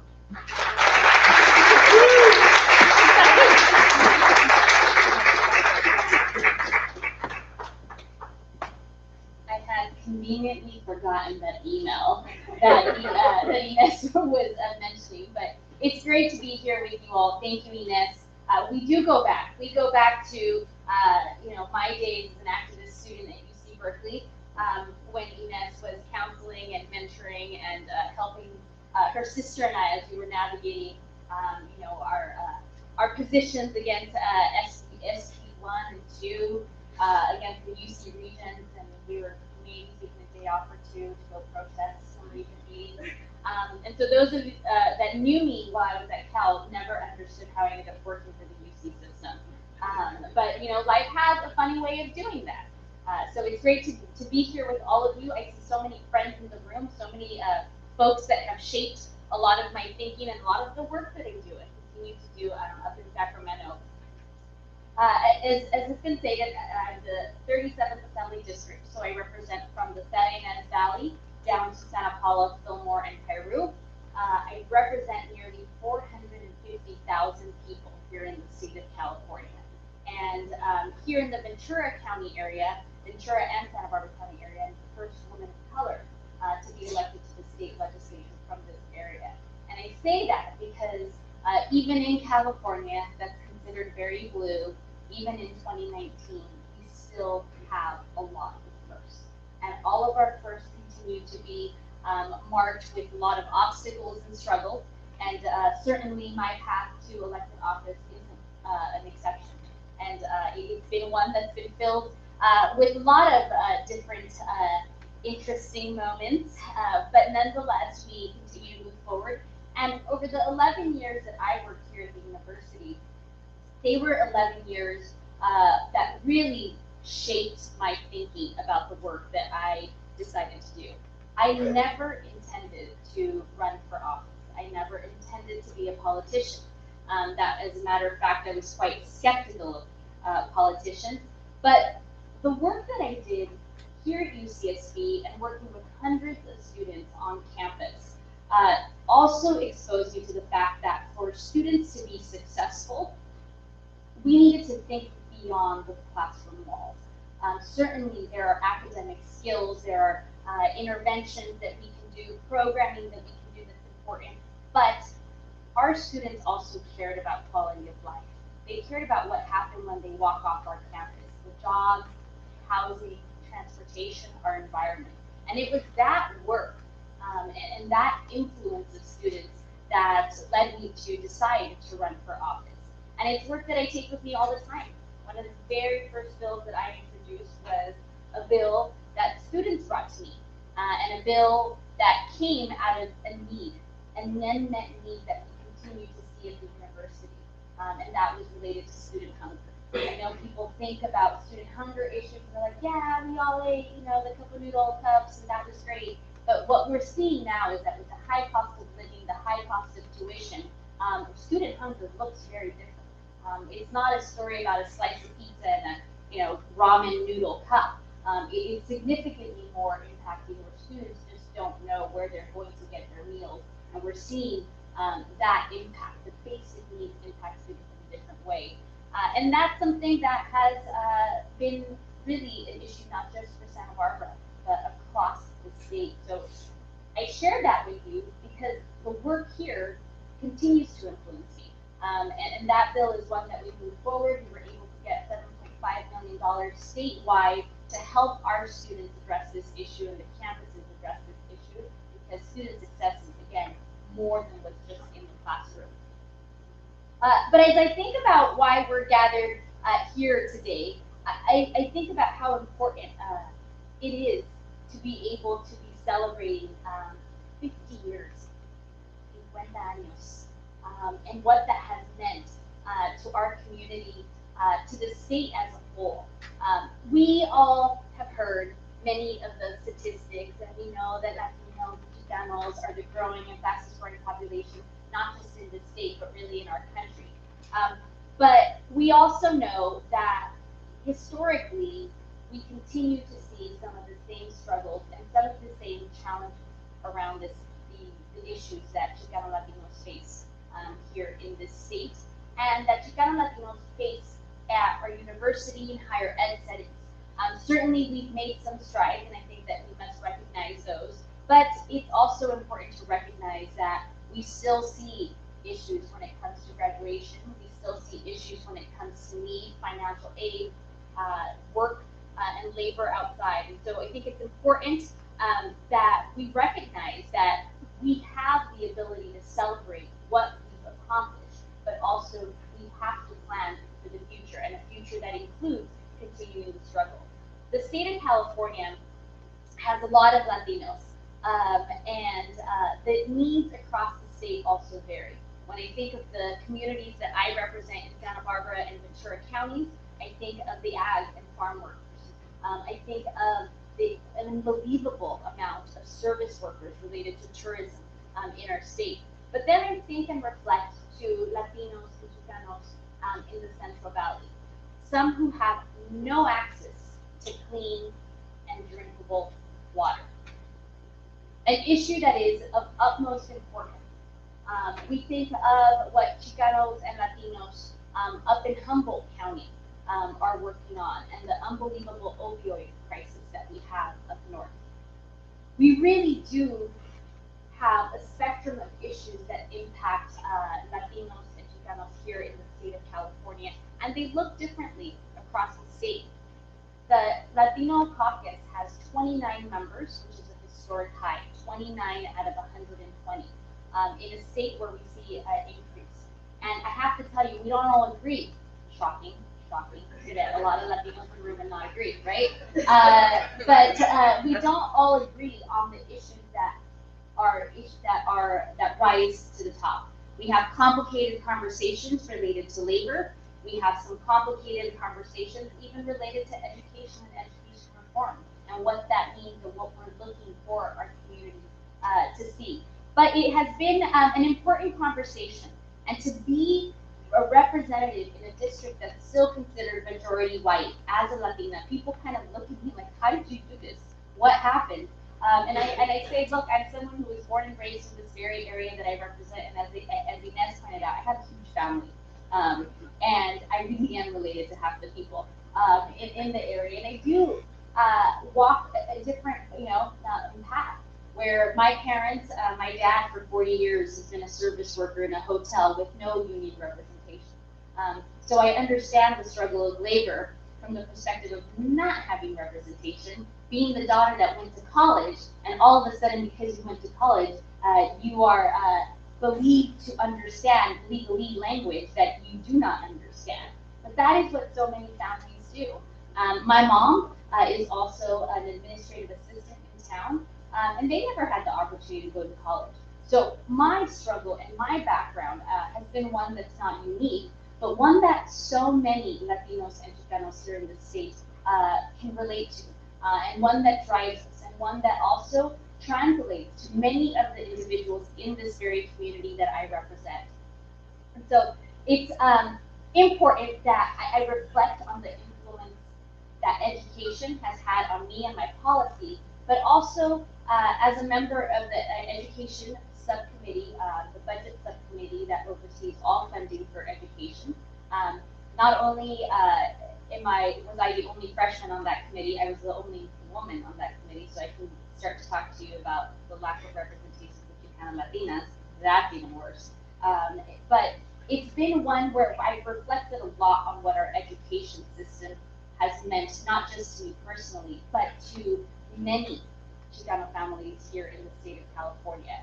I can say that educational opportunities for our Latino students have improved over the decade. And, you know, at the UC, students engage, but the barriers and inequities in educational opportunities for Latino youth continue to exist. Latinos have inadequate access to early childhood education in California. We see this repeatedly in our community. We see this when it comes to grade level reading. We also know that Latino students rank 4th from the bottom amongst peers for 4th grade level reading. And this is information that we probably didn't need research for. We probably could have guessed some of it. And that, I think, is one of the most problematic issues, that we look at history and history still continues to inform some of the challenges that we see for Latinos.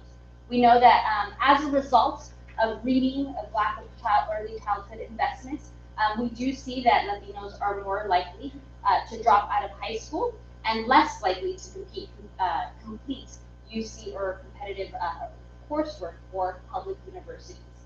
For this reason, it's very important that the work that we do with our public institutions like the UC is work that ensures that the student body population looks like the state of California, that labor looks like the state of California, that our faculty looks like the state of California.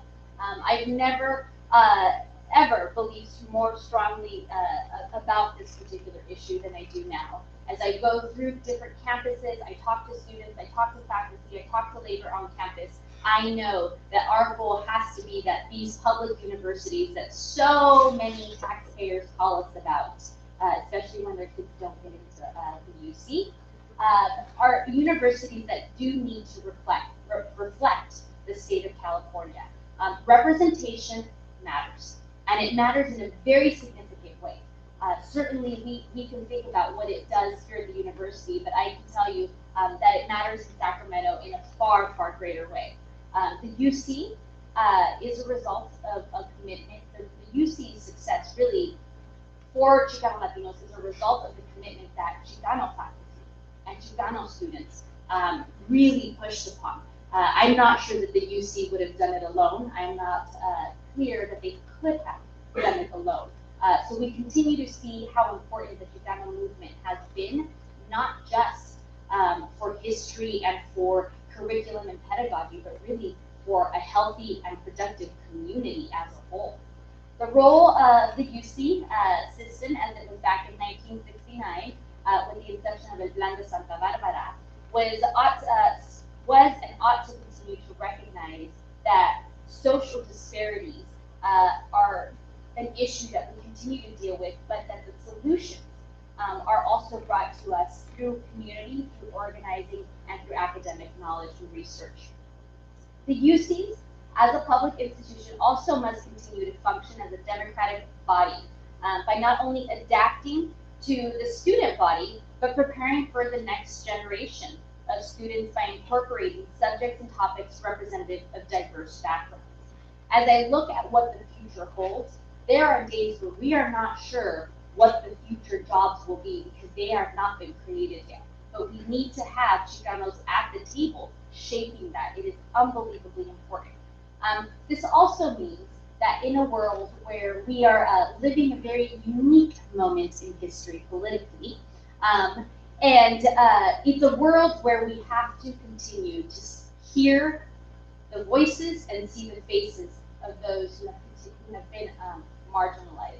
I think protecting our freedom of speech for students, their right to organize, their right to be advocates is unbelievably important. And it does challenge us. I'll tell you that I am not the exception. I get those calls, those emails, and those protests as well, whether it's in Sacramento or in our office. But that is so important. And when I see the students organize and come to my office or come see me, that was me. That was me, and that is what shaped the person that I am today, those experiences. So yeah, I got elected to school board and to assembly, but it's a product of my organizing skills. I understood what it meant to go and knock on doors, to organize our neighbors, right? Nuestras tías, nuestros, compadres, everyone in the family, to come out to organize around an issue that's of utmost importance to us. And the Department of Chicano Studies is an important department. It took college for me to ever take my first Chicano Studies class. I never had that opportunity when I was a K-12 student. And certainly the history that I knew was of my family, of my grandfather coming here through the Acero program. But I didn't understand what it meant more broadly to the country and to our state. And it wasn't until I took my first class at the university that I was exposed to a subject matter where I finally felt like many of the students that you all teach. I finally walked into a classroom and felt, oh my gosh, someone gets me. There's something there that I can relate to. And even in 2019, we continue to talk about this. Last year, I was so happy to support, it didn't move forward though, but happy to support ethnic studies being required in our high schools as something that we think is of unbelievable importance to the future of California. And it didn't move through, but we have brought it back again this year. The Latino Caucus is coming back. We believe we'll get it to the governor. We'll have some work to do for the governor to understand why it's so important. To be able to engage, to be able to identify, to be able to see yourself, not just as a professor, not just in the books, but also as a leader, is unbelievably important. It really does make a difference. And I'll tell you how this makes a difference, because people kind of ask, well, what are the differences that a Latina or a Latino could make in the state legislature? I'll tell you what it means to have 29 individuals and a Latino caucus who's the biggest size. One, when it came to the recent election of 2016 and the changes we saw in the federal government, to have Latinos at the table meant that we ensured that our state budget included $50 million for immigration legal services, because we understood that our communities were under attack at the federal level. That's what having Latinos at the table does. When it comes to the 2020 census, we have been fighting, and we have an attorney general that is standing by us around the citizenship question. That is now in the courts. We are challenging it with 16 other states, but having Latinos there, we're the first to say, absolutely not. This state cannot allow, and we have to figure out how to fight a citizenship question on the 2020 census, knowing that it wasn't just about the fiscal impact. This was about representation. There would be voices that would not be heard, people who would not be counted in this state if that question makes it to the census. Inez talked about emergency notification. When I saw that a brush fire was translated with the word feine, I lost it. I absolutely lost it. I said, this cannot be the case. In a state of California, where we are the home to tech, right? The home to Apple, where we have unbelievable amount of influence in technology, how on earth can we not translate basic emergency notifications that save people's lives? So yes, that was one of the bills we moved forward, but it took being in a district, recognizing this, and really me flipping out the second that I saw a post on social media as a form of notification to say, absolutely not. This is not okay, not now, and not in the future, and we have to change it. And it did. It took a lot. I wish some of these things didn't take a lot, but it took a lot. And I can tell you that Santa Barbara and Ventura County are working with us. We've also had incredible push locally, because it went from not just the law, but also to them understanding the need for translation services in everyday government work. It is really important, and it saves lives. Like, this was about saving lives. How are you gonna go tell people that are not gonna understand that a brush fire is a feine? Like, these are not the same thing. They don't even come close together. It confuses people in a moment where we need them to evacuate.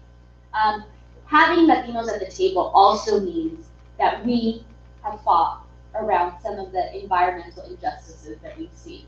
I grew up here in the 805. I'm so proud of it. And I never understood why Oxnard didn't really have a lot of beaches. And there was these big power plants there.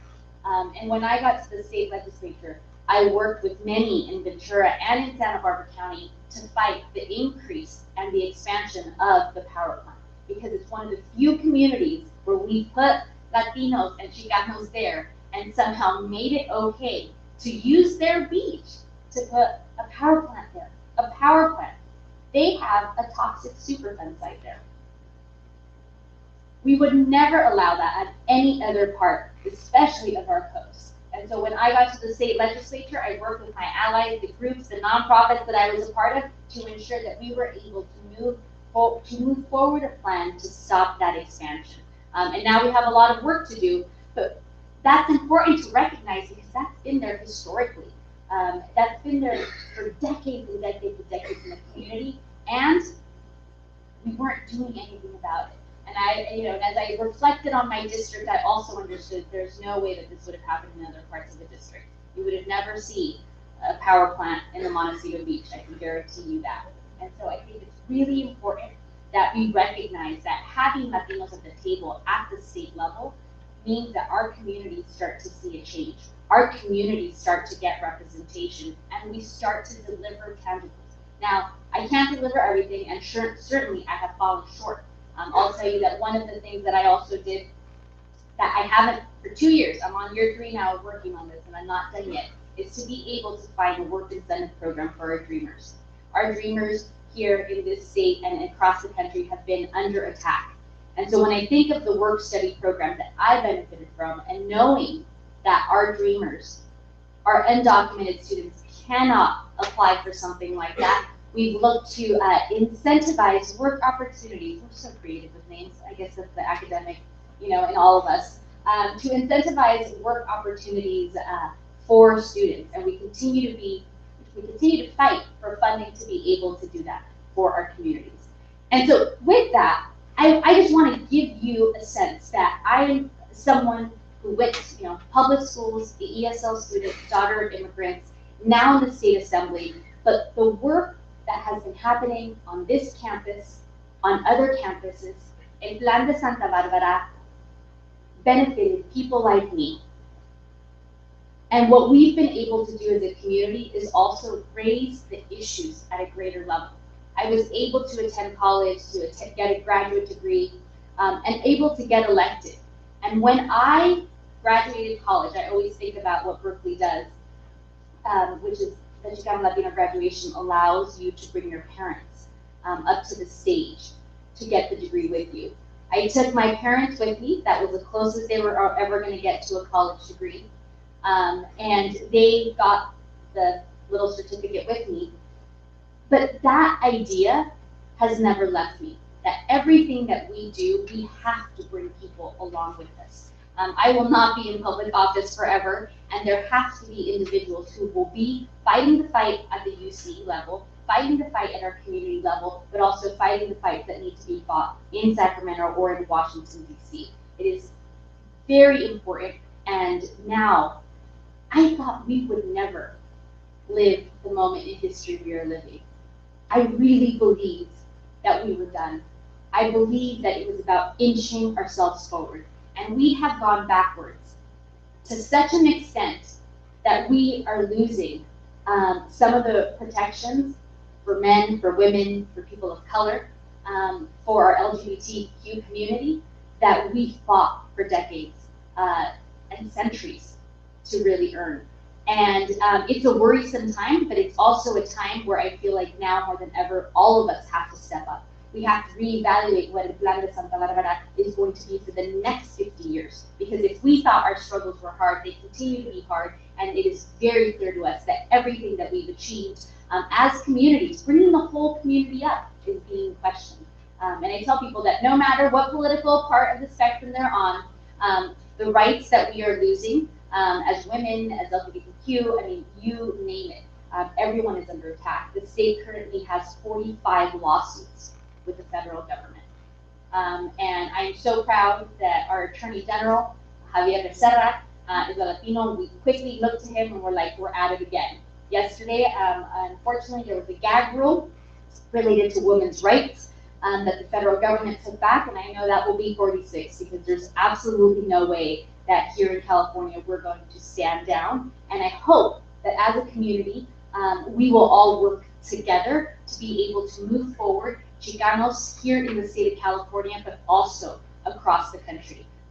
Now, again, more than ever, we need to work together. So with that, I do want to allow for some questions and tell you, if you have questions about what Sacramento is or is not doing, happy to answer those, for you. But I also wanted to, again, thank you for allowing me to be here. Thank you for your work. Thank you for being part of a plan of a history that introduced me to a history that I did not know, and a history that I identified with, and a history that gave me a confidence to believe that I could be a leader in a community that didn't always look like me, that I could be a first in a community that had so many firsts to go. So thank you for that.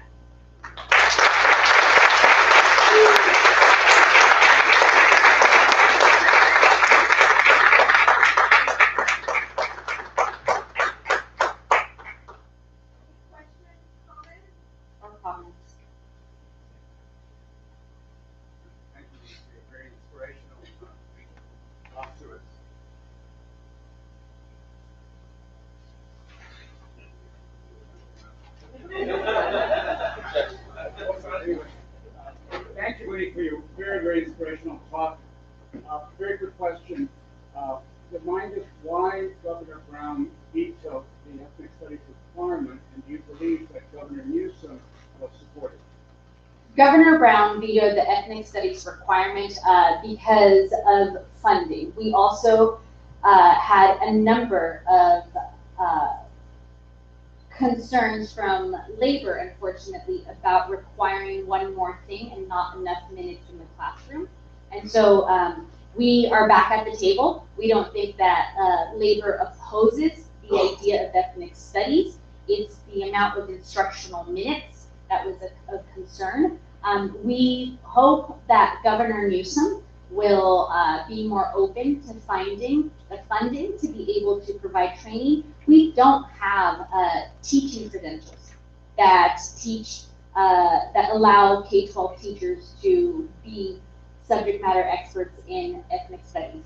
And so we have thought about ways to incorporate it with other teaching credentials, but this is something where really higher ed can help us out. We also saw the same thing happen around bilingual education. When bilingual education went away, we lost some of those credentials for our teachers in the K-12 schools, and now that we can do it again, we don't have as many teachers who are prepared and ready. So there's a number of issues. The Latino Caucus did meet with Governor Brown as a whole last year to discuss this with him, and we'll do the same this year with Governor Newsom. We think that it's really important. We look at what is happening. I mean, don't even look far, just look here in our community. There's a reason that ethnic studies is needed. Yes. My name is Armando Vasquez. I was the keynote speaker yesterday morning. I'm a professor of Castellano, one of the founders of the Chicano State Department there. And I share with our colleagues a model that I would like to bring to your attention now in a quick 10-second description.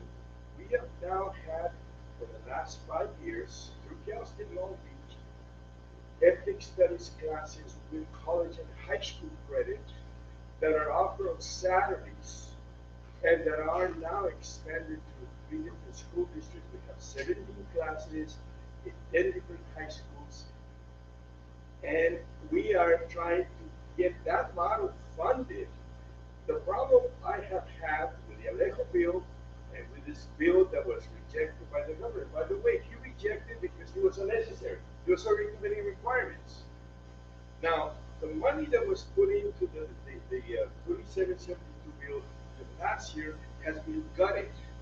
This is 331 legislation that Medina just introduced. I am working with Bob Archuleta, Senator Bob Archuleta, to introduce a model that would create a fund so that districts like in Santa Bárbara could create a compact like we have now between Cal State Long Beach, Norwalk La Mirada, Rancho, and Long Beach Unified. And so that the districts pay for the classes, approximately $10,000 per course, that gives up to 35 students high school credit. And that really is the model that I believe immediately works. And unfortunately, like the electric bill and like the million bill, they don't kick in until 24, 25. I'm sorry, it's bigger than Pope. And it's only bureaucratic language that urges districts to require it. It doesn't require the districts make it necessary for every high school student to have an ethics studies course. And I think that we cannot wait 5 years. So I appreciate your comment. Actually, Santa Barbara Unified is already doing that. Santa Barbara Unified is working with Santa Barbara City College to offer it as a dual enrollment class. And the option is there if you want it as an elective. The debate is whether it's a required high school graduation requirement, right? Those are the differences. Certainly the elective exists. It's existed in Santa Barbara Unified, and Santa Barbara Unified voted last year, in the last academic year, to make it a requirement for Santa Barbara, a high school requirement for Santa Barbara Unified. So they did not need a bill, although they did believe the bill was on its way. But they did not need a bill to do that, and they're partnering with Santa Barbara City College on how to be able to deliver that. So I think that there are communities who have been self-driven. I also think that historically we've seen that sometimes communities won't be self-driven and do this, and so the reason that some of these laws are needed is because we can probably guess which communities will fall behind in wanting to be able to do that for their community. And we don't want, I mean, if you think 2024 is long, I think some communities, if it's not a requirement for the state level, won't even get there in 2024. Any other thoughts or questions? Yes. I just wondered if you, sorry. I'm going to be teaching environmental justice, environmental racism class, but I just wondered if you could speak a little bit more about the situation that you're discussing in Oxnard, and whether there are any statewide groups or initiatives to start looking at this problem throughout the state, because there's many other places like this, and trying to create some kind of movement to address these problems that are sometimes ignored in the overall environmental movement. Yes, and I have to say that being a Chicana and environmentalist from Santa Barbara is probably one of the things that I've written the most notes about in my personal life. So if I ever write a book, that's probably what it's going to be about, because there is a lot of struggle there. Particularly if you think about the fact that in Santa Barbara and Ventura County, we are the home of the environmental movement as the country knows it. We are the place where we had the largest oil spill in the history of California happen here. And I continue in 2019 to see that the movement does not look like California. And for me, the reason that I consider myself an environmentalist has to do everything with the social inequities that I see. That when you look at where air quality is bad, you see poor and people of color. When you look at where water quality is bad, you see poor and people of color. That where you look at these amazing places that everyone wants to go visit and be a tourist at, and you realize who doesn't get to these places, it's the poor and people of color. Serving on the school board for Santa Barbara Unified, I would run into families and kids living here on the east side and west side of Santa Barbara who have never been to the beach. Unheard of. Like, they've never been to the beach. And we started to see, there's all these connections here. We started to see that one of the reasons that they don't go to the beach is because they don't know how to swim. So when Britt or Cheese brought the swimming program over to, he brought over a swimming program idea for third graders in our state-funded after-school programs. I wasn't just doing it because I thought swimming was a great thing for people to do after school. I was doing it because of the connection that I was seeing to the understanding and the relationship that our community has with the environment. I mean, parents get scared. They're like, no puedo llevar a mi hijo hija, right? I can't take my son or daughter by a water because they don't know how to swim. And when I continue to see that this is happening all over our country, not just in California, I've become very, very passionate about ensuring that our environmental movement, and we have a long way to go, looks like the state of California.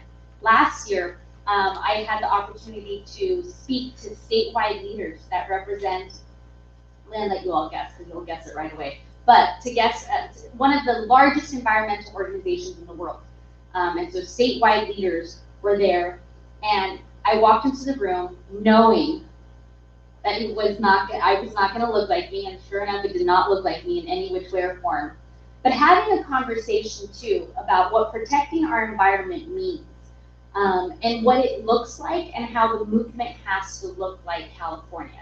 I was able to do that because of my strong record and my voting record on environmental issues.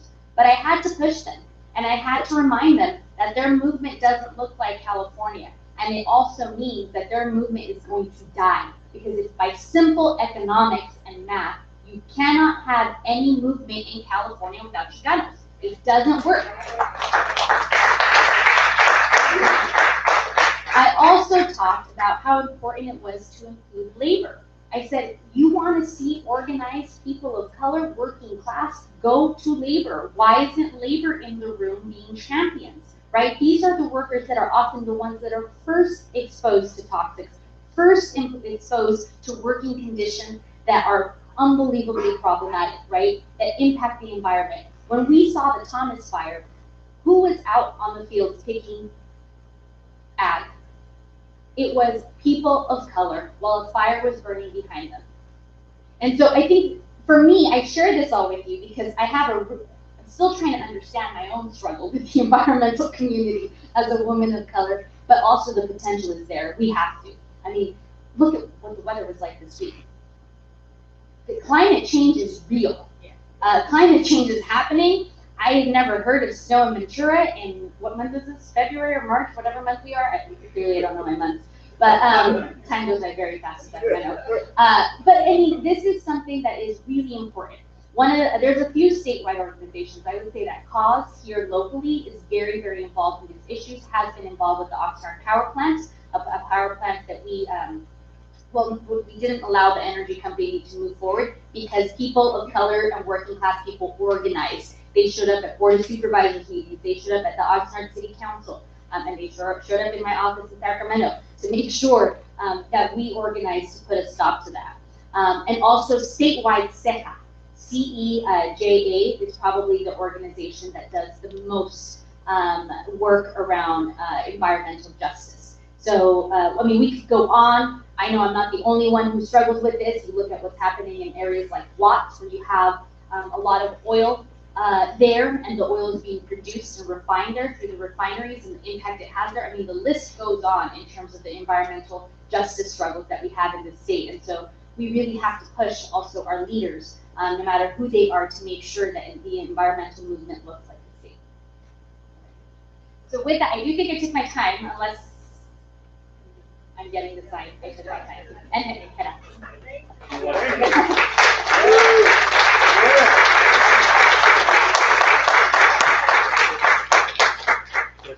Also, on a personal level, I really want to thank you for accepting our invitation to come here today.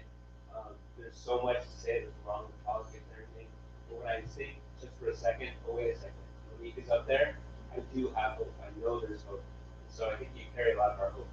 I know that it's got to be super challenging to be in the rooms, be in those conversations on a daily basis, and I just appreciate all you're doing for us. And we know that we have your back. Thank you. Yeah! Thank you.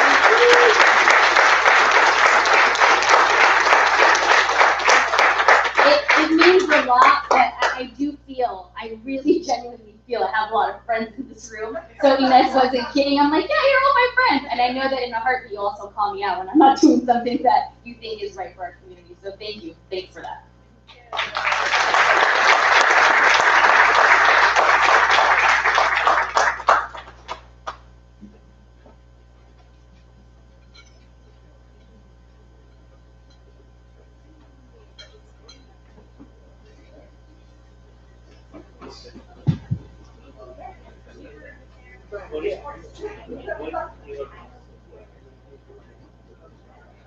Monique, I just wanted to add a word to say thank you for you to be part of ourselves, UC Santa Barbara campus, be part of us, to represent us in Sacramento. You are out there to help us, to advocate for us in every best interest of our university and our community. I want to take this opportunity to say thank you. You're tireless representing us, advocate for us, and you also always come back here whenever we need you during the Thomas fire, mudslide, whenever you are always here.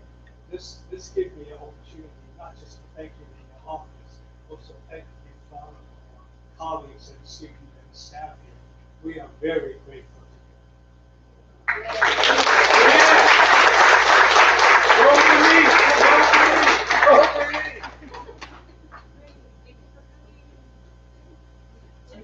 Okay, we'll have about a couple minutes before we move on to our next item.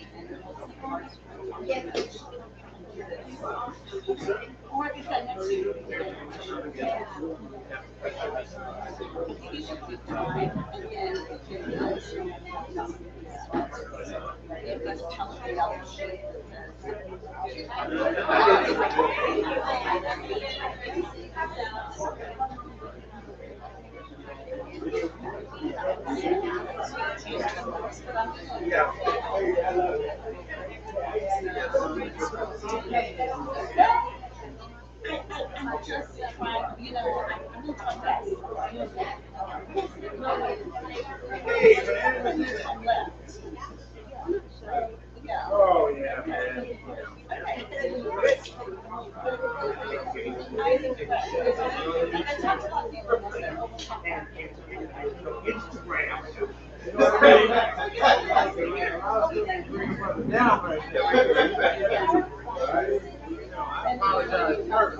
You know what I mean? All right, I'm keeping an eye out.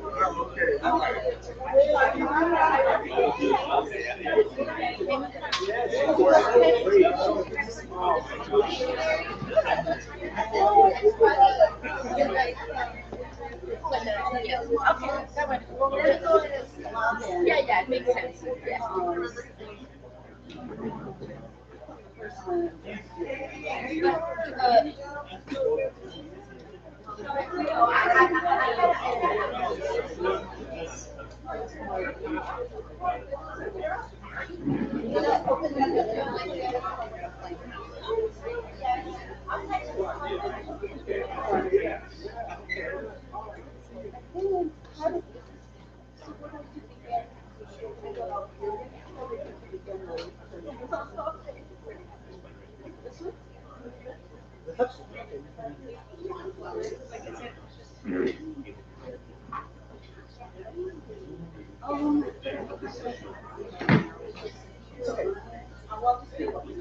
So you're okay? Yeah.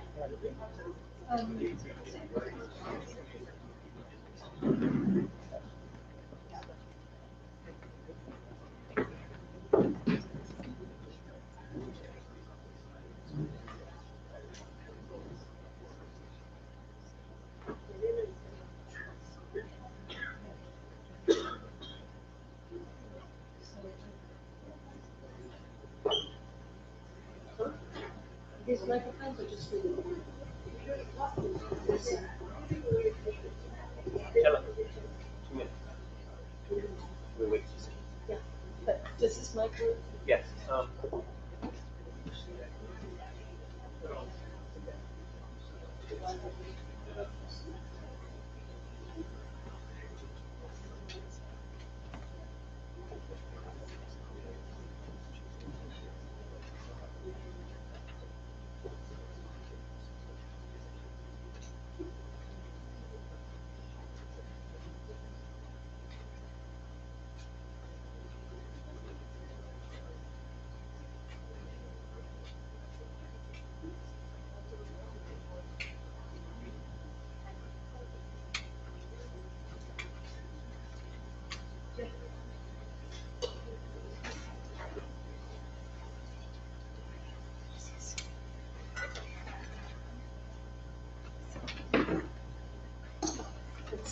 work. So, thank you.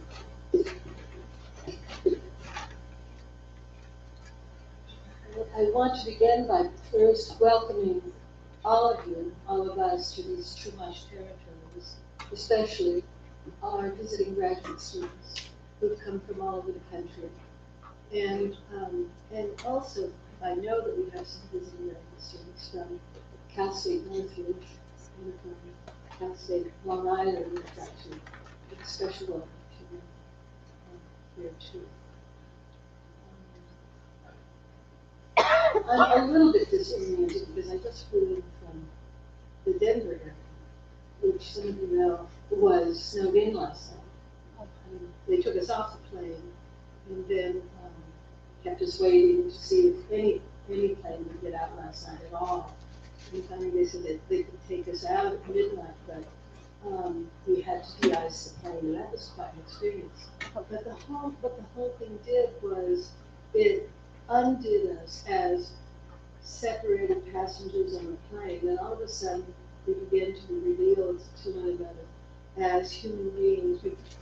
Our faces began to change, and we began to relate to one another differently than we had when we were on the plane the first time we were disembarked.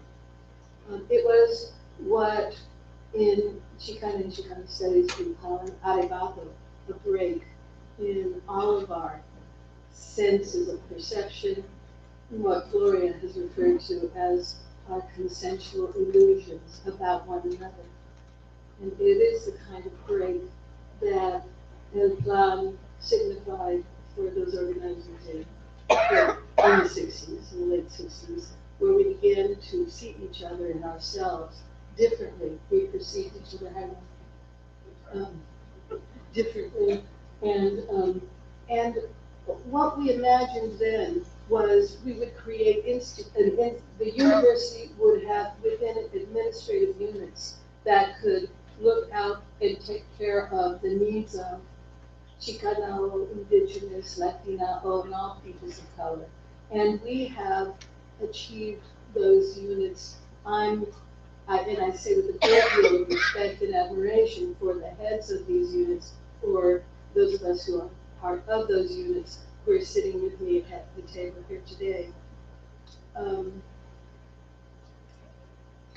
I wouldn't be here today if it were not for one of the directors of this unit, his prototype from the 70s, who, when I was a young woman, working as a teaching assistant in Los Pequeñitos Child Care Center in downtown San Jose, run by CITA. We had 100 kids between the age of 2.5 and 5 years old. I was a teaching assistant, and I had a head teacher. There were 10 head teachers and 5 teaching assistants. One day, the newly appointed EOP director, Roberto Rubaclava, and Julian Camacho came to our CITA Child Care Center and talked to us about going to college. And one of those, one day, at the end of his talk, he said, would anyone here like to come with me tomorrow? Because I'm going to UC Santa Cruz with Roberto, and we're, through the EOP program, going to see about a new class of admissions. And I think out of all of the teaching assistants there, 2 or 3 of us raised our hands, and the next day we went in a van with a whole bunch of people I never really knew. We went to UC Santa Cruz, and that began my academic career. So here at the table with us today, we have the head of the EOP program as it exists today. We have the director of the Institute for Chicano and Chicano Studies. We have, let's see, we have a recruitment, another person, Mario Castellanos. We used to think of this as a recruitment agency, recruitment of students, staff, and faculty. This is a recruitment agency, I think, for students. We have a representative from the library. We have a representative. These are all well-known and beloved administrators. We're going to be talking today about how El Plan proposed the institution of these administrative units that would work in partnership to bring Chicana, Latina, Indigenous, and all peoples of color onto the campuses. Our panelists today are the joint heirs of this mission, here from across campus to think about the ways in which contemporary exchanges inside and between each of our administrative units do carry on or not the partnerships that were proposed by 1960s activists. The collaborations between our units over the years have carried with them the joy that only comes when we achieve connection and solidarity across our differences. Today we come together, though, as co-workers, panelists, partners, and allies to think about those institutionalized emancipatory projects that we have achieved and those that remain still to be achieved. Each of their presentations will run about 8 minutes or 9 minutes or 10 minutes, or, you know. And it may leave us with a question and answer period. I think that's all I have to say. So we began, and I wrote down we're pleased and honored to welcome Professor Laura Romo, a scholar originally appointed by the Education Department through the UC President's Postdoctoral Scholars Program. Professor Romo's important campus leadership in diversity issues began when she accepted the director's position for the UC Linguistic Minority Research Institute. Then, 7 years ago, Professor Romo went on to the appointment as director of the Chicano Studies Institute. Please help me.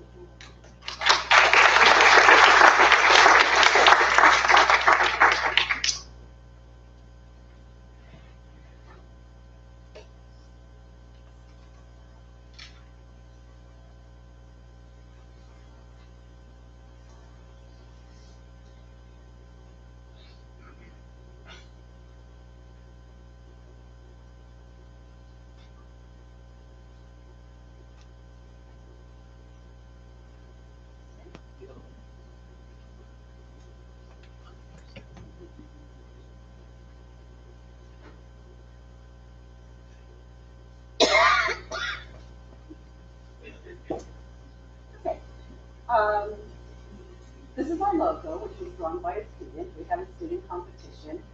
We're just going to change the name eventually, but so maybe the writing can't make an R in there. We want research, but this is what we chose.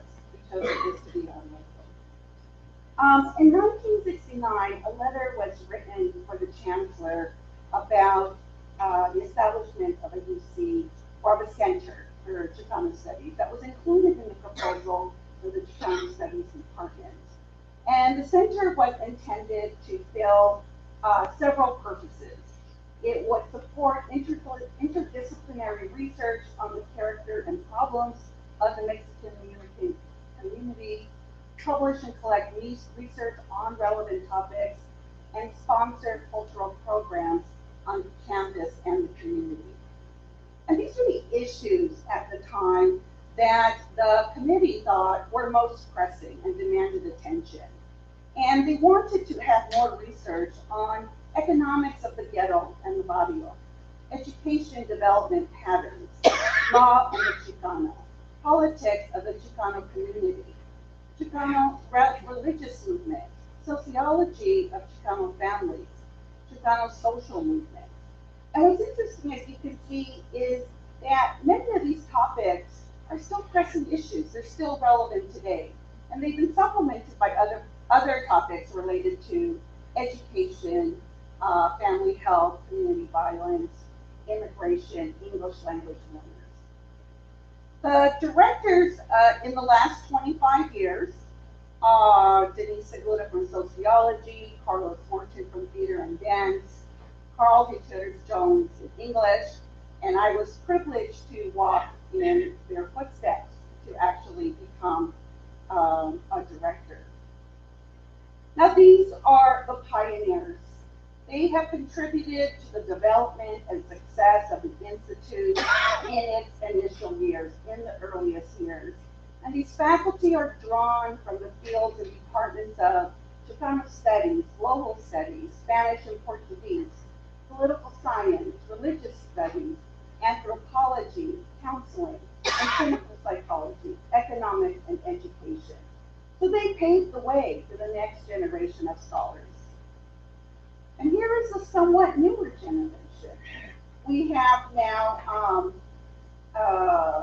they also represent different departments on campus: film and media studies, sociology, education, religious studies, Office of Research, anthropology, SEMA Library, and Chicano studies.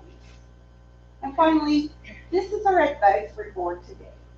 Melissa Morgan Consoli is our chair.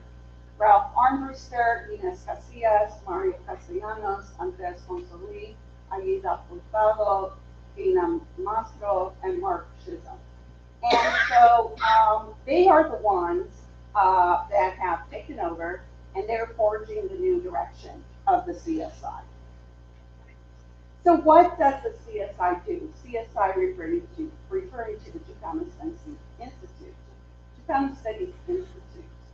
Our primary purpose as an ORU, organized research unit under the Office of Research, is to submit grant applications and manage related services.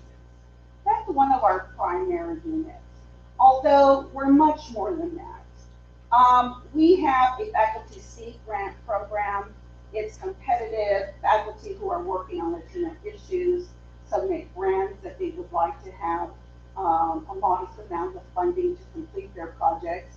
We also have a dissertation research grant program where dissertation students, typically those at the end of their data collecting stage and just need those few more subjects to finish their projects, apply for this funding, and we're able to, we're happy to give them something so that they can complete their dissertations. And something we added, actually, the new advisory board, was a dissertation awardee symposium. So many of these students will be going on the job market after their dissertation year. We have them come, give a practice talk, and we can give them our feedback on their research. And it's something that we're hoping to expand more with. All the advisory board members are actually there to give feedback. We also sponsor conferences, co-sponsor campus events. And importantly, we do graduate student mentoring in research, undergraduate mentoring. You know, the activities that I described are typical. They've been the traditional activities of the CSI. But as director, you have the privilege of creating new initiatives. And for my purpose, I have been very dedicated to enhancing the student experience, undergraduate students, but as well as graduate students.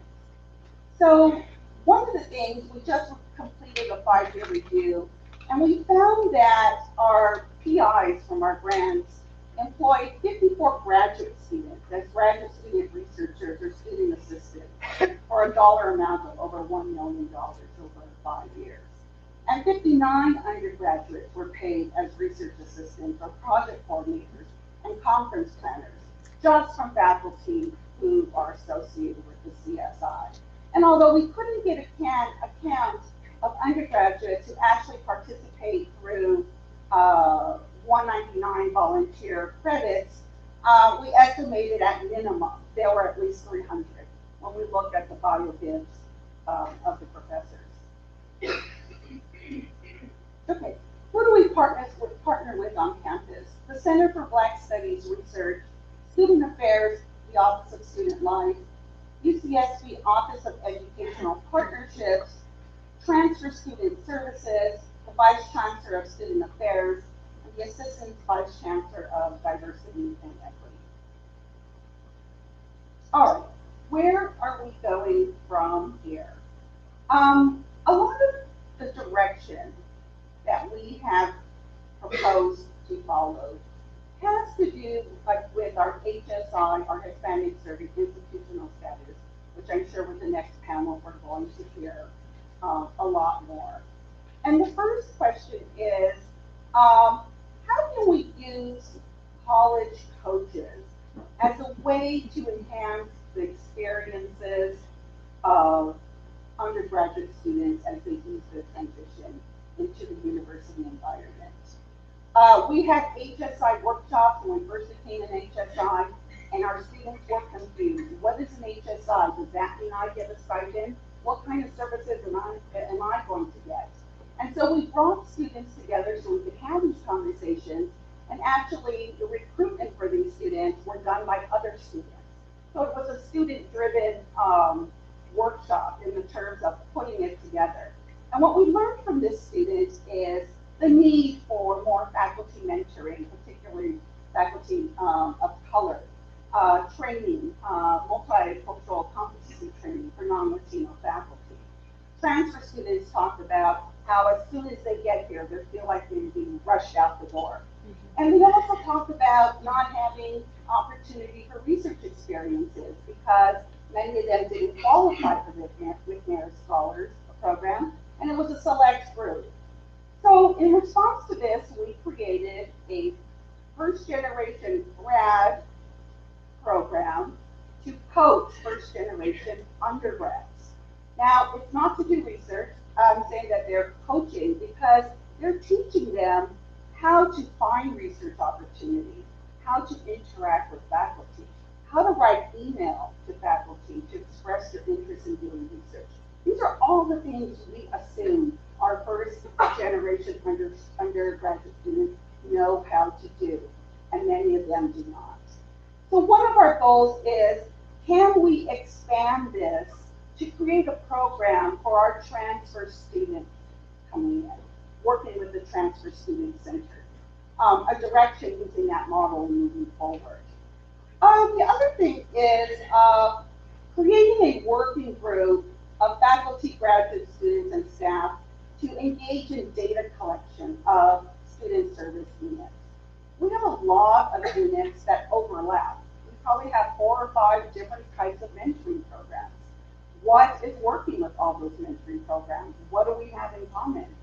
Directors don't have time to necessarily collect all that data, but we have graduate students who want to learn or be trained on program evaluation.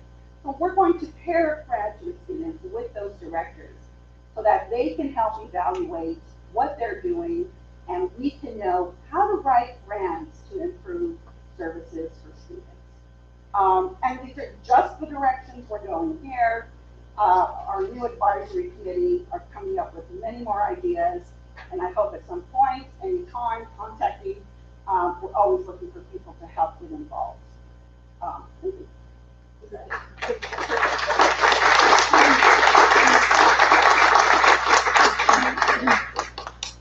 me. There's 2 things. Number one, Luis Leon was one of the important research directors of the center. Oh, did I not have his Was not, his name Okay. was not on there. Secondly, when the research center was created, it was to do research for Detroit County.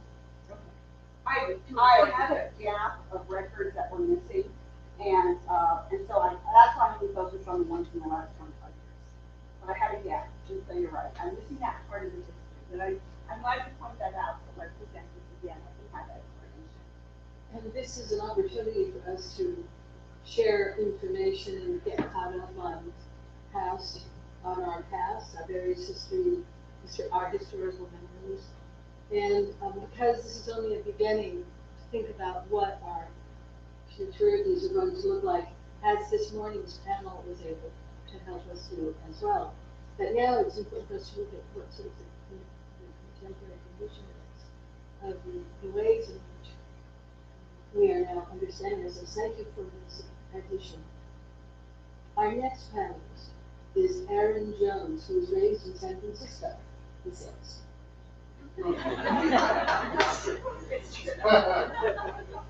And today he serves as director of the UCSB Educational Opportunity Program. He is also a PhD candidate in the education program at UC Santa Barbara. And Aaron is an activist in the Santa Barbara community where he advocates for social justice through various nonprofit and local grassroots collectives. And I'm really proud to welcome you here.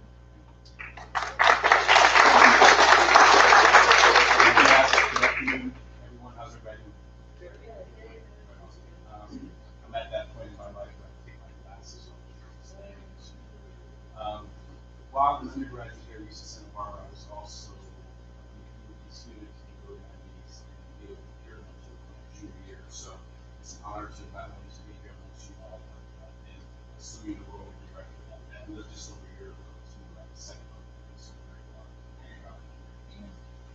It perhaps goes without saying amongst you all that the educational opportunity program was birthed out of the struggles and demands impressed upon society and the institution during the political volatility of the 1960s civil rights movement. In the mid-1960s, the so-called minority student population of UC Santa Barbara covered at less than 2%, with even smaller representation on the staff and faculty. Our plan to Santa Barbara not only illuminated the historical legacy of public education, much less institutions of higher learning, being quote-unquote limited exclusively to the ruling powers of society, but it also declared, quote, the accessibility of higher education has always been regarded as a strategic source of power.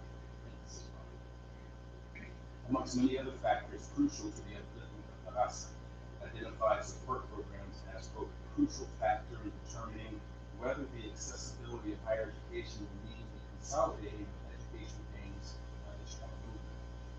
Programs should, quote, facilitate the development of educational processes to meet the unique interests of Chicanos, to develop alternative goals to those prescribed by society. Support programs must be developed as an extension of the Chicano struggle for liberation, and as such must create relevant educational experiences for Chicanos, which require the development of new structures and processes which are not currently found in traditional structures in higher education. Alcon goes on to state, quote, the responsibility will not rest on one individual. All administrators have the responsibility of carrying out the policy decisions that Chicano student organizations have developed. Hence, the mutual accountability of student organizations and staff in these programs is clear. It is their responsibility to protect the programs from influences which will co-opt the focus. Enter the educational program. During the passing of the torch from Dr. Luca Garcia to myself, as I took on the directorship, one of the things that encouraged me to do was to look back at our roots and determine whether or not we as a department and arguably as an institution are living up to the goals espoused and declared and are beginning by our elders. Alpine articulates the imperative that these programs understand and deal with the needs and deficiencies with which students enter the academic scene. Support programs must be developed to provide services and personnel to aid the student in order to assure his her and a retention and successful experience in college. The plan goes on to lay out very specifically the nature and functions of these required programs. In counseling, in intensive training for staff and counselors, in tutoring, in student counseling or peer mentors, and military counseling, which at that time was much more an issue. Other services and student advisor support services in the realms of administrative, academic, and student advisor student relationships, which could be what we talk about now as being part of our holistic approach to activities. Additionally, areas within the institution are identified in our plan to support students, including housing, transportation, jobs and employment, career counseling, library facilities, which for me I read as including not only tutoring and mentoring, but employment, research, and study space, social needs, and of course, as always, financial assistance. Sadly, in 50 years, the needs of the students have not changed. But, however, in these areas and functions, the Educational Opportunity Program at UCSF Barbara has and continues to step up. Going back, during 1968 through the 1970s, the campus was involved in many student demonstrations regarding minority issues as well as the Vietnam War. Students accused the university of not making a commitment to improve the campus for minority kids. So self-determination became the rallying charge to bring about institutional changes. As a result of student, faculty, and staff involvement during this period, Black and Chicano Studies proposals were created and implemented and called for the formation of 2 operational units for ORUs, Black and Chicano academic departments, and public service component.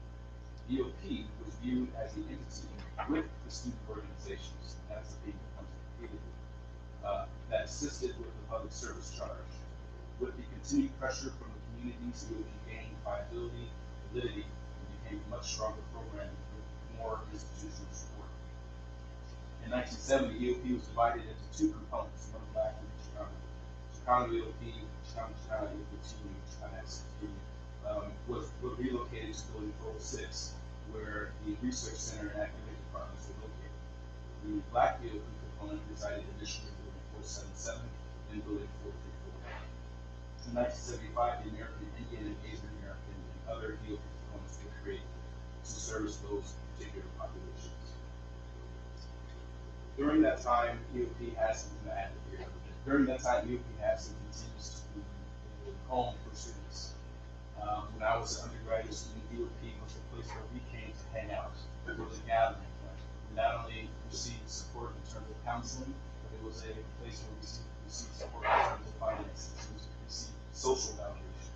It was a home. It was a place where we had barbecues. It was a place where we knew we were safe in this otherwise somewhat hostile social, political, and educational environment. EOP has gone on over the years to be instrumental in the creation of countless programs and departments even and entities on this campus, some of which are detailed here. I just made the executive decision myself and not go into all of this because you'll probably already know a lot of this. However, that is to say, I want to highlight one particular point, which is the passage of Proposition 209. When Prop 209 came about in 1997, and race and gender could no longer be considered as a preface within the state of California. Anticipating these changes, EOP made internal programmatic changes prior to 1997, which changed EOP from a component structure, which is the structure that existed when I was an undergraduate student, based on ethnicity, to one unified program based on first generation college status and low income, what we say now, income eligible status. And EOP continues to operate in this unified programmatic structure today. From EOP, some of the many things that have come from EOP over the years include CLES, Campus Learning Assistance Services, the Visitor Center. Everybody knows about STEP, but the Freshman Summer Start program was actually based on the STEP model. We're actually piloting a new STEP program for transfer students called STTP. SIMS, which is the Summer Institute for Math and Science, even arguably the founding and formation of the MCC, the Space Coach exists now, was rooted in the EOP students who actually advocated for the space where he would stand that. The four pillars of the educational opportunity program, as I conclude my initial remarks, are holistic counseling, and we take that very, very seriously. It's not necessarily about academic counseling, it's not necessarily about financial counseling. We are very preoccupied and put that the root and the foundation of our service, the holistic support of our students individually.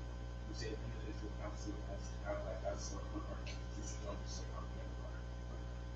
peer mentors. We employ roughly 34 peer mentors throughout the EOP to work directly with our students to help with programming and events, and to also really gain some very valuable career and professional development experiences in fields that some of our students really do in our students. We have our summer programs, which I mentioned before, which we are very intimately involved in addition to staff and emphasis and our cultural resource centers. We are responsible for 5 cultural resource centers in the student resource building, and I would also add to that we have as a year and a half through the work and advocacy agency of our students with the support of staff members like Dr. Garcia and also with the support of the chancellor and the vice chancellor, really institutionalizing the permanent El Centro as a permanent space on this campus that will never be.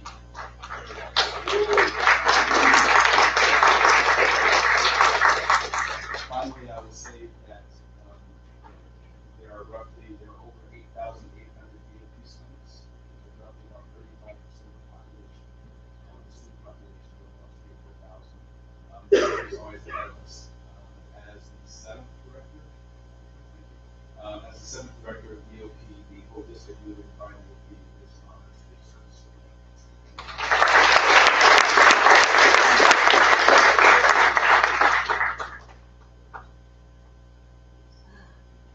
I'm honored to introduce you Salvador Valencia, who's a master archivist and librarian at UCSB. We all know him.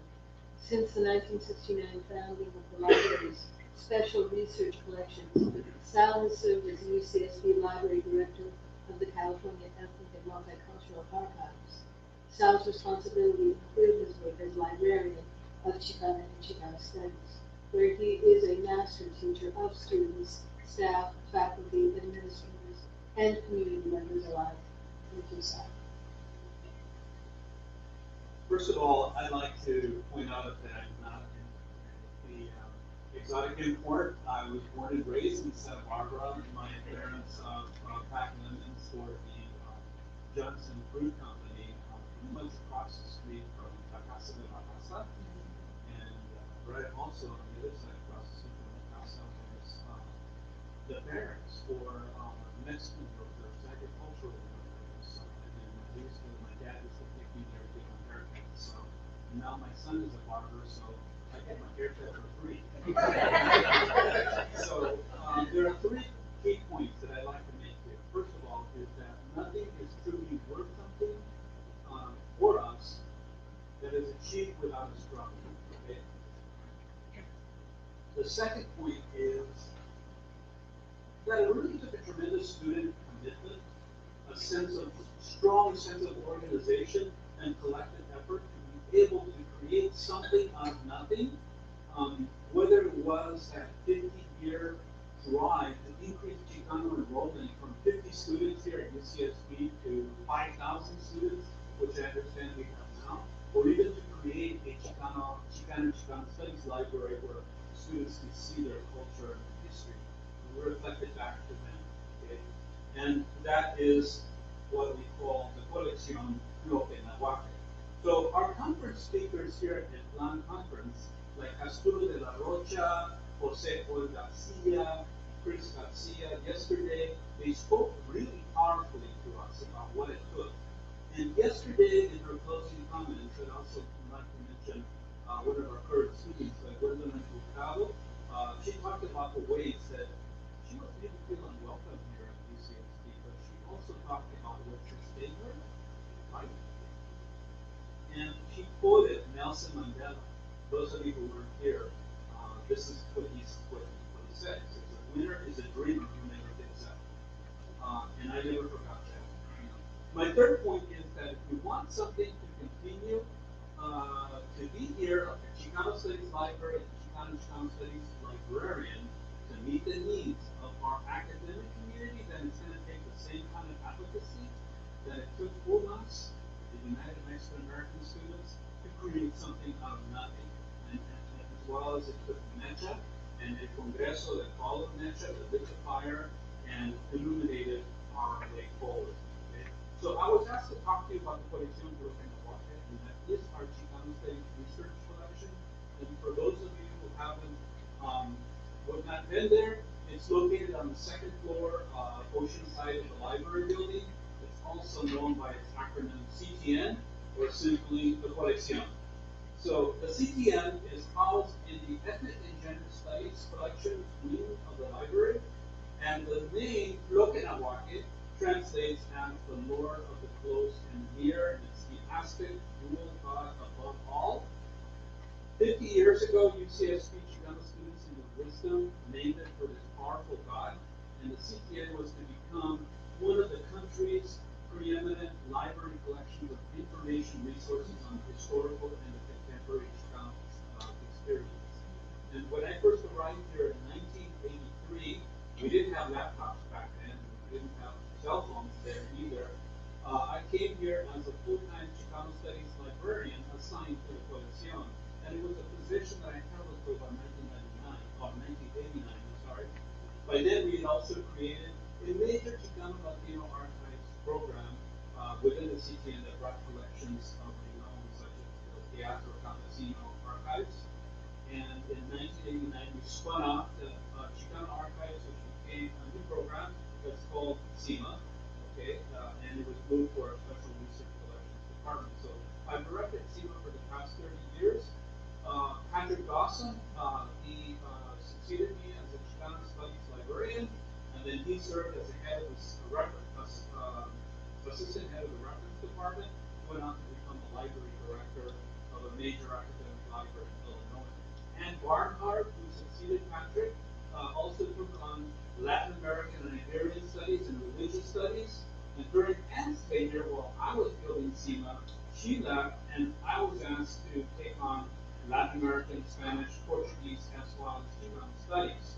So as what happens with other departments on campus and programs, not just departments, the library has experienced its own contractions, its own expansions, its own retractions driven by budget changes, also by the need to reinvent itself so that it can create some new modalities of service delivery and efficiencies. So within the UC, there's only two other Chicano Studies libraries, one at UC Berkeley and one at UCLA, except that UCSD is the only one that operates as part of the university library.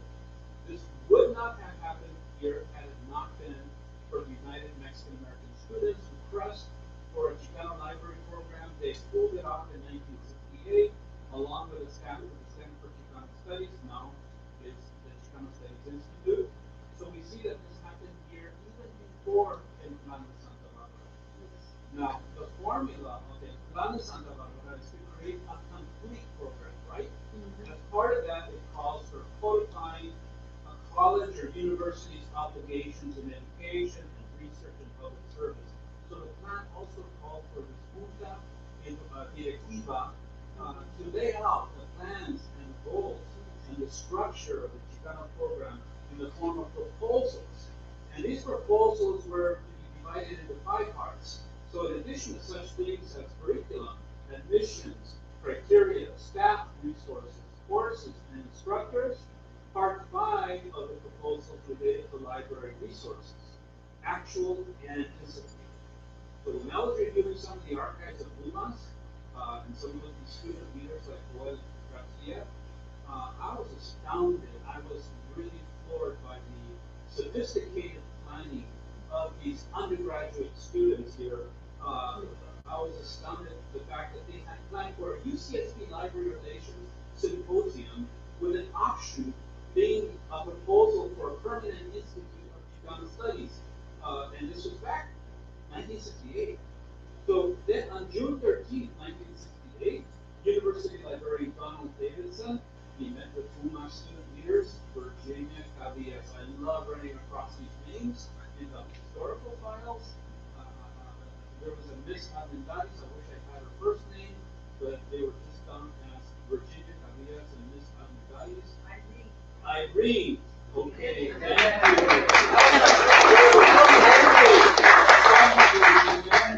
Okay, so the upshot of that meeting is that Davidson committed to assist with the acquisition of library materials, provide space for the collection, as well as some staff support. And the Summer Institute was held for the purpose of starting up the Chicano Studies Library to be attributed to UMass and to the new Chicano Institute. Okay, so initially there were 2 collections. One of these, the Central Library, operated out of the Center for Chicano Studies, which was self-established in '69, and eventually that collection merged with its counterpart, the Metro Collection, on the State Floral Library, and with a span of 8 years under librarian Carlos Nájera, it developed into a major research level collection, and it wasn't until 1984 that I, as a Chicano Studies librarian, was given the task of developing the archives component. And as a result, quite a few collections of major importance have come here, and in turn, the creation of the California Ethnic and Multicultural Archives, and we now have 200 discrete collections, including world-class collections of Chicano and Chicano cultural arts, visual arts, that are second to none. So over the past 5 decades, CTN has been visited by hundreds of scholars from across the country, by many visiting scholars who they have difficulty in finding material in their own libraries elsewhere. And so the CTN consists of over 20,000 volumes of Chicano area studies that includes U.S.-Mexico border studies, Mexican immigration to the U.S., as well as non-Mexican population subgroups in the U.S. And as a librarian for Chicano and Chicano studies, I also provide instructional support for students to help them how to navigate the library's complex information systems, as well as helping them with primary sources. And I love conducting the archives workshops, so we've got many hundreds of students that we've been able to give tours of exhibitions and also do the archives workshops so that they can actually see the artifacts, work with the artifacts, and get inspired by them. So the Ethnic and Gender Studies collection, where CTN is located, it became a designated safe space by students of color. This fact was documented in the student-based ethnographic study that was shared with library administration several years ago. Our library committee on equity, diversity, and inclusion, they made note of this and included this in its recommendations to library administration to strengthen its support for the EGSC as an important student support system. And that's how many times both Chicana undergraduate and graduate students have come to me and said how much they appreciate that they can see their culture and their history reflected back to them. It's a cultural sanctuary that reminds them of who they are and that they're valued, and it's reflected in the displays and materials and also the people who are there to serve them. So almost, no, I would say, my most personally gratifying experience that I've had here has been to work with the students in conducting these classes, workshops, through engagement with their collections, and our recent Muestras América exhibition. We worked with faculty, about 20 stakeholder faculty, and about 600 of their students came through the tours and workshops that we offered. Over the past few years, there have been some major changes in CTN with even bigger ones that are going to come. So the library is working on reorganizing the way that subject librarians are going to do their work with teams rather than as individual liaisons to specific departments and office. Okay? Now, following the departure of the CTN library assistant, Gabe Contreras, and he provided a lot of support to the Ethnic and Gender Studies collections. His replacement will no longer be assigned to CTN, but will be supporting outreach and engagement with underrepresented students across campus, as well as supporting the day-to-day work of the EGSC. This position originated in the CTN. And in January 2020, after 37 years, my own plans to retire are going to materialize, and it will be time to pass the torch to another successor who takes me up to the next level. So in closing, given the history and place in this very special place that was hold in academia and in our community, this is my call for vigilance, to ensure that the students who struggle and succeeded in achieving before, through, and following a plan is never lost, and the students who are here, who are going to come, okay? So to accomplish anything here or anywhere, there must be a sense of hope, a sense of vision, and a resolve as people who must, and is equal to the student hunger strikers of 1989 and 1994, who laid the groundwork for those of us who are here.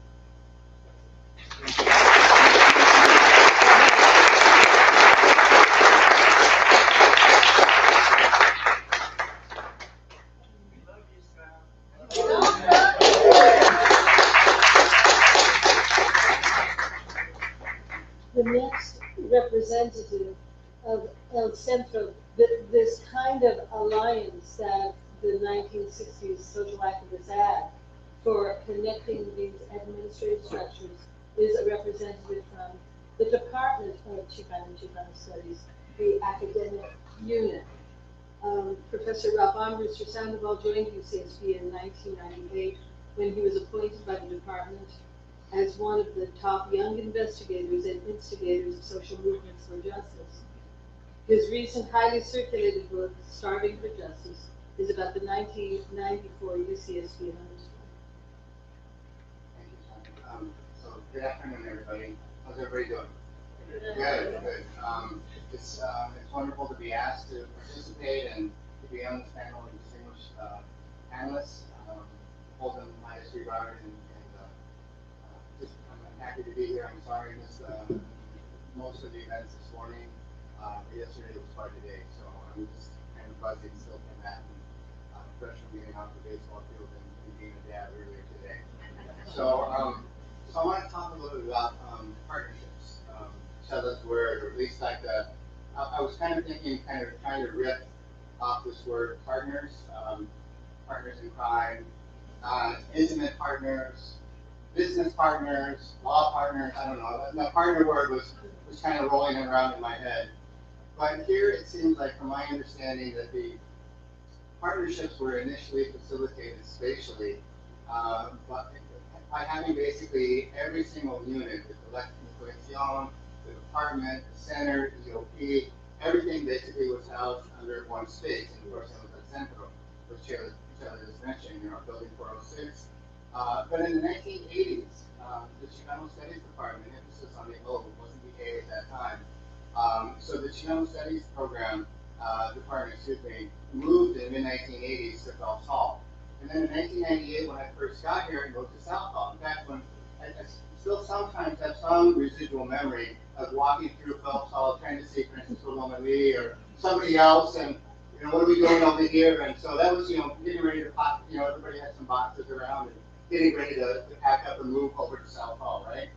Moving up on the world, so to speak. So from El Centro, Building 406, to Phelps Hall, and then to South Hall. And then the Center for Chicano Studies, what's known as CSI today, but was CCS. And the library then, they also moved out of Building 406. And even EOP later moved to the SRB, right? The Student Resource Building in the 21st century, I believe. I don't have the year off the top of my head. But, and so over time, basically, El Centro basically fell apart, literally and figuratively, right? So we knew that as basically that the building was almost abandoned, if you will. Of course, it was never abandoned by the students. Never, ever abandoned by the students, right? The Chicano students, from Mecha to La Raza Libre to Congreso, which emerged in 1975, they never abandoned the building, but the building began to literally fall apart. And so if you're stuck on it, you would fall through it, right? Fall to the floor. So, so basically, I guess one of my first points today is that the movement and community was dismembered. Okay? The movement and community was dismembered. Now, this dismembering process basically cut us off. And yes, I'm supposed to be the departmental representative, but I'm only speaking for me. I'm not speaking for my esteemed colleagues who are here, who I really love and admire. They're around the room, and not just the folks who are in our department, but other people here who have been mentors and guides for me for like years and decades on this campus. So I'm just speaking from my own perspective. And they have other things that they could say. They could say, that's not really right. And that would be good to have a dialogue about that. But I think that this dismembering process cut us off from our loved ones and from our relatives, right? So that intimate relationship, right? Not business partners, but intimate relations, right? We were cut off from our sisters and brothers and our loved ones. And we became more individuated, I would say, and focused almost exclusively on academic endeavors. We are a Research One university, right? And we responded mostly to bureaucratic and institutional imperatives. And so as we began to kind of operate almost in, as I wrote down here, virtual isolation. That sounds dramatic. But as we began to operate in isolation from one another, the department did grow, mostly in thanks to student activism. Indeed, I was hired in 1998, based on the 1994 Hunters, right? I see Edwin right here, Edwin Lopez, I see Dino right there, who were hunger strikers, like other folks in the room as well. So, so I was hired as a result of this hunger strike, and the PhD program also in Chicano Studies came from that moment as well. Over time, of course, we know today we've been invoked many times, and which will be invoked after our session ends. UCSB slowly became a Hispanic serving institution. Thanks, though, mostly, almost, I think, I don't want to say exclusively, but heavily towards student activism, right? So crossing that threshold was basically this hundreds and hundreds of outreach activities by Chicano and Chicano students, Latino students, Latinx students. All this, like, the transformation has come from below. It's always been a grassroots effort. It's always been like kicking those doors open for those yet to come, right? That's the clarion call outside of El Centro. This was not a gift from God. The university never wanted to do it. It would have been probably happy to only have 50 students here. It would have been happy never to have a department here, right? People had to pressure this university to break open and become what it is today, right? So students basically made this happen, right? So you always see,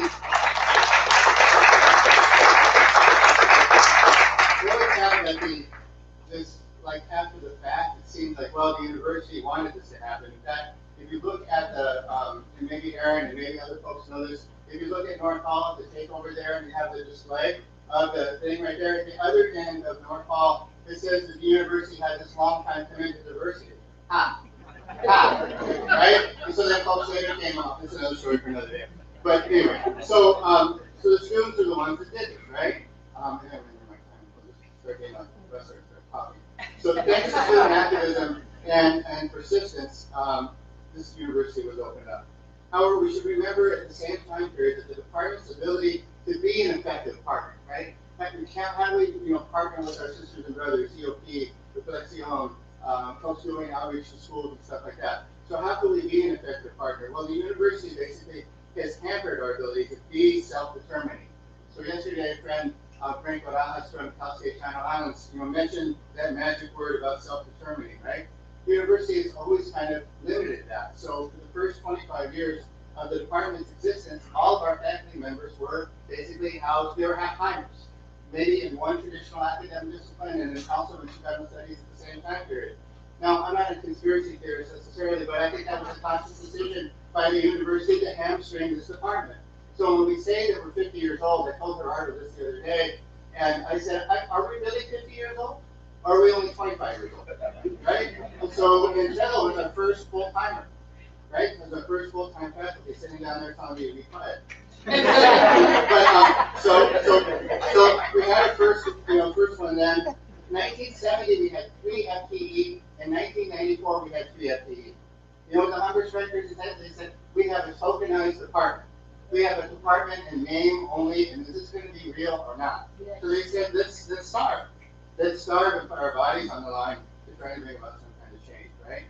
In 2008, just to leap forward a little bit, a lot, we reached around, I think, 2007, 2008, I'm sorry, I don't have it like down punto, but we had about 13 FTEs, right, full-time equivalents. And 1994, the hunger strikers said we want 15. Seemed like height is height. Why would you ask for 15? Well, if you want a functioning PhD department, going after undergrads, doing all the work that we need to be, you need to have 15. So we're like, poco, like the engine is good, little engine is good. We're getting to 15. We had 13. But then our numbers plummeted again, right? And we were also placed under receivership, right? Self-determining? I don't think so. So rather than partner or collaborate with our sisters and brothers, we were basically forced to survive, and thus we really couldn't enter into the crucial conversation around HSIs. We were placed under receivership the same year, almost virtually, that UCSB became an HSI. Yes. There's kids here, so I'm not going to swear. So one reason why I think, in my own opinion, this is me, not the department, one reason why I think our campus has struggled to develop, and this is no knock on anybody else on the platform or out there in the audience, one reason why I think that our campus has struggled to develop a coherent plan around HSIs is because the university has dismembered and fragmented our community.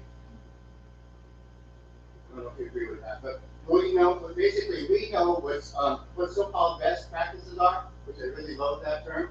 Best practices, who knows what best practices are, right? The Chicano Studies, the Chicano X Studies Department, all these other folks have been doing this work like for decades, and you think that they asked us?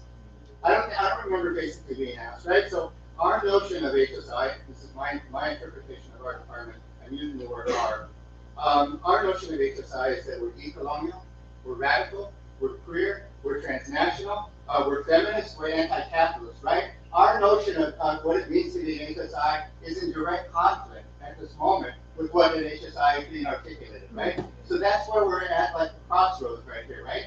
So the idea wasn't just to serve students, basically, it was to transform society, right?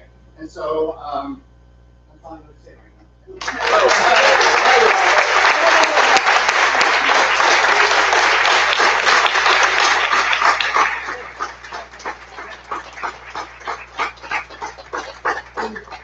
And last but not least, thank you, is Maria Castellanos, who is the Executive Director of the UCSB Office of Educational Partnerships, whose mission is to increase the college-going rates of all low-income and first-generation students.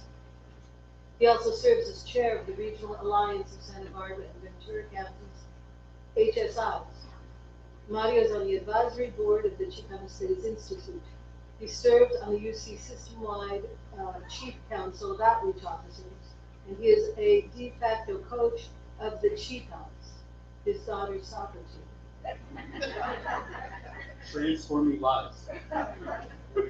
Mario was raised in Santa Barbara County and was an active member of the UCSB Upward Bound program at Longmont High School, where he was a high school student.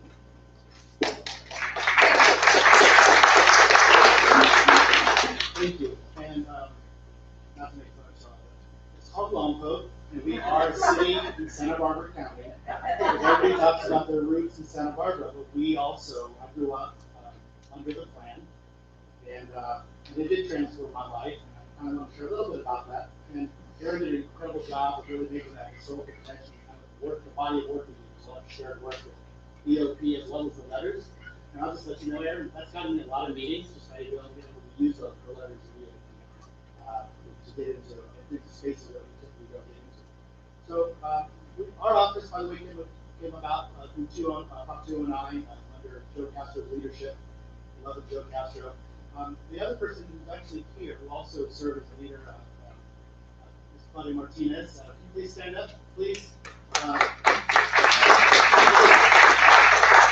There's two things. One is I received her mentorship early on as I came here on campus. But two, just a lot of the work and planning, I was able to implement a lot of the vision that they put together. So I'm definitely really not. But transforming lives is what our office does. As an upward bound student, when I was in high school in North County, forgotten areas of parts of rural California, my father would drive over and drop his kid off, and it would be this really horrible UCSB motor pool van of some sort at an underground. And he would take it there Saturday mornings, we'd go through Jack in the Box, I'd have some food, and he'd give me $3 or $4 for lunch. Actually, I didn't tell him to do this. Still gave us one for lunch, so I would take it. And it would be a bunch of primarily Chicano students that would come down south. A handful of black students, and we'd all come together. We were in South Hall, so I haven't, our offices now, we haven't gone very far. And they would, these students, these undergrads, would sit down, of course, understaffed. I will say, I think staff are transforming lives on our campus. I know faculty do as well, but I see the staff, and a lot of us were recipients of this type of support. And so my hair is raised a little bit on my arm because I think about that, and I think about those students really kind of sharing their visions of college. Right? And it wasn't through faculty, it was through them spending time telling us about the parties in IB, right, music, fashion, but also really telling us really how we needed to buckle down and do our work. You know, listen to your parents, you listen to people. So that's what our office does. And I will say, Britt Ortiz is here. I know early active outreach is a huge impact. And so I want to focus a little bit on the K-12 piece. I'm going to just chat briefly about the K-12 work we do. And so again, our footprint primarily is in Santa Barbara and Ventura County. Some of the work we do does extend to Britt's work up in Kern County, not Britt's not in our office, but the Transit Evaluation Service. But our primary partners and stakeholders are individual students. And those students stick with us. K-12 all the way to graduate school and into their profession, as junior professionals. It's their families, it's their communities, it's K-12 public institutions that we work with. It's the local foundations that have the support and our thought partners on how to actually do this work. There's business interest because a lot of the folks who go on and who are now actually have money that provides some support for the work we do with scholarship. And it's community colleges and other public institutions that we work with. And so we don't only just serve students that come to UCSB, we serve students that go everywhere. We've got students from Cornell, Brown, and most of our students, of course, go to community college. Like I did. I went to Hancock College in San Diego before going on UCLA. So I want to share this because most of our K-12 work is done through our MESA and our Pathways program in college. We provide tutoring, we college advising, career exploration, we bring them to campus. And what I will say, the biggest difference, and I try to do this as a staff person, when we see students, especially minority students, walking around with that person, hello, and I have a suit, right? I'm not afraid to wear a suit. And I see them and I think, wow, at least they know that there's somebody from that doesn't necessarily look like a school that's welcoming them on campus. I say, oh, how's it going? They're probably wondering why you're talking to me. So you can take it, but I do it anyway. And so, because when I walked around on campus as a student in our little group of minorities, people weren't really reaching out. It was just the undergrads that were really our shepherds around campus. And I remember, I think that has changed because of the population size that we have. We do have critical mass. Most of the work we do in K-12, we could not do it without the undergrads. We could not do it without them.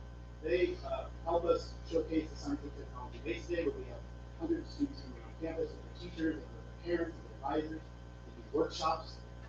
Obviously the universities are bilingual, so I think they answer questions that parents have about what that culture is like. But again, we also, through MESA, we also provide scholarships and book support, and leadership development, and we provide internships, especially with the undergraduates.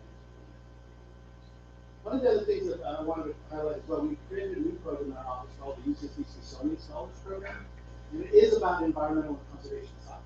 So, and I was hoping we could bring it up because I need a little bit of a plug, because we actually bring students from community colleges, and we're training them in research, we're training them in conservation, environmental science, because we want them to be, we need people to solve these problems. We want people from our community to be able to do that. And the last time we went out, they had the whole assembly members that were doing this trip in a nice vehicle, and they were being kind of shuttled around. And our students show up, and by the way, the majority of them are women or Latinas who are leading the way. And they're there strong, and they do the work, and they do the research, and they're reading papers with me. So that's a little bit of a segue, but we are working. We have over 100 students. We shipped them to Washington, D.C. We've been down in Panama. We're going to be doing additional other field courses to get them ready, to get them prepared, to get them thinking about graduate students, getting into those environments that essentially had closed doors for many, many years. So we are trying to find that line. The other piece that I wanted to share, we have been working recently with a lot of community college students. So again, our impact is larger than just serving students here in the CSB. We do work closely with the CSB. Our intention is not to bring them to UCSB, especially a lot of times it's not a good match with their majors. We provide professional development, we do academic development workshops, we provide access to network of research opportunities, as I mentioned. And we actually run 2 active field research projects in the Channel Islands. So as I mentioned, so there's a lot of access points, and we've been very fortunate to receive funding from the Smithsonian Latino Center in Washington, D.C. They've been investing in our program for over 4 years. The other thing that I get to do with the beautiful, when I wear my suit, I get to put on, is I get to sit at all these committees, and I get to hear about what we're doing. And students are all centered to that. Again, we don't have enough resources to execute. We know that our students are the best liaisons or ambassadors between those communities and the bodies, right? They are the ones who also can know of the biggest bumps in the road. We bring them here, we're surprised when they fail, unfortunately, we wish we had more resources. I think that's one of the things that I try to do. I am brought in with Laura and CSI and other folks on campus who are looking to bring resources in. We try to bring resources so that we can support students. We try to support students that are grad students. Just this last year, we were able to provide money for actually a postdoc through some more collaboration. So I'm very excited to continue to work with faculty to look for areas where traditionally broader impact has been more about sharing information versus engaging this community work. So I think some of that paradigm is starting to shift, and I'm very excited. And I think the reason why I wanted to also give a nod out to Claudia Martinez is because I wouldn't be here without certain key points where I had mentorship. One of them was a graduate student who was from Mexico, who was interested in genomics. And all the UCLA students who were in his class were all interested in being doctors. I was actually interested in being a college. And if I wouldn't have somebody actually reach out and say, hey, come into my lab, I wasn't a great student. Transfer shock. I had, like many transfer students, issues where you're afraid to come to your parents what kind of grades you got, right? Because it's a rough quarter. But now looking back, it helps me inform the type of work we do, because I was clearly a sharp student. I knew I could do it. I just didn't have the right skill set and the right mentorship. So I am trying to also, with the work we do in college advising and educational partnerships, I like to use that word more than outreach. Going to what Shella asked about partnerships, it's important to engage with audiences and not just group things top down. So I'm being very intentional, and we are trying to build the next generation of leaders. We have a lot of them in our office, and I think we need to be thinking about who's going to be replacing us in a much shorter time. Because it happens really fast, but all of a sudden, taking at 25 and now 26. So thank you very much. Appreciate it.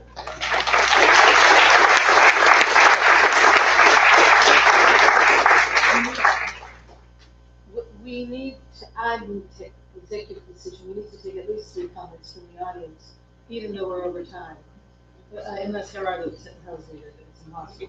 So, but this panel definitely needs some responses from you all, because this was a very intense panel. So, who has something that you'd like to say, Ed? Is somebody here? I see your hand. Hello, my name is Gabrielle again. I'm actually from the city of my college of Slow, and it's very great, but A little bit louder, can you put Hi, sorry about that. I'm wondering kind of what the road is to make your school HSI, and like what kind of steps you had to follow, and what kind of entailed, like how many years realistically can that happen from university, like 5 years, 10 years? It all has to do with percentages. I think that would be great. We're having a panel next about that. Yeah. So if you could reply to something somebody up here said or did. Ah, sure. Yes, I guess this is to Ralph, but anybody can kick in. So this separation you described that happened between Chicano studies, that was, and I appreciate the analysis of it being strategic on some of it, separate Chicano studies from the Central, right? And all this, what Central represents in terms of actually this Chicano student population.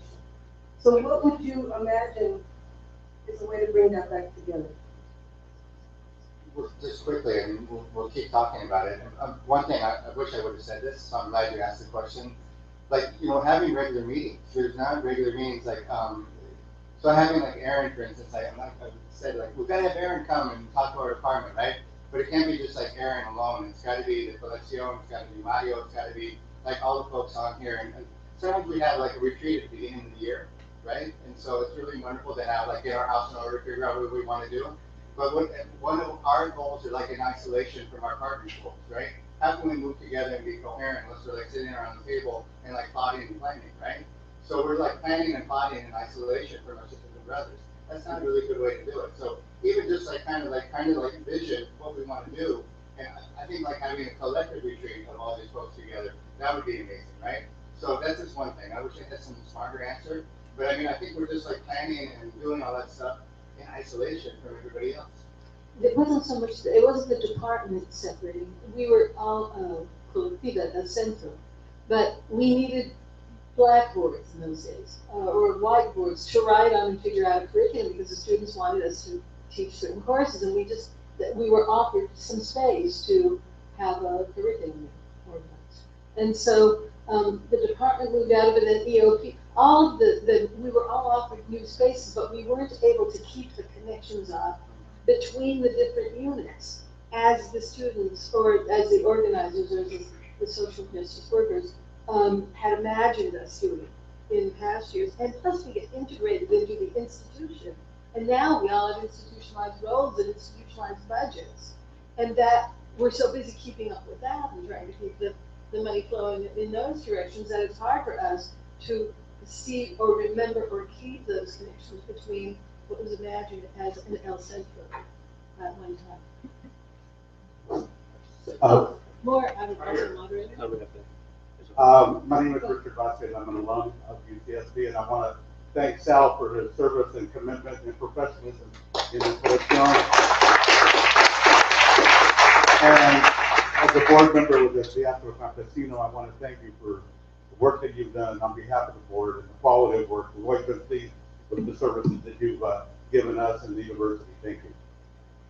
I just want to remind everyone that there will be open time at the very end for questions and comments. If you have anything else, let's hold it for that. We're a little bit off schedule. We have a couple things to get through. I do, before we go on, want to acknowledge Yolanda Marquez. She was honored last night at the alumni reception for her dissertation on El Plan de Santa Bárbara, which goes through the depths of the organization with interviews. It's incredibly data rich and it's available, and we're trying to find ways to make it more available. But if you could just raise your hands so we could all acknowledge you on the mic.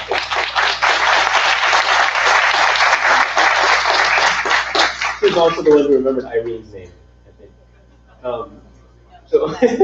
So we will now take a 5-minute break, and then we're going to come back with our next panel, which is HSI. Okay?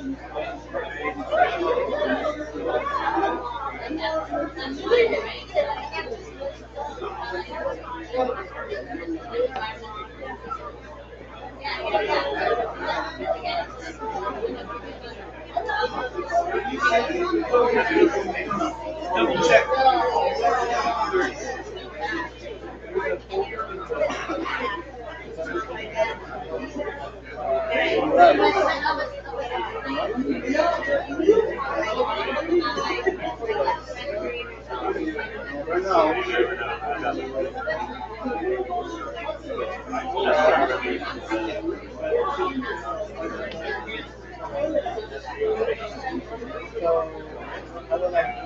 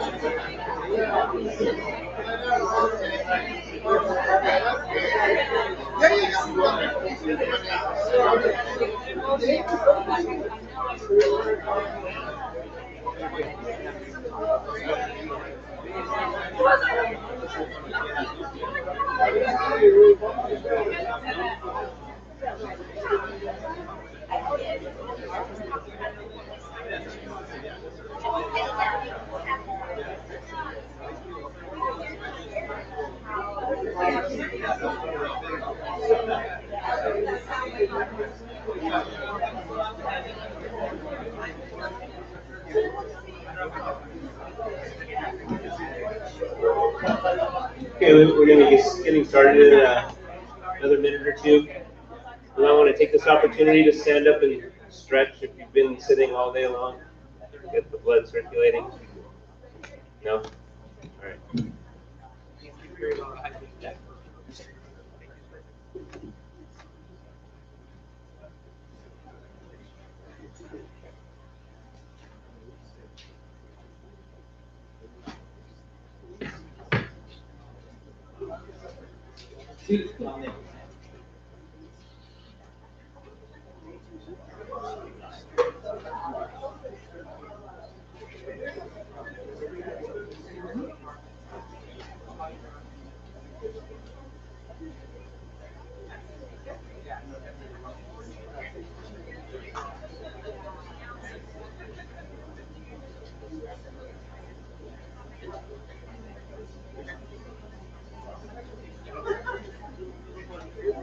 There's a few people coming in, but you guys can get started. There's people coming in, but you want to get started, maybe? Want me to hold that? I'm not gonna do this. Thank you so much. Now,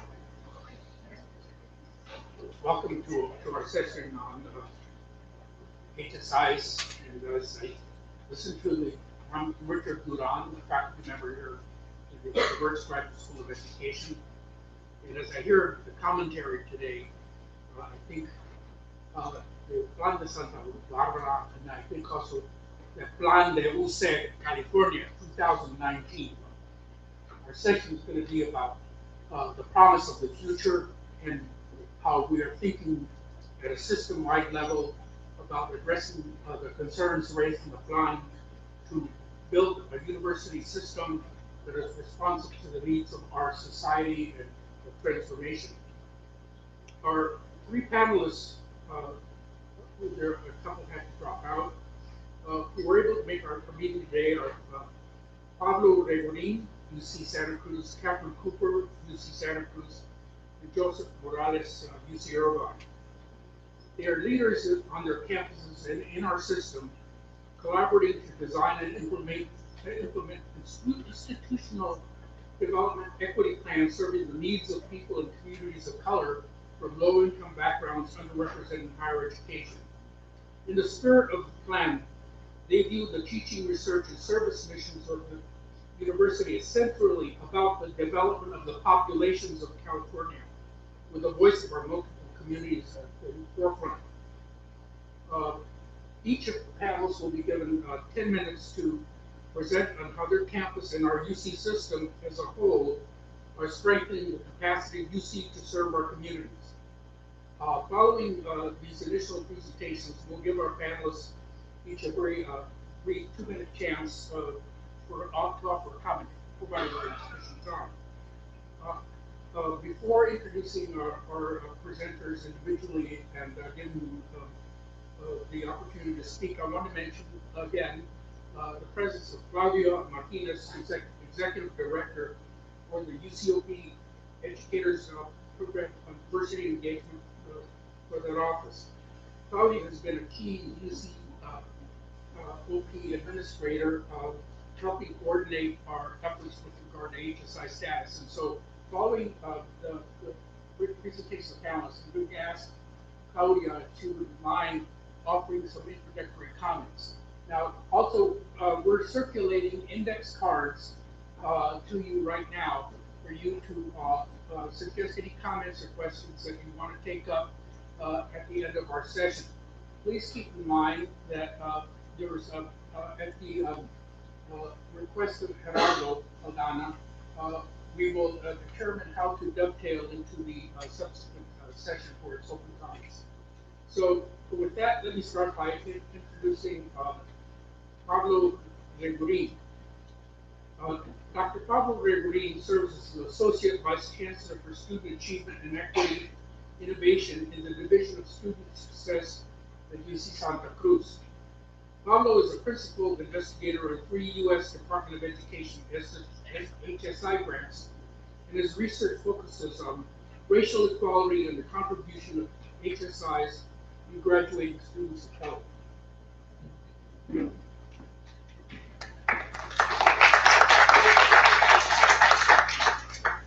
Thank you. It's truly an honor to be here. Just everything that I heard this morning from the contributions of Tistas, the Mujeres, the leaders, and also just hearing the history, better understanding the history of UC Santa Barbara with respect to El Plan Santa Barbara has been extremely inspirational. I consider myself to be a direct beneficiary of the struggles, both whether it's been on the demonstration line, in the hunger strikes, in academic journals, in the halls here of this university.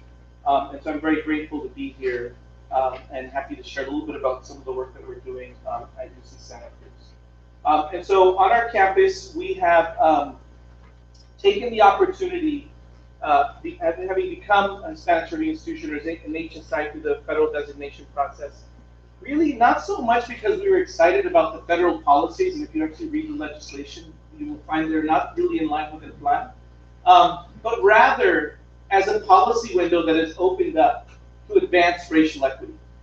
And so we have really seen this as a pathway. It hasn't been getting the designation or qualifying to apply for the loan. It's the opportunity to take in a new form, a continued work of the civil rights movement, of the EOP programs, of Chicano studies departments, and many other groups towards racial equality.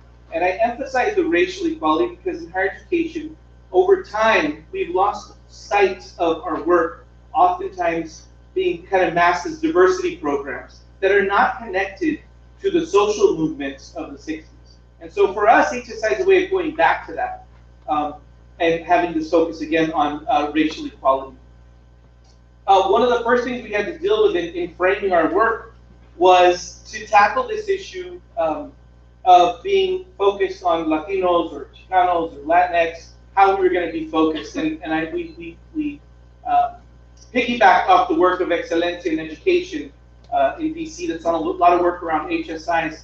And that's the idea that we can be unapologetically Latinx focused while working towards racial equity at all levels. At UC Santa Cruz, we were not going to take this approach that we might be too brown or too loud in this direction and not enough in the other direction, because that type of compositional diversity, that kind of frame, you know, ends up really not being able to advance and move forward. And so we really had to, we're not, you know, again, we're not going to apologize for being Latinx focused, but we also know that as we improve and build a better UC Santa Cruz, it benefits all communities. And so we look at it again through this racial equity lens. Similarly, with the change in demographics that everybody, you know, talks about and that we're happy to embrace, we have to do that while we simultaneously reject a deficit perspective. And that is because in education, whether it's in higher education or K-12, we live and we operate in a deficit-oriented culture. Been, you know, very well documented. And so if we look at this change in demographics and not reject a deficit perspective, we can actually put in systems and continue to perpetuate the very things we're trying to change. And so we think that's really important to connect that. I would say in El Plan, you know, they didn't use the exact language, but they talk about a new consciousness and a new resolve through this Chicano Renaissance. And I think for us, in many ways, that if we claim to be an HSI or embrace that identity without rejecting a deficit perspective, we're just perpetuating the same thing. And so that's really important to keep in mind. And then also that we confront the equity challenges, that we use data to identify how we make progress. Are we stagnant? Are we falling behind? But that we use it as a way to out the issues.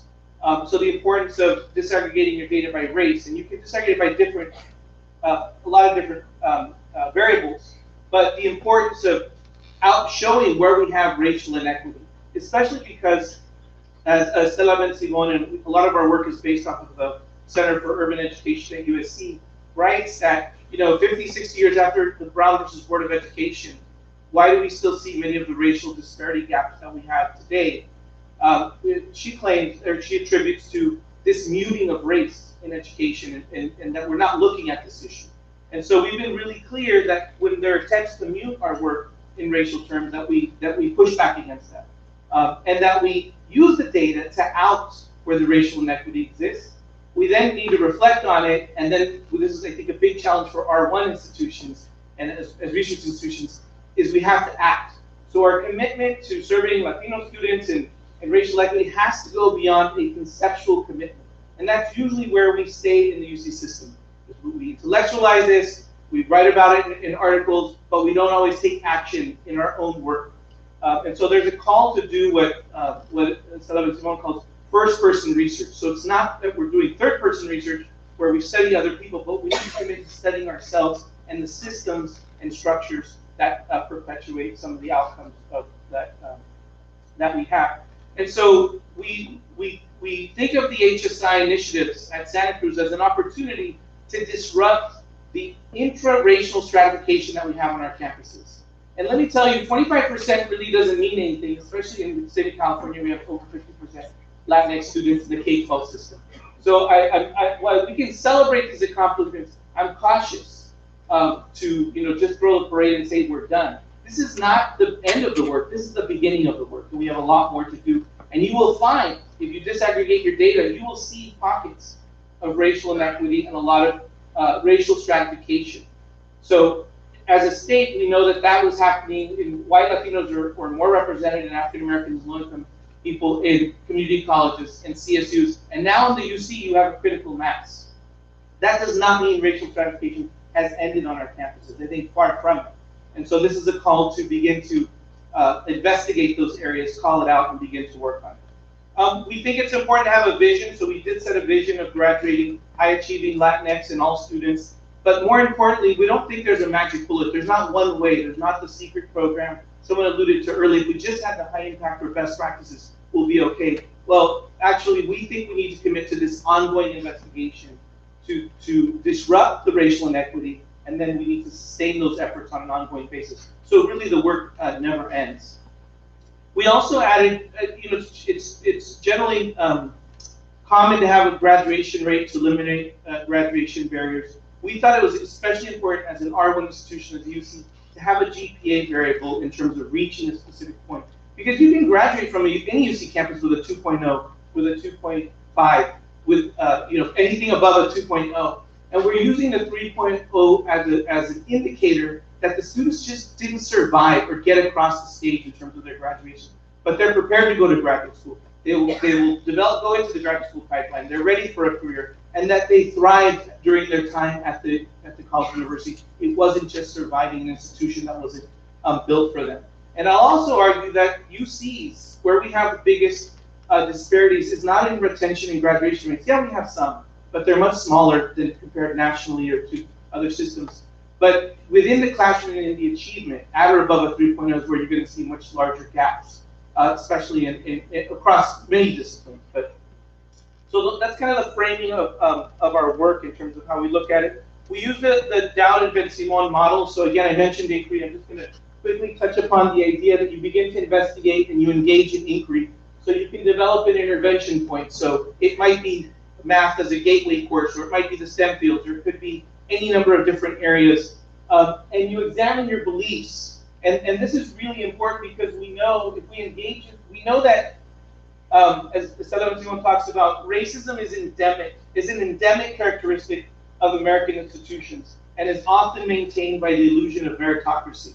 And so many of the systems that we operate in have invisible structural components built into them.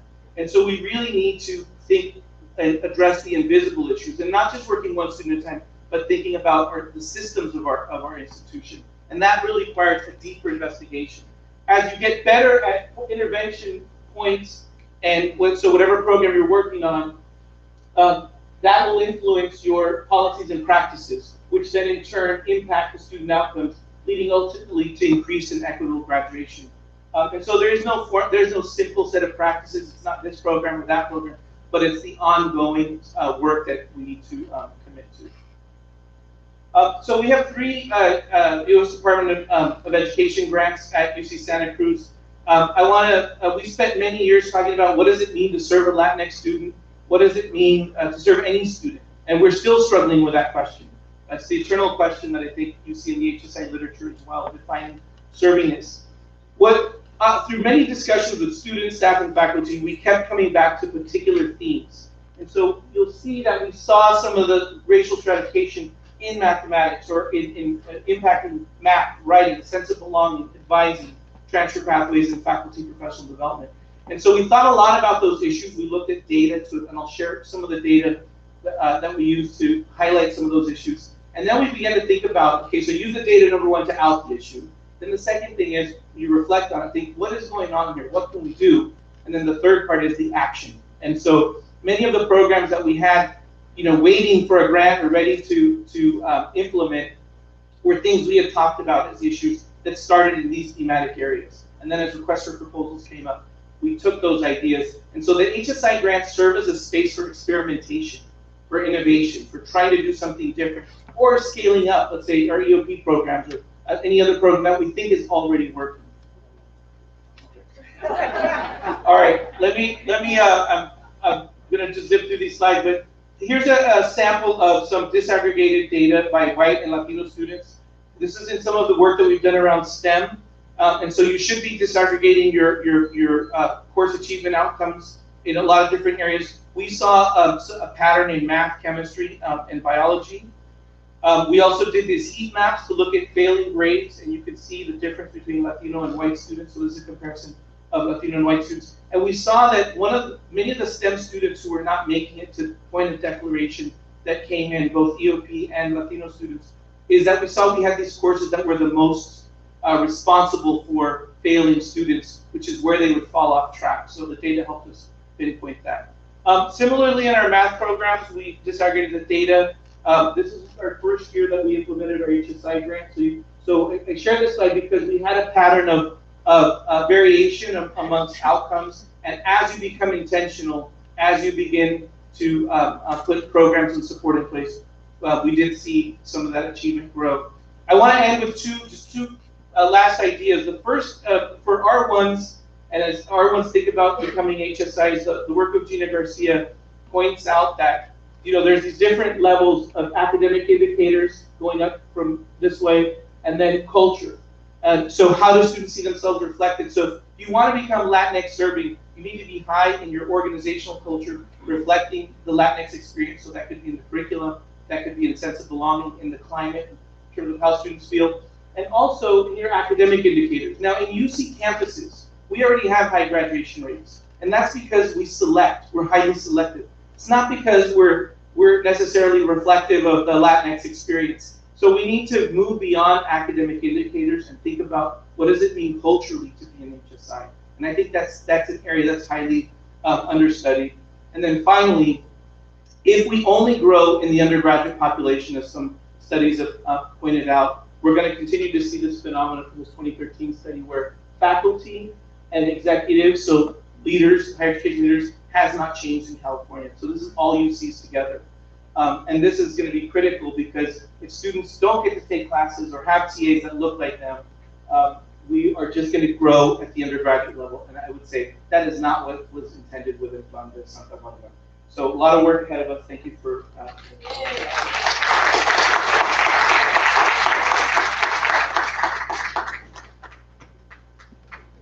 Okay. Our next presenter is Catherine Cooper. She's a research professor of psychology and faculty director of the UC Santa Cruz Educational Partnership Center. She's also a research advisor with UC Santa Cruz HSI initiatives and director of the Bridging Multiple Worlds Alliance.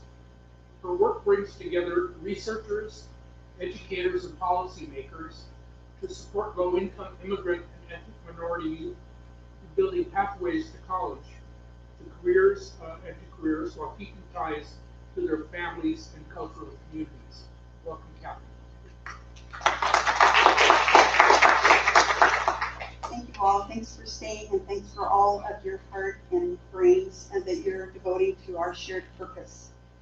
Today I'd like to spend a few minutes, just a few, talking about, in the spirit of this afternoon's theme of alliances and allies, the idea of building on the vision of El Plan and others to evidence. And so moving as we are to keep and carry on and carry forward with the original vision, but also extend with tools of, I should say, both art and science to blend and unify these tools in two ways towards educational equity. One is in students' individual pathways, and the other is in the transformation, as we heard, of the institutions themselves. So this is what we might think of as a multi-level process, and it's exemplified by the photograph you're seeing here of Ignacio de Jesus Navarro and his parents, who are visiting as part of our Cultivamos Excelencia HSA project at UC Santa Cruz, posing with the jaguar, and I now understand it's more controversial as a trickster than I understood before today. And that's the mascot of San Jose City College, our partner with UC Santa Cruz, Sammy the Slug. And Ignacio's dream is to become an aerospace engineer, and we look forward to being a resource for him on his individual and our institutional transformation. Okay, let's turn back the pages of time for just a moment to remember that in 1862, in the middle of the Civil War, Abraham Lincoln signed the Morrill Act, which created a vision for public higher education in the United States. Before that time, higher education was only private, and it was usually religious. But this created a controversial idea, but the concept of land-grant universities and for public higher education, in which the land left over from building the Transcontinental Railroad was given to the states to create public universities. And California's land grant, part of that, was used to create the University of California in 1868. By By the way, if you write me, I'll just send you the slides. Mine are kind of hard to take notes of. And this vision then of the public universities from the land grants continues to this day to focus on the ways that these land grant universities are devoted to teaching and research for the public, for the whole public, for people from all walks of life, not just the children of the wealthy. So the vision from El Plan is, of course, a crucial one to see how this vision for higher education has focused on, and we've heard it all throughout our meeting, on political empowerment through 5 levers of change. We've heard them already, but they're recruitment and admission, the curriculum, support programs, research and publications, and community, cultural, and social action, all of which are led by Chicanx, Latinx students, staff, faculty, and community members.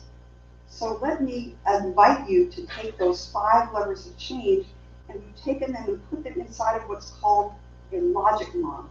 This is just a 1-page framework that's used internationally by funders to organize people's thinking about the mission of an intervention, from left to right, the needs they're addressing, the resources they have, the activities they're going to do in order to address those needs, those under implementation.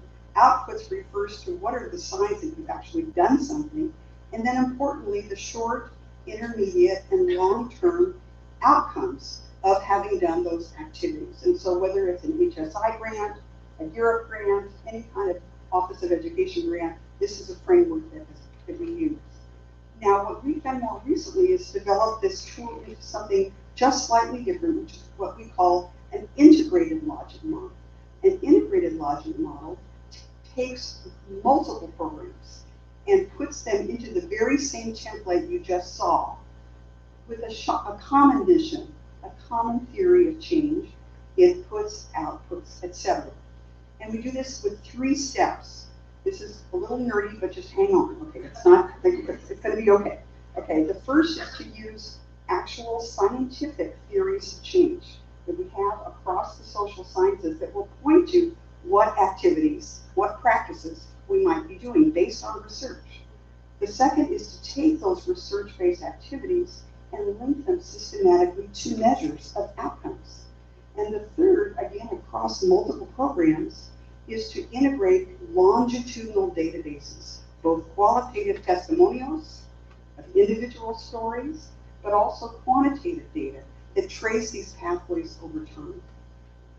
So, in our HSI work, Pablo, bless his heart, has allowed me to do my nerd gig. I'm the teen nerd, yeah, okay, to take our 3 grants that you've already heard about and develop an integrated logic model for our HSI work. So you've just seen this chart. Along the left-hand column, we've drawn not only from Dowd and Ben Simon, but also from Silvia Bogado at UCLA and her colleagues, who point to the crucial role of both curriculum and co-curricular work, but also with the Ben Simon and Dowd, the issue of collaborative inquiry. So we've taken these this common language along the left column and aligned it both within grants and across grants. So this has really helped, I think, the coherence, as you keep saying, of our work.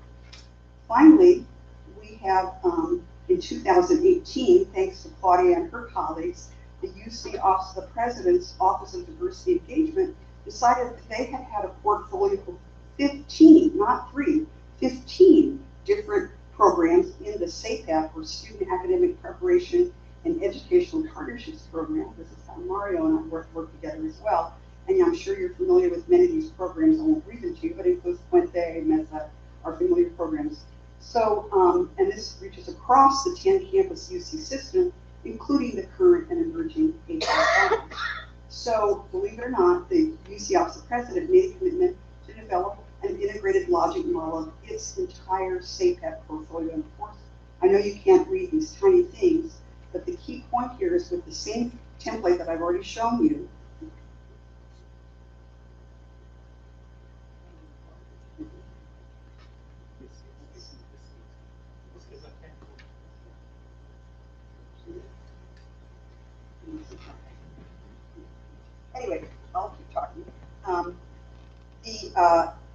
what we can see in each of these integrated logic models is the very same elements from El Plan that I talked about. Remember the 5 ingredients, those 5 levels of change? They're still here. They have been carried forward in this work, ranging from curriculum, the support programs, the community and family partners, as well as the research and publications. So I want, the biggest thing I want you to remember in this talk is that the original vision of El Plan has been carried forward throughout this, this decades of work beyond that. And so I'd like to close by extending to each of you an invitation into a different alliance, a cousin alliance called the Bridging Multiple Worlds Alliance, which is a growing state, national, and international alliance of partners who work on the issues that Richard has already talked with you about. And we have the opportunity, including with Richard and his students who are here today, to collaborate in many different cultural communities worldwide who share these same challenges of educational equity and access. And so I want to say, as a child of refugees from the Holocaust, I am here as an ally, and it's my honor then to invite you to be part of this global alliance on behalf of justice. Thank you.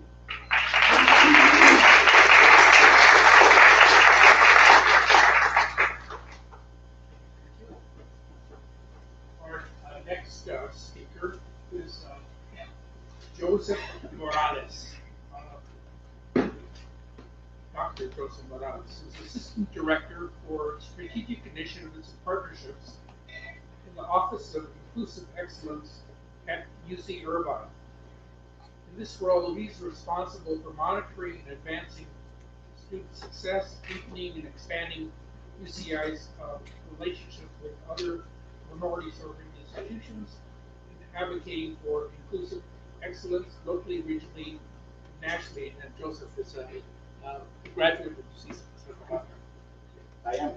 Thank you. So yes, the campus has changed a lot since I was here. I was telling Maria, I think I may not have been on campus since the 20th century, which sounds weird to say. The library was unrecognizable, and strangely, IV looked the same. The six-pack shop is still there. Anyway, so I want to thank Chair Aldana and Mario Castellanos, who may have already left, for the opportunity to participate in this historic conversation. It's really an honor.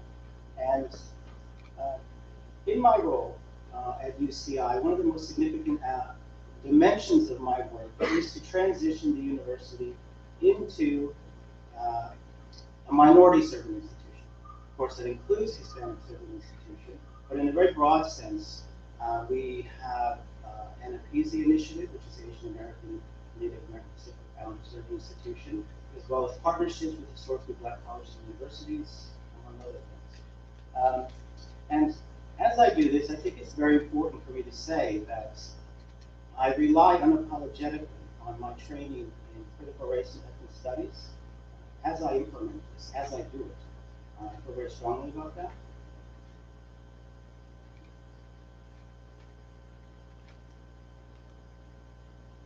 So I understood my charge today to be twofold. To share some aspects of UCI's vision as an inclusive excellence research institution, and also to explore the relevance of the plan for UC's current initiative, or I should say current reality, the fact that the system is becoming an HSI system. So how is a plan relevant? To the first point, UCI, the new strategic plan from UCI from 2016, this is very, you read strategic plans, some of us do. But in my case, it's very useful because in our strategic plan was a mandate to transform the campus into a minority serving institution, into a Hispanic serving institution, into an NFPC, and to partner with other minority serving institutions. One brand new initiative, for example, that evolved out of this, which was just released, is what we're calling the MSI Graduate Fellowship. So it just came out like weeks ago. Newly admitted graduate students who have a degree, who hold a degree from a minority serving institution, under I think about 735 different kinds of institutions, they will receive top-up funds if they come to UCI. So it's just an example of showing a commitment to being part of this minority serving institution consortium. To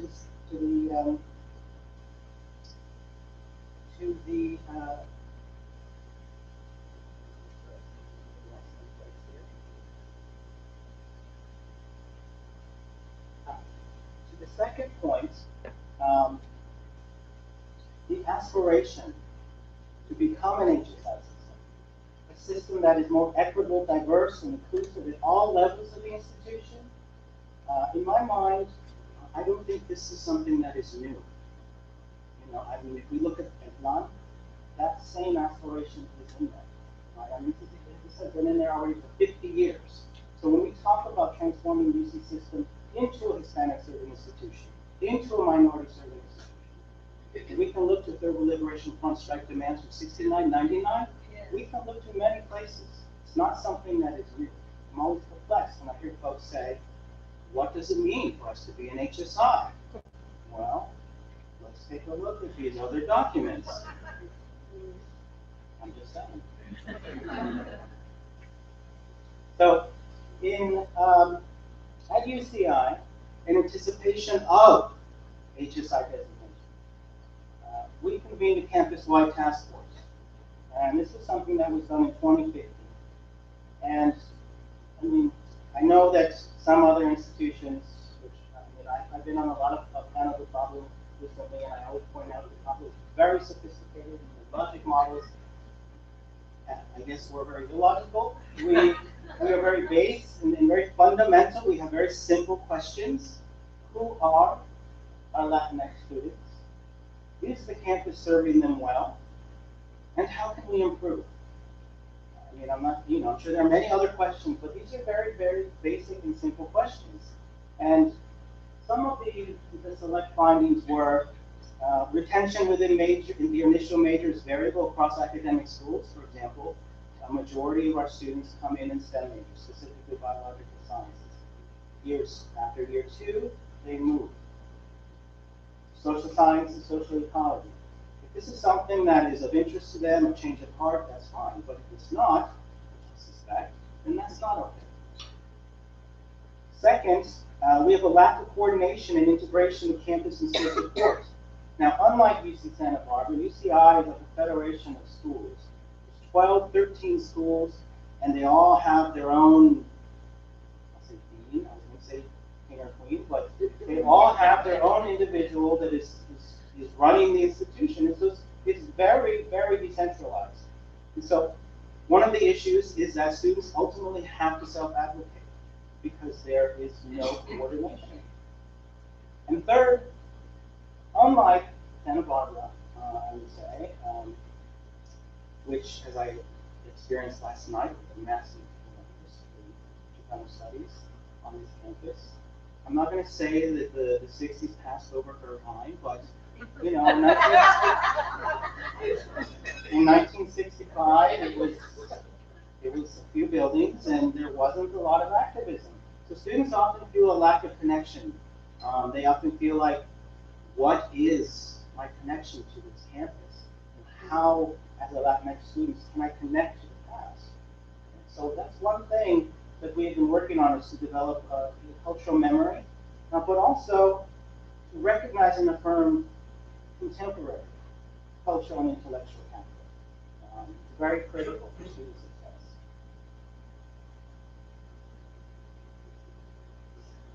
So,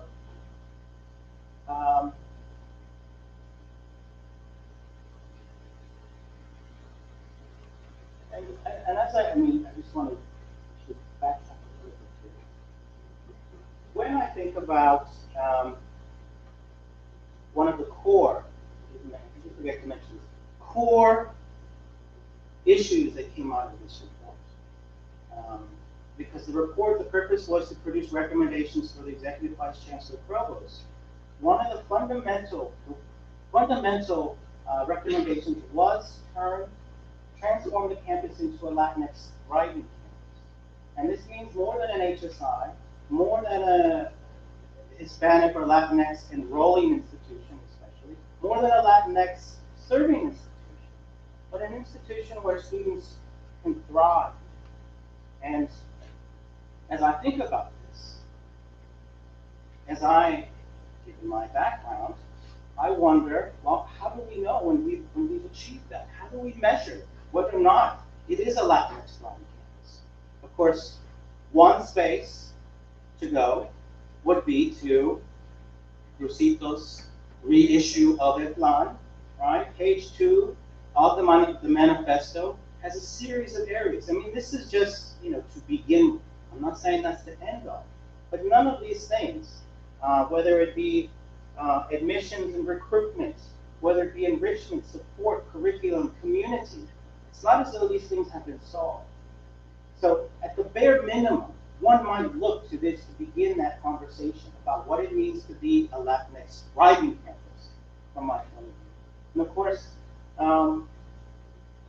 here the protagonist is the community. Right? Does the community see itself in the university? That is a fundamental question that I see in that text.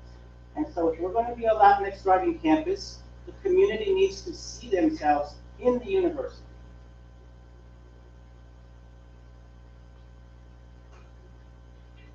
So in aspiring to be this Latinx thriving campus, we have had some success, and I'm not saying that we've really figured it out. We have a lot of work to do, so much work to do. In response to the observation that a majority of our students migrate out of STEM, we pursued an NSF, National Science Foundation HSI grant, which the purpose of was to identify what is going on. I mean, this came out of our report. I'm not going to go into the findings, but this has helped us understand better what's going on. To the second point, coordinating. I know that you have CalTeach here as well. Well, Claudia, I wouldn't mention her, but CalTeach is critical for Claudia. And so this was a way to really coordinate and help students to find pathways. We also instituted the Latino Excellence and Achievement Dinner, which is, as we understand it, the first graduate level gala to celebrate graduate level excellence. And I won't go into, the subtle ways we are using this in the schools that may not have representation at the graduate level. When they say, well, of course we must have Latinx students in schools, and we say, really, well, we really look forward to the nominations. And most important, I think, we do not limit ourselves to the 25% federal criteria, which is extremely arbitrary, and as I understand it, to be the product of compromise between politicians. In our minds, it's even more critical to expand beyond that undergraduate 25% federal definition to think of our institution in all its levels. HSI-ness at UCI, we aspire to have it permeate all levels of the campus's ecosystem, whether it be staff, faculty, grad students, community, and so forth. These are just some examples of Bienvenida, which students organize. This is a way for the first year students to be socialized with second, third, fourth year students. There's a staff mentorship program. There's, of course, a faculty sponsorship of graduation, which, as I understand, started as a barbecue, but is now held in the Brain Center, which is the basketball arena, because there's no other space on campus to hold the mass of students. And HSI designation has also been an opportunity for us to rejuvenate the alumni chapter. Prior to this, there was no interest. And so, as I go through these last slides, if you think what I started by referencing the strategic plan, yes, of course, we are an HSI, but the mandate was also to be an NFPZ. And in doing our NFPZ task force, we asked similar questions. And these questions helped us to understand better what we need to do as an HSI. Decade Plus is our NFPZ program. It's not as though you need to be an AAPI student to participate. In fact, many Latinx students participate in this.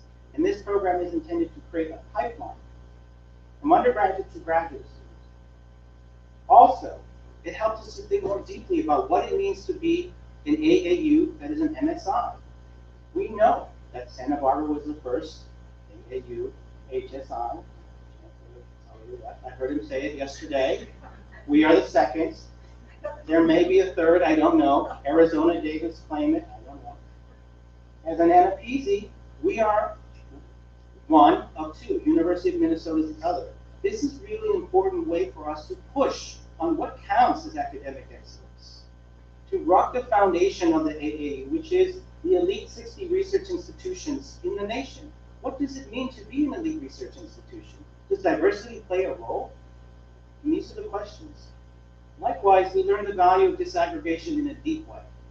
23 categories for AAPI students. With this helps us to think more broadly, to break apart model minority myth, and ask questions about Latinx students. This is a cluster analysis where you see at least half AAPI students performing at or below underrepresented minority levels. So if we were able to disaggregate Latinx students as well, the data, there are some problems with UCOP because whereas the AAPI data was a product of student activism in the 2000s, Latinx categories seem to be coming from census. I don't know how many other Hispanics there are here, or Latin American. I mean, these categories as we have them don't really tell us much. They need to be revamped so we can learn more, because I know that there's a vast array of performance. In closing, I just wanted to say, because I was asked to speak a little bit just briefly about being a student here. And, you know, I do agree Lompoc is a city. I too am from North County. I am from Santa Maria, or Santa Maria, depending on your orientation. I too went to Allen Hancock College. I commuted an hour both ways. And I know that my father, who somehow made it up here today, he worked building parts of this campus. And I asked myself,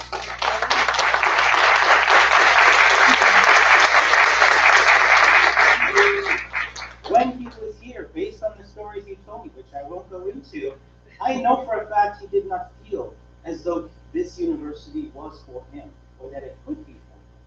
When I transferred, I found in Chicano Studies, in Spanish, my mentor is Professor Fuentes. I took my first Chicano Studies class with Professor Garcia. I learned so much from Don Luis. They helped me to understand things that I would have never had an opportunity to understand in my life. They transformed me. So I think, as I wonder, right, because it was a predominantly white institution at that time, what are those transformative spaces now at UCSB? Where students, low-income, first-generation students in North County can find that? Where are they? I mean, I don't know. I'm curious. You know, there must be a variety. And lastly, you know, as a system, I really feel, you know, I know how Jose Vasconcelos can be controversial, but I do think that, you know, this statement, you know, after 150 years of the UC, like 150 years, can we say that the system is more than enrolling Latinx students, but also serving them? And do we have a place in the institution? Is it serving us, or are we still working for it? And these are questions that I think about. Thank you.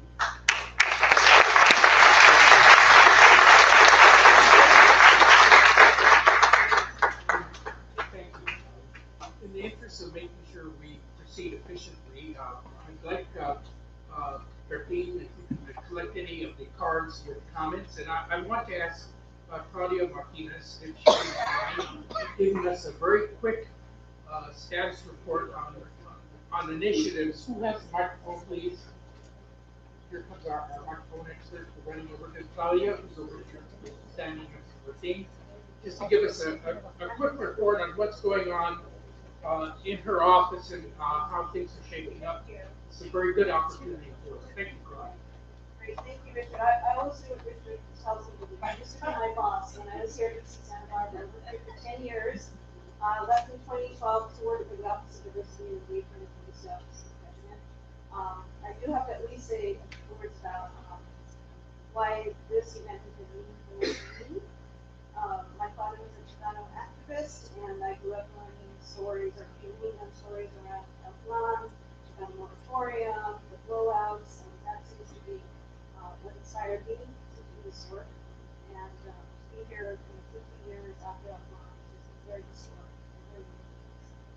Plus to be in a room full of mentors and peers and colleagues and friends that I've been unified with. So thank you again, Richard, for and I get to work with all the folks on this panel around the serving institution system-wide initiative.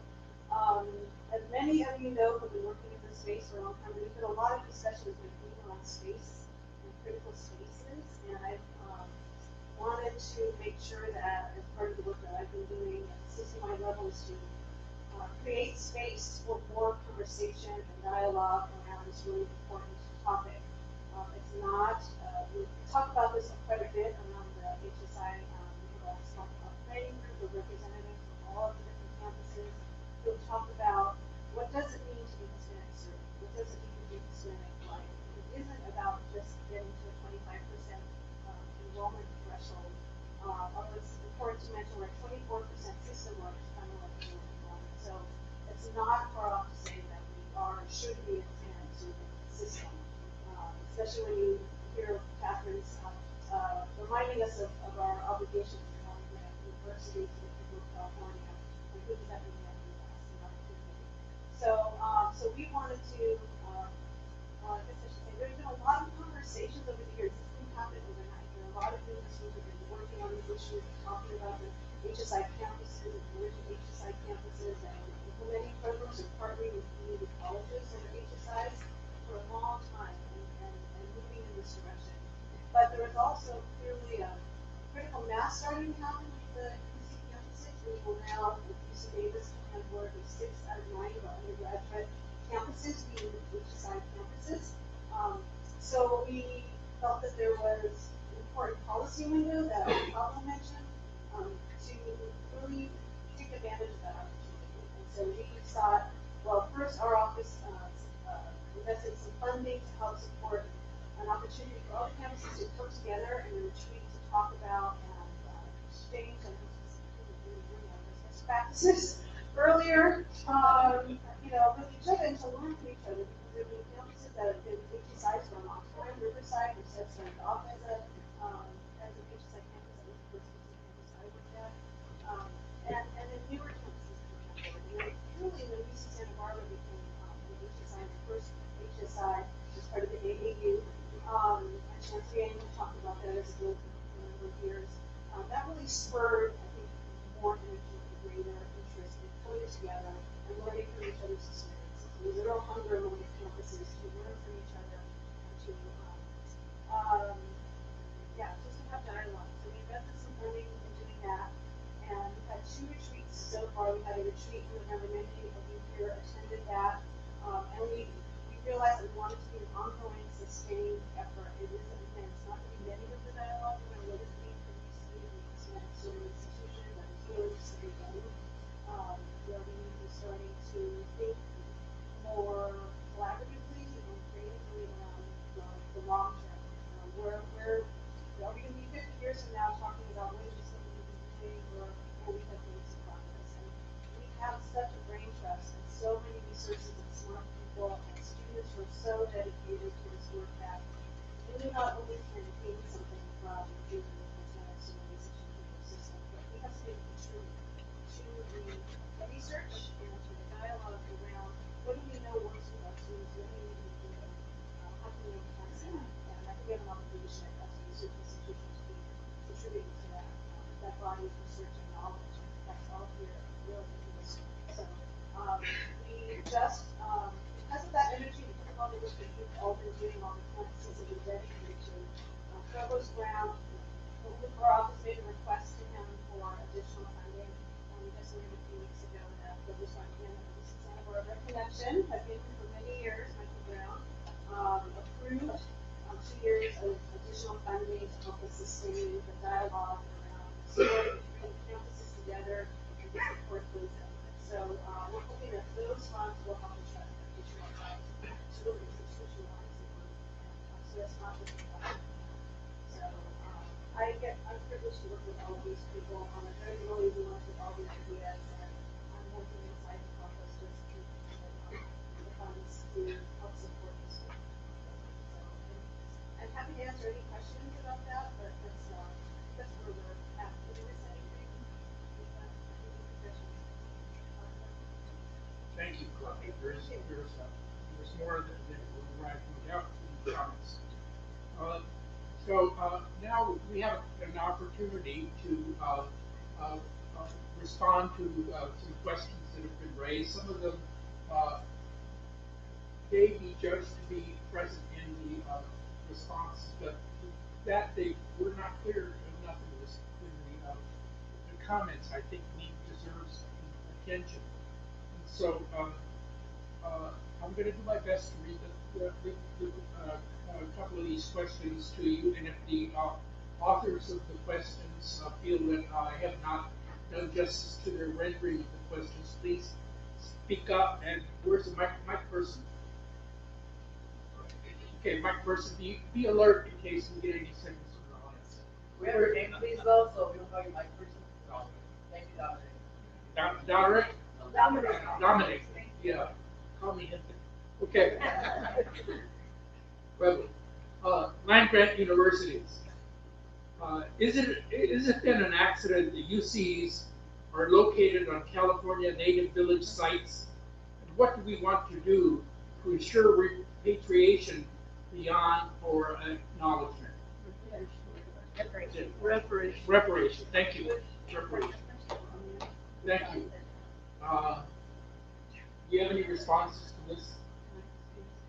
I think it's a really important issue, and I'm happy that in our own meetings here, we've all really honored the indigenous communities who this land is on now. I think that each of the UC campuses has an opportunity, and many have developed it on our own campus, to partner with indigenous communities to, there's no going back on what has happened over the centuries. But I think there is going forward with a greater sense, again, of alliance and honoring through ceremony, through art, through the way that we teach, and who's teaching and who's speaking. So on our own UC campus, UC Santa Cruz campus, the Muslim community is a crucial partner in our teaching and the way that we operate our UCSC farm and garden, indigenous grounded farming activities. So I think there are many opportunities for alliances that come only from acknowledging our memory. I would like to make a suggestion, though, that perhaps we might start thinking about, reparation in terms of paying some rent, and paying some, making some, for instance, in Oakland, they're asking the city for a tax. All of us pay the tax, that would then create some culture centers and buy some land. Because, we acknowledge, and that's good, but I would like to see some reparation. In other words, establish some culture centers, put something down, some roofs down, as California people require and ask. But that I think would be very effective in assuring that they're present, not just by a thank you, and a sort of a side relationship, but as you were saying, right, that we're serving, not working for.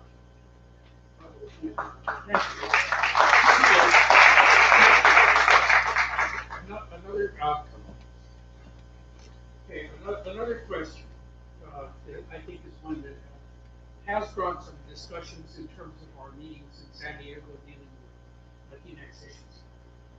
How do our discussions translate into short and long-term actions and goals? In other words, what is essentially the addendum we would add to the plan? Now, so I think this is a circulating concept that's very important and it's an ongoing conversation. So panelists, do you have any comments on that? So I guess, I don't know that I would call it an addendum, because I think we just need to read more closely. What is it? There are many elements of the plan that are still relevant, and I point back to that new consciousness and new resolve.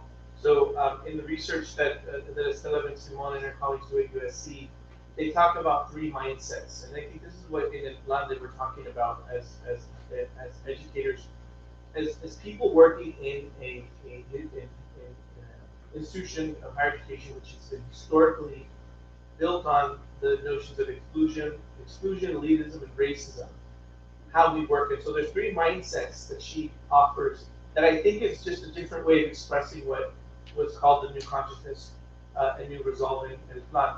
And that's the mindset of the educator and the importance of how we go into this work. So I talked a little bit about being deficit oriented. So when you see these gaps, you blame the students. It's which is a very common type of thing. And how if you come into this work with that mindset, how you can't get to the new consciousness, the new resolve. The second mindset is what she calls a diversity mindset, diversity-minded educator, and that's someone who acknowledges the change in diversity and ethnic composition, and may even be the one to show up at the multicultural potluck. However, they don't take it as ownership of their jobs to disrupt the racialized outcomes, the disparities. So that's the job of the diversity person or this other place. They continue to operate and sometimes unknowingly perpetuate the very same practices and policies that lead to the racist outcomes. And so there's a call for the equity-minded leader, is what Estela Simon called it, and I think that's what they were referring to in the plan. And that's an educator who will engage in this inquiry, try to identify those issues and intervene using all of their intellectual, financial resources to disrupt those patterns. So it's a disruptive leadership that I think was present in El Plan, but also I would say that in Estela Simon's research calls us to act out. So it's not waiting for someone else to do it, but for us to be principal actors and to be equity minded in this work. And if I can just add something briefly, I think ongoing conversations with ethnic studies departments on campus are critical. For example, on our campus, the Department of Asian American Studies, which had a activist movement within the 90s to create the Department of Asian American Studies, recently did what they call the Badass Initiative, the beginnings of activism for the Department of Asian American Studies. And so, in working with the Badass Initiative, it's very important to think about what NFPZ means. And so, these are conversations that, it's not as though NFPZ comes down to us from the federal government and the site for what it means. Like Hispanic is a census agent. We're not going to take these whole, as they come to us, we take them as they are and reimagine. And so these ongoing conversations with our thought partners is critical for developing what they mean on campus, what they can mean, and that's all. Thank you. Now, I think we need to just to close this, we need to think multiple populations. And it's not the size of populations, it's the inequities that have been shown systematically and historically to the range of our populations, including our African American communities and also other communities that have so been affected of international diaspora that we're now experiencing with inequities. So our job is to act and to promote the voices of all our people to be able to build a better institution. So thank you, and I'll turn it over to Bárbara with that. I do thank our panel.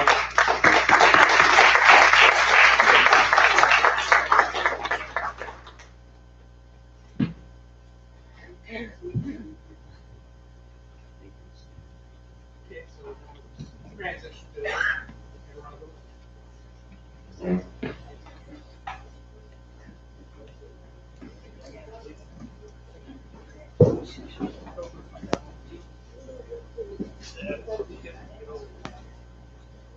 So it didn't make it onto the program, unfortunately. This was one of these serendipitous events that occurred kind of just in timing. So one of the things we were thinking about is, okay, how are we going to bring this together? What are the themes that are going to emerge? And are we going to rethink El Plan itself? Are we going to celebrate it? And out of all of this turmoil and discussion, this face and this voice came out resonating. And Ralph and Mario just said, hey, is there any way we can bring this voice to this conference today? And so we sent a couple of emails, and Roxana Dueñas, a teacher in LA Unified School District, leader of the teachers' strike, generously accepted. So I'd like to welcome her to the stage.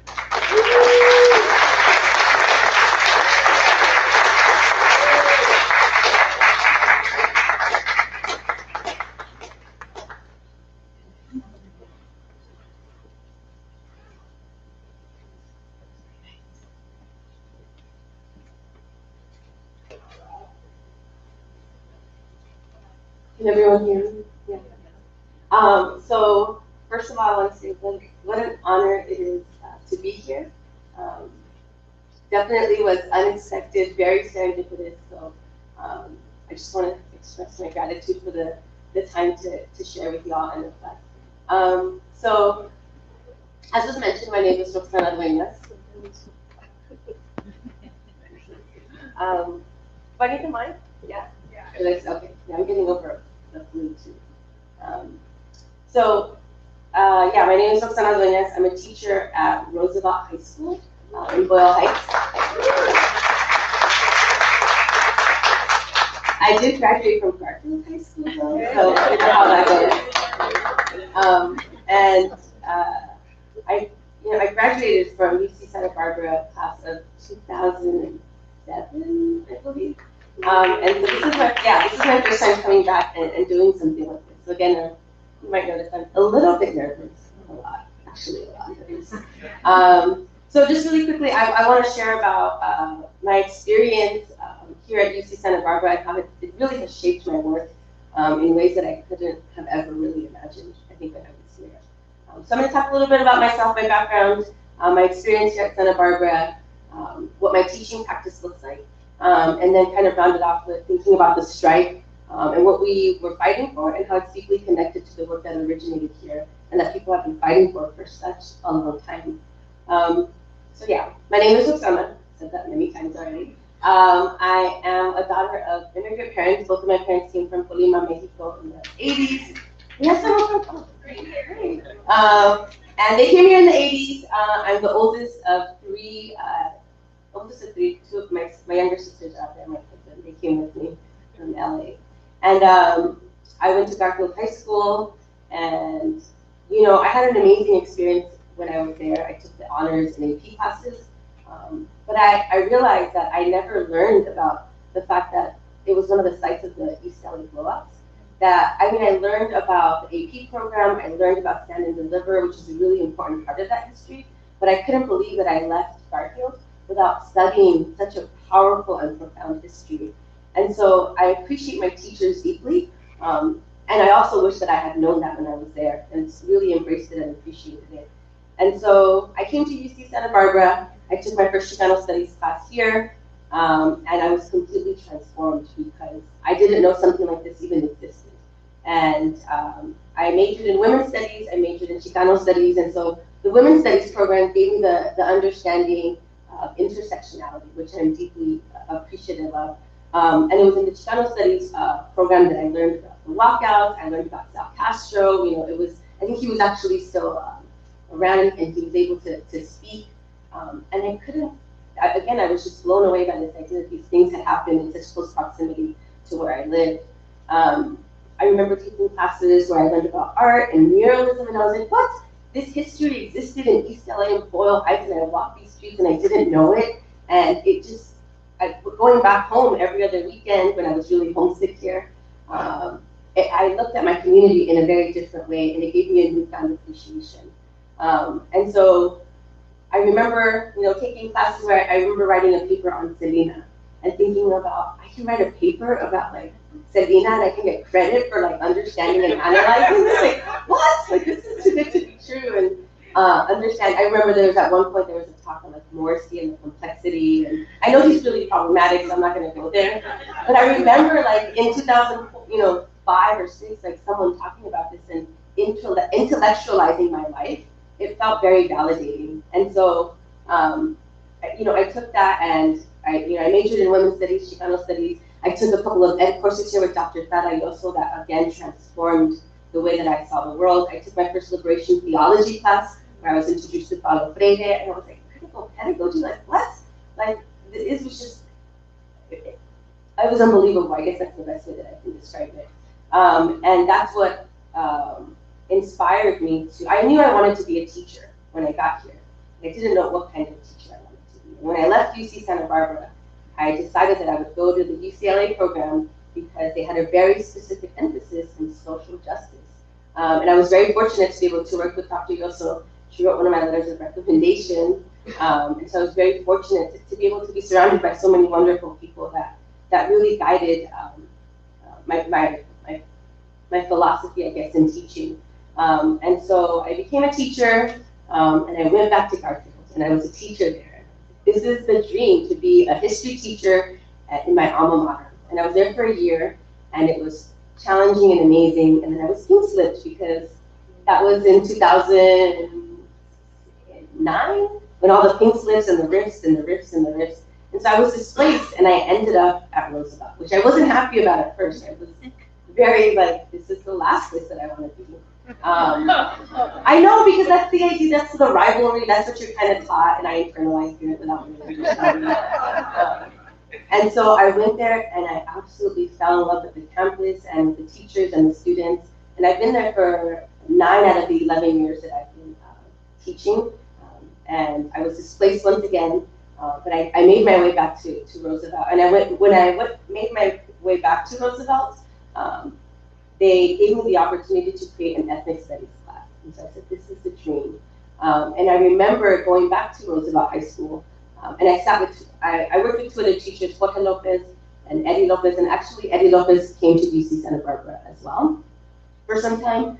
And I remember when they gave us the opportunity to create this ethnic studies class, it would be called Boyle Heights to Me.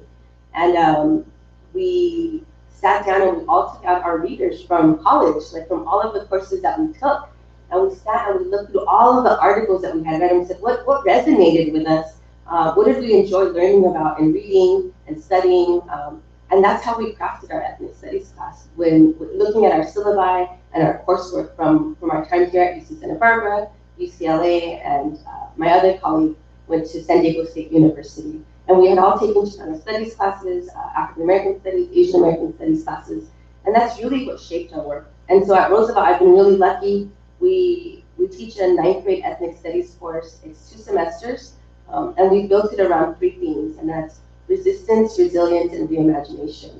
And we really want to create a space for our students to learn and to study themselves, their culture, their community, the same way that we got to do here in college, but they're doing it as 14-year-olds. Because a lot of us, when we left UC Santa Barbara, we're like, I wish I would have known this sooner. I wish I didn't have to wait till I was 18, 19, 20, 21 to start doing the unlearning that we have to do, right? And so the students learn about their culture, their community. They learn about different resistance movements. But the part that we really, engage in at the end of the semester is this idea of reimagination. Now that we know what we know, how do we imagine new ways of being, right? If we know structures of oppression, if we understand our positionality, we understand the 4 eyes of oppression, how the world is unjust, how do we move beyond that to start thinking about how do we solve these problems? Can we solve these problems? How do we transform the spaces that we're in and empower and feel a sense of pride? Because one of the things that I realized when I started teaching ethnic studies is that the students often express the sense of shame of like, I don't want to be in Boyle Heights. I am ashamed of this place. I want to go far, far away because of the ideas that we internalize about our community, I guess. And so part of our work has really been around the idea of how do we instill and how do we grow that sense of pride and be cognizant that there are problems in our community that are structural, that are systematic, and that they're deeply rooted in that, and that we have to address them through this like knowledge of structures of oppression. And so it's really challenging work, but it's life-giving work. I have one of my former student teachers, right, And she also did the UCLA program, and she was able, she saw me struggle in the classroom all of the time.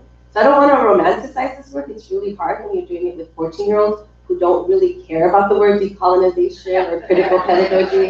They're like, I don't care. And so how do you find, ways to engage our young people and humble yourself, right? To be like, we're maybe planting a seed, maybe we're not, and maybe 5, 10, 15 years from now, that'll grow into something really beautiful, right? And empowering. So it's really hard work, but it's life-giving. And in a little bit, I want to read from a piece, because every year our students publish a book with their stories and their reflections on resistance, resilience, and reimagination. This one is titled We Are What They Envisioned, Expressions of Resistance and Reimagination. And it so happened to be a coincidence. I was going through the different pieces that spoke to the themes of IFLAN and ethnic studies. And one of the pieces that I selected is from a student who was in our first year ethnic studies class 4 or 5 years ago. And now she's a first year student here at UCSB. And so I wish she could be here, but I know she's somewhere on campus or Ivy or somewhere else. I don't know. But I'm going to read one of her pieces at the end to kind of conclude. But I just kind of want to talk really briefly about the strike, because I was really fortunate, I guess, I don't know, to end up on that poster. It was a coincidence, I guess, that the artist Ernesto reached out. He asked me, hey, are you available to do this piece for the teachers' strike? And I said yes, thinking that we weren't actually going to go on strike. I said, we're not going to go on strike. We're not going to let that happen. And so I agreed to the poster that a lot of people now have seen, or the image that's been used. And that was really overwhelmingly, it was such an honor in thinking about what it is. I'm going to find the poster so we can all see it in class and rejoice. Yikes. I'll keep talking in the meantime. And so one of the things that it's so humbling, because I think about so many people that are doing this work, that I'm one of countless teachers that are fighting for some of the demands, many of the demands, all of the demands that were part of the strike. And more than anything, I think with the 15, 20 demands that I think we were fighting for, it's really about creating schools, and I want to take the exact wording from Plan de Santa Bárbara, right? Creating schools as instruments of liberation. So when I think about the demands, yes, we were asking for a pay raise. Yes, we were asking for nurses and librarians and green space and getting rid of bungalows and more therapists. There's all of these different demands, but at the end of the day, it was really fighting for how do we create schools that are authentically teaching our students to nurture their critical consciousness, their whole humanness, right? Not just, the smaller classes is one, I think, of those many pieces. But creating spaces that nurture what it is that sometimes we get here at universities. And so one of the demands that I think is lesser known, there is a portion of the strike demands that specifically addresses ethnic studies. And so one of the things that we want is for teachers to be able to advocate and ask for resources that allow them to create ethnic studies programs that are engaging and meaningful for young people. So the idea, again, of institutionalizing is really necessary and important work, so that we engage our young people, we send them off to the universities or to whatever space that they want to go to, and they transform with a critical lens, right, wherever it is that they decide to go. And so it was an honor to be able to be part of, I think, that imagery. And so there's so much, but I want to conclude with the piece that the student wrote. So I'm going to, bear with me, I'm going to read from the book. And so the student's name is Andrea. And for this particular piece, we had our students write to the prompt of, what would you tell your ancestors, or like the dear ancestors? So I'll read a portion of it. Take a sip of water.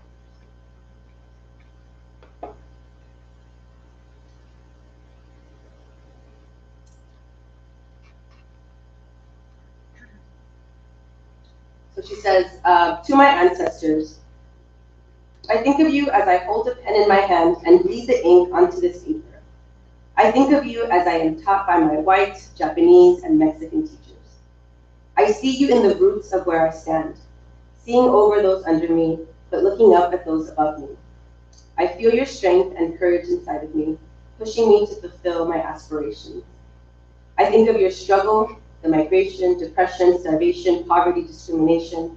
I think of how I'm blessed to be here, but I'm even prouder to say I'm from indigenous ancestors. The persistence and ambition, your persistence and ambition, the persistence and ambition taught to those before me are what I have internalized. The positive attributions to our culture are what we embrace and try to teach others, so we are not seen as what others try to paint us as. We choose to empower ourselves day by day. I can grow from my past and become someone better, someone stronger. I remember writing for the first time in my ninth grade, about finding my way back to liberty. And with your mind, I see the light at the end of the tunnel. You taught me that opportunity will never leave. Redemption, growth, love, and care will be found somehow, some way, if you let change come to you. I hear my ama tell me on a daily basis to keep my grades up for the chance at a better future. I think of how you made all of these sacrificios so I can be where I stand today. Therefore, I will not allow myself to take 2 steps back. I will take a leap forward for all of us and make greater change within and around the world. And it is what you, my ancestors, have broadly inspired me with. The idea that if anyone else can do it, so can I. Just because something is hard doesn't mean it's impossible. With your ambition, creativity, intelligence, and our beautiful heritage in my DNA, I am proud to say I am my ancestors' wildest dreams. And the student's name is Andrea. So that's it.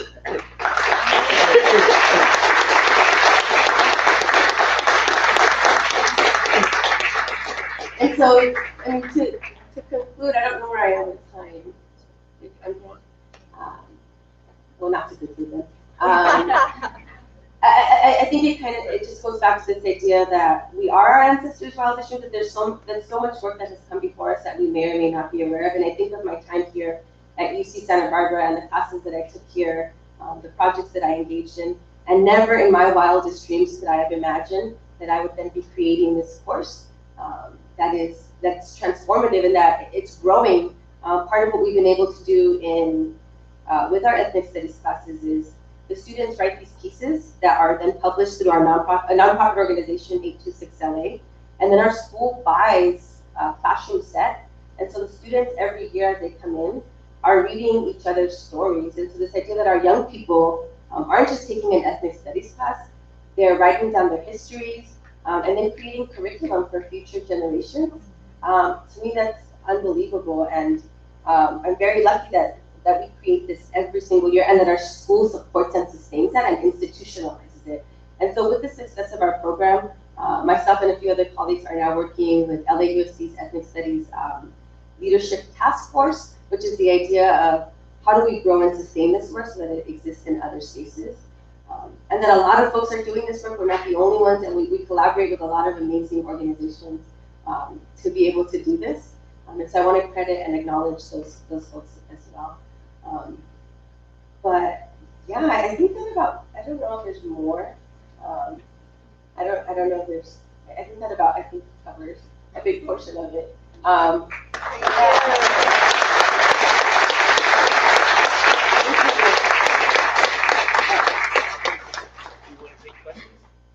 Is there a question about this?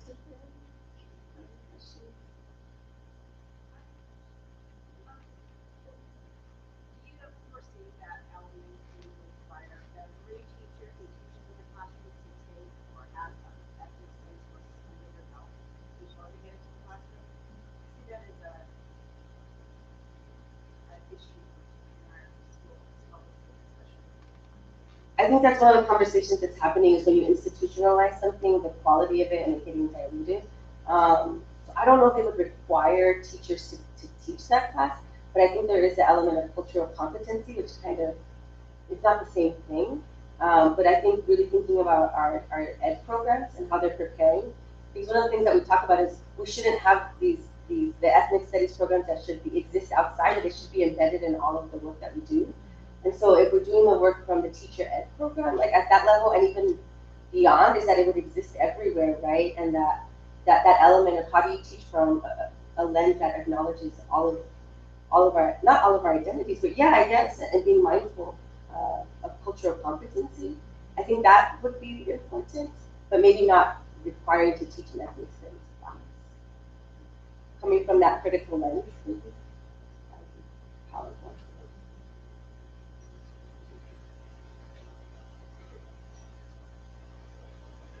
Thank you so much for those. Thank you.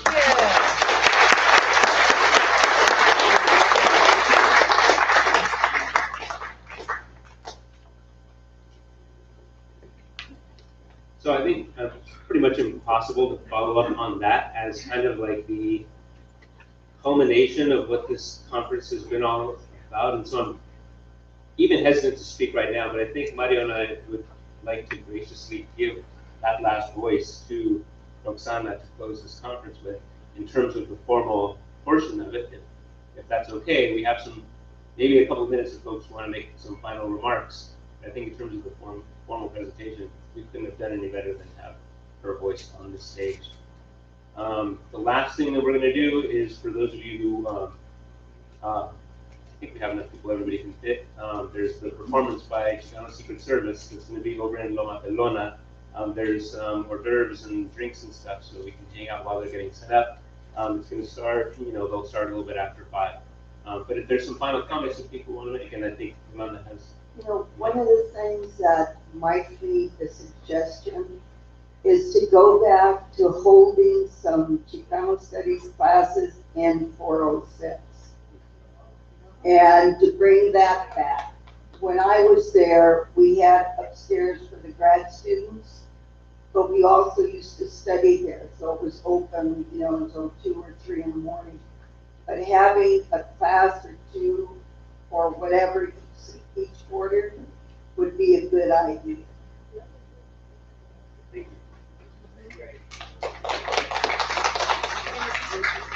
I want to, as one of the co-organizers, thank all of you for coming. And the way that we work, Marta and I, we divided up. I organized Friday sessions and organized today's.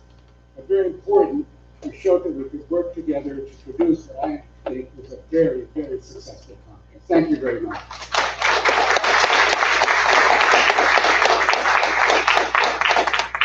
Just to clarify, Celia was one of the 3 organizers.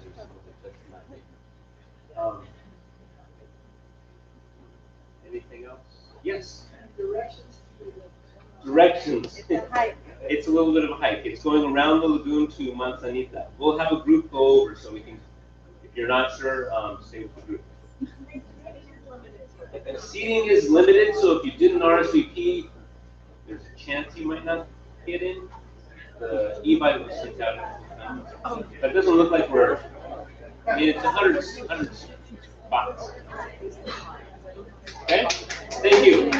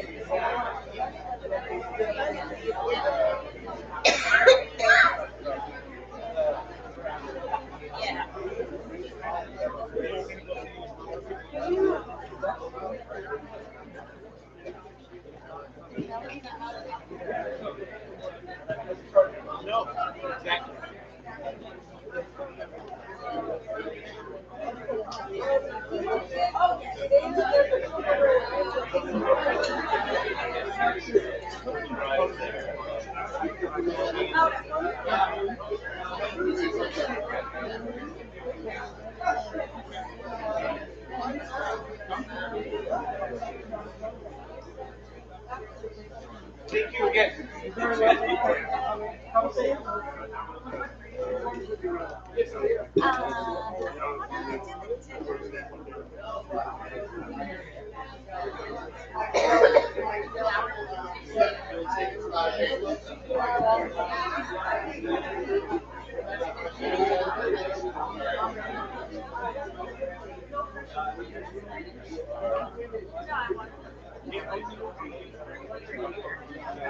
Like right now.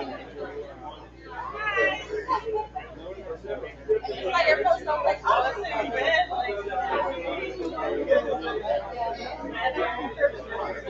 Yeah, first.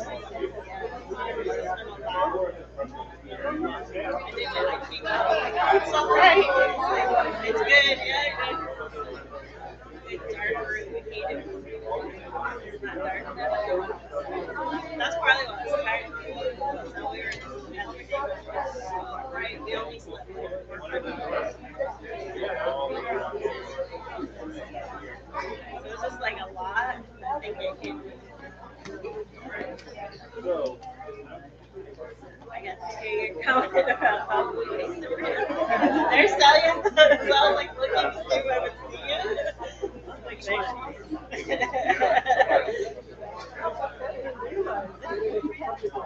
I didn't either. That's like what we came in there, really good information. He has a lot of things.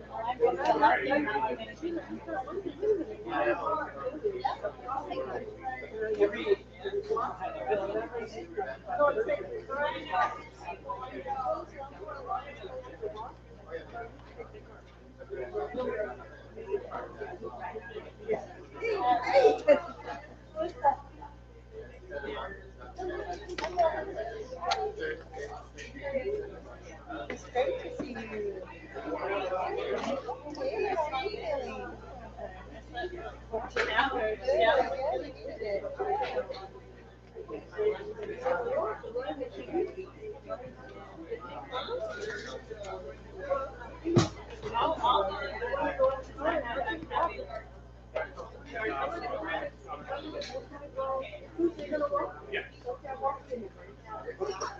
I don't know where I'm going. Where am I going? I don't even know. Do you want me to walk with you? Yeah, sure. Okay. I'm gonna run to the restroom and then I'll meet you at your office.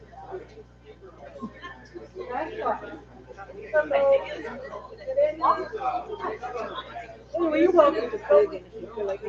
No, it's okay. Let me know. I'm right here. I have an ink closet too. And I can talk with my car for a minute. If you on the left course. Okay. Okay, bye.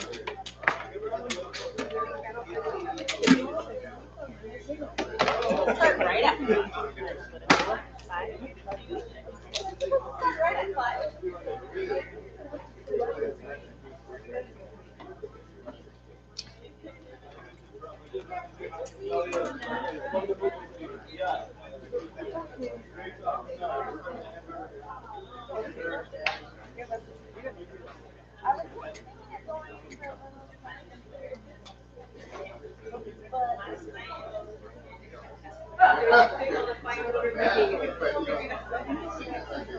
Yes, and if you see, we'll get you hugs.